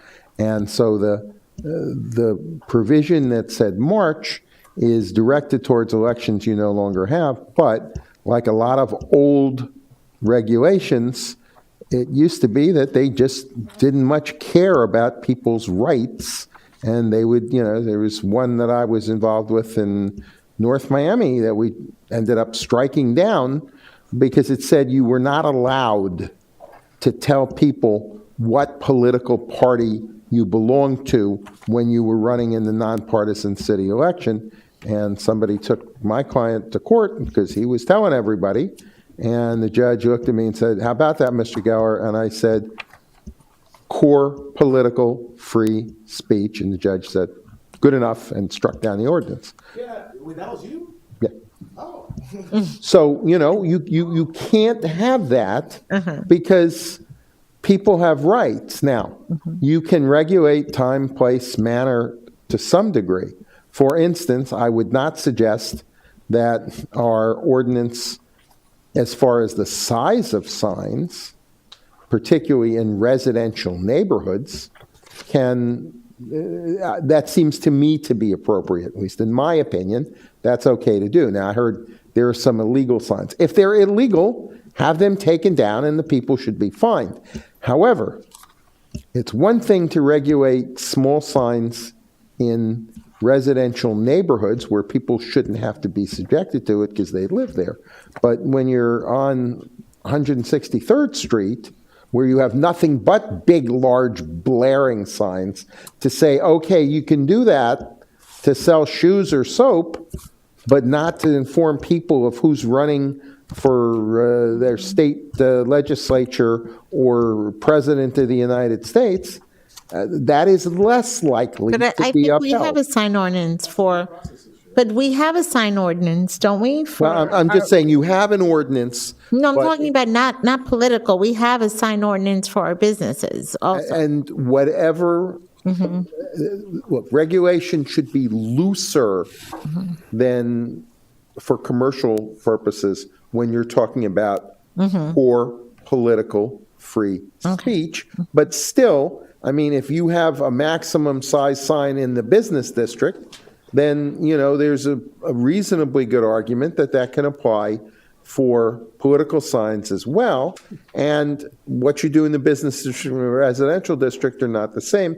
And the fact that you limit signs, I mean, it's the same as those of you that are involved in real estate. In some places, you can't have big signs that say for sale either. You have to limit it. And really, city attorney, there was an issue here where the sign regulation became a mandatory thing, and I myself in my seat would still require that sign regulation, even in business districts. Why? Because there was no limit.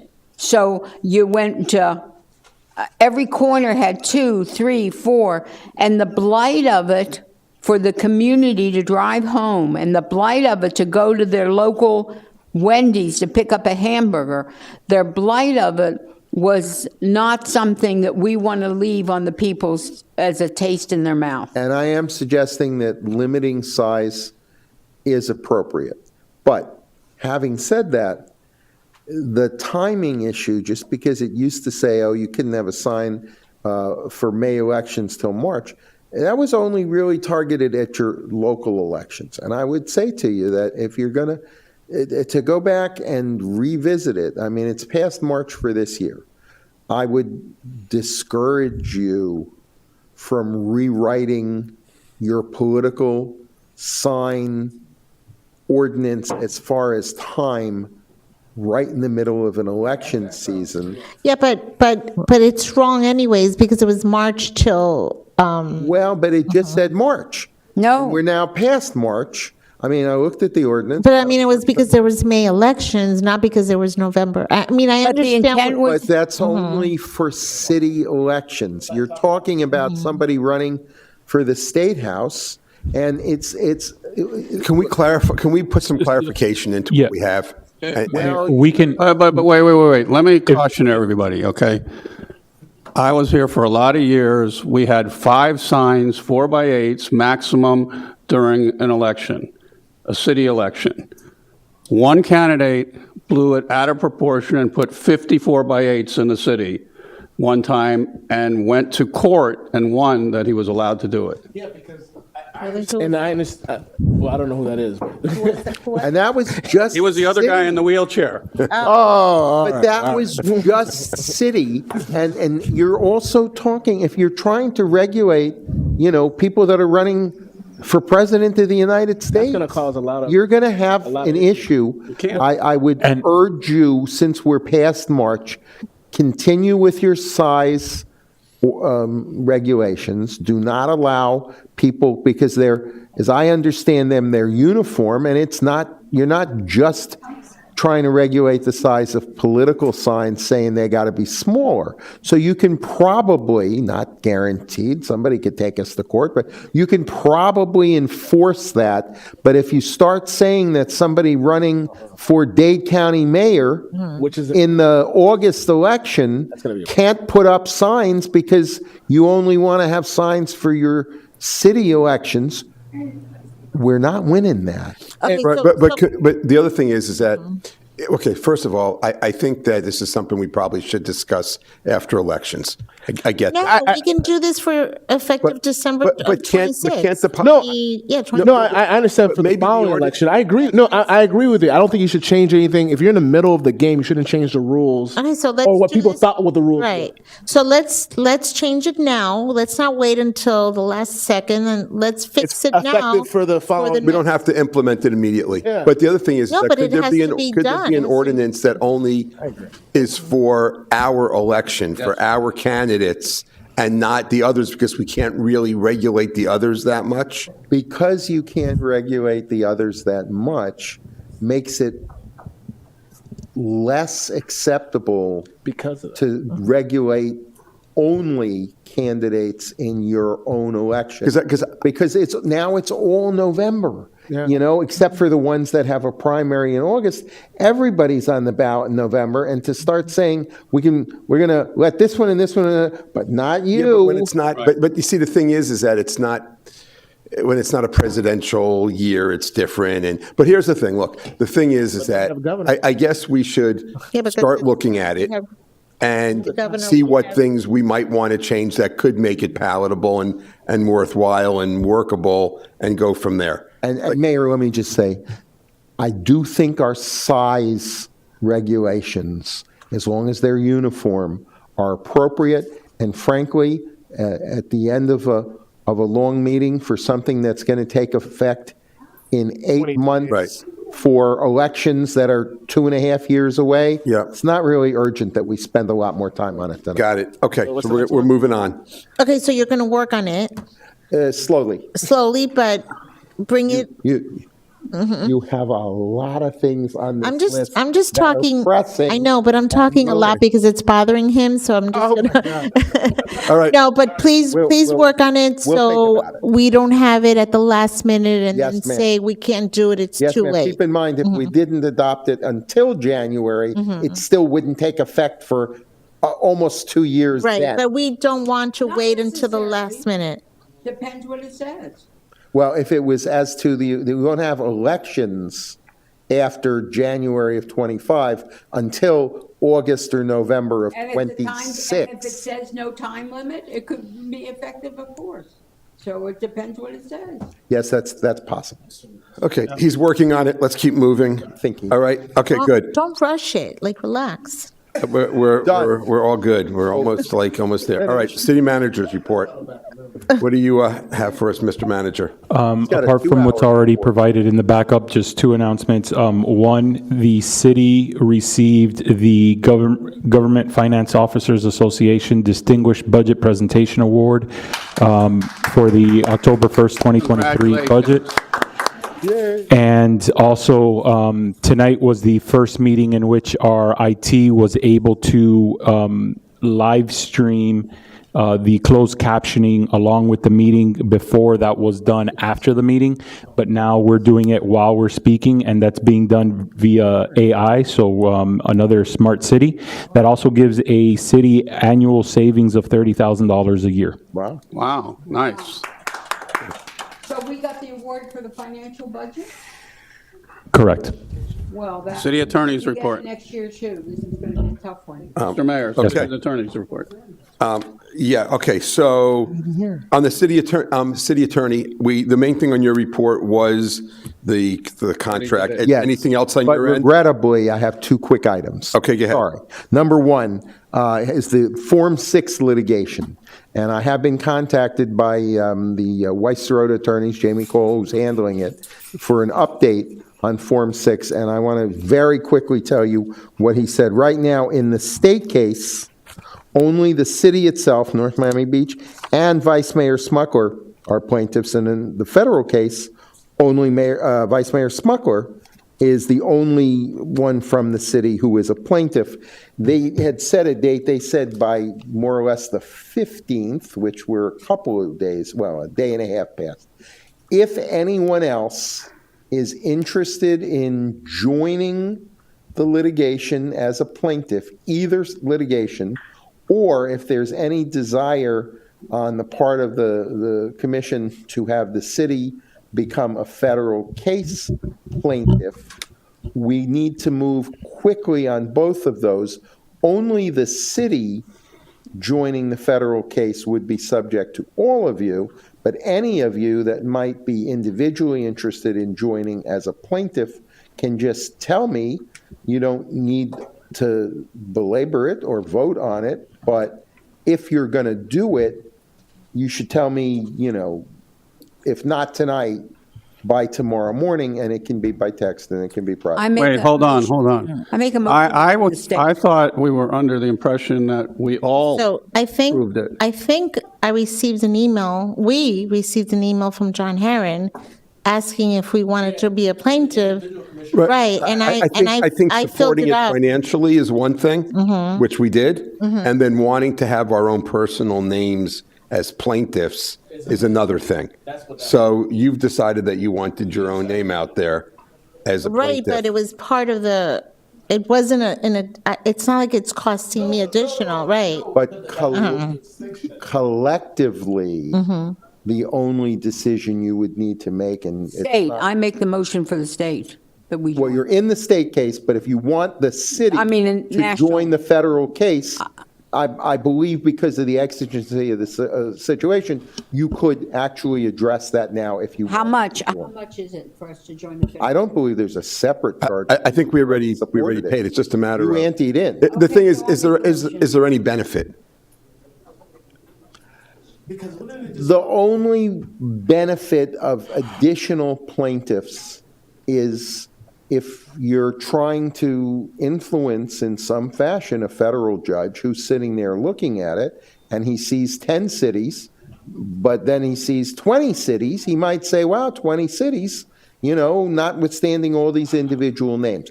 Is that going to change his view of the law? And there's a certain liability. I can't say it wouldn't. Being a plaintiff, there's a liability too. If fees and whatever in the event, There has to be a cost. If you want to make an individual choice, the choice is still there. Correct. So that is available. What's the How timeline could of the that not be a lawsuit? cost? Is there a timeline that they're rushing to get to court? Well, yeah, they June have- 1st. According to this, Yeah. there was some hearings set. They June said 1. that there was a hearing set on the motion for preliminary injunction set for April 22nd. And so, if they're going to add people in, they have a response to the motion to dismiss due April 15th. That's a couple of days ago. Frequently, those things get extended. But they basically had said, well, the 12th, the 15th. I mean, tonight's the 16th. If I emailed them before midnight, if we got out I of think here. let's leave it as if anybody wants to be personally in it, then get it. Tell me what the benefit is and the cost is, because with the There city's is paying. no additional cost. You've already anteed it. All right, so let's So do the it. question wait, is, I'm the asking- benefit is, again, a little ephemeral in that it's not quantifiable what good it would do to have the city be a plaintiff, but the idea of gathering a lot of plaintiffs is that there is not just strength in numbers, but it could influence theoretically a judge that looks at it understood and that. says, wow, that's a lot. I understood that, and if it's no extra cost, I don't see why we don't join. Who knows? What's Yeah, the we can con? join as Okay, wait a second. wait a What's the second, wait. con of it? What's the guys. downside? Guys.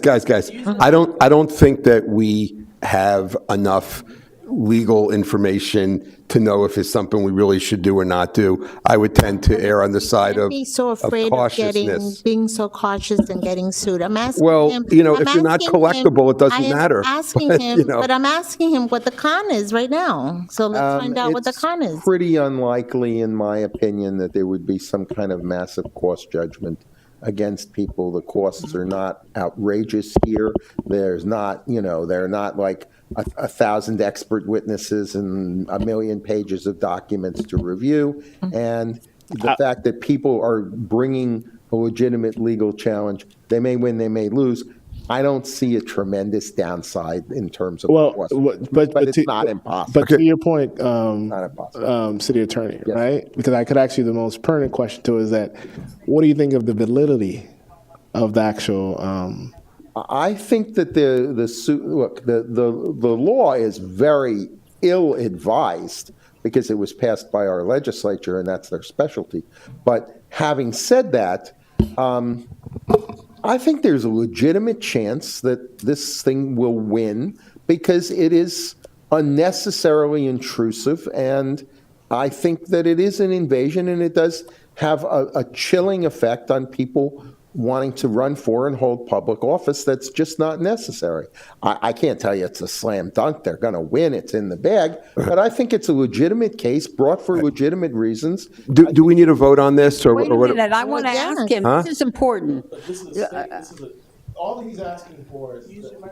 But All the city attorney is mentioning is that there's an option to add individuals or even the city to the federal portion. Right. You could add individuals to the state. Either or, but it doesn't change like the actual case. The case is the case. I get is the it. case. Right. So my point is that I don't see a benefit of I don't see a adding the benefit. city It's a case to by it. case. I recommend against it. I vote against it. I voted against And if you need a vote, I would entertain a motion to vote against involving the city as a named plaintiff. I voted against Is that your motion? You don't need a motion. Okay. Unless if there is a motion to add the city To the federal. suit, you could entertain. I don't think it'll hurt. I don't think see we why should we add don't the do it. I think it'll help. Okay. I make the motion. Well, make the No motion. difference. You have a motion, you have a second, so just vote. Okay. It's not Okay. earth-shattering. All right. So, Who made the motion? Who seconded? I made the motion. Second. She seconded it. Okay. All in favor, say aye. Aye. And all opposed? It's 4-2. Okay. All right. So city's part of it. Now, city's part of it. now, Notify the gentleman, anybody who wants Understand, individually. that's the city only as a plaintiff In the federal case. In the federal case. It's already, Right. you're already in the state Right. case. The individuals, they have to opt in individually, And anybody who directly to wants, you, please let me know. nothing involved. And I'm You're both, in. both the state. You're and in both. In both. And Okay, I'm the sorry to Fed- take this much time, but it was communicated to me and I felt obligated. and the to- federal, We'll see at the fees hearing. going in, it does not cost us any additional. No, you've already paid. Now, number two, Would you like relax? let me just say that we're permitted under law, and you know this, but you're permitted under law to hold what are called executive sessions. By the way, I know there's a slang term for them. I strongly discourage the use of the slang term for them. The term is executive session, where you're permitted to discuss, yeah, that sounds shady to me, where you're permitted to discuss matters in pending litigation. Every word you say is taken down by a court reporter. It's confidential till the case is settled. But at that point, everything you've said, it becomes, the seal is broken on the transcript, and members of the public get to find out who said what and what their points were. Such sessions have to be done based on a request from the attorney that we need advice. So I want to place on the record that it is possible that I will be asking for scheduling an executive session on a case you're all very familiar with, City of Miami Gardens versus City of North Miami Beach. Okay. I realize that you had an executive session on that matter not very long ago. I've spoken to the attorney who is representing us on it, who is an old friend of mine, John Shubin, great lawyer, great guy. And I will be asking you individually, look, you can't take action in an executive session. You can talk about things, you can give some guidance, but any action is taken on the record in public on notice. So based on that fact, whatever you're going to do, if this, I will ask you guys, not out loud, because there's a reason you do executive sessions is you don't want to tell the other side what your strategy is, and that's why you do it. I will ask you if this is coming to a head. So if this commission, when I talk to you, is ready to take action on the record based on your recent executive session, great. But if I find that there is an unreadiness on the commission, that you want to talk to each other more about it, talk to outside counsel more about it, and we need another executive session to, bring it to a head, I may call such a session, and we'll set it up through the clerk. Got it. That concludes my report. That's your report? Okay. Oh, you well, to your mayor's. I just had a point of Go ahead. privilege. Go ahead. I just got news. I know it's coming out. Former Governor Bob Graham, former senator, just passed away. Oh, wow. Yeah, just passed away. Great, good man. So I just wanted to let the community know. Rest in peace. What a good man. And rest in He peace. has been ill for quite some time. Oh, okay. So a great man and a great loss. How elderly was he? Less than you think. 87. Really? 87, yeah. Mr. Mayor, congratulations on shattering the 12 o'clock. Yes, okay, so first of all, we do have city commission reports and mayor's discussion. I'm looking to waive all of that because we've had it already. So we're done with that, and our next meeting is Tuesday, May 21st. Move to terminate. And I need a motion second to adjourn. Second. All in favor? Aye. Any opposed? Passes unanimously. Guys, we're rock stars. Thank you. All right. Joe, you're the good luck charm, right? Yeah, something. What happened to the water update that we have? What happened to water?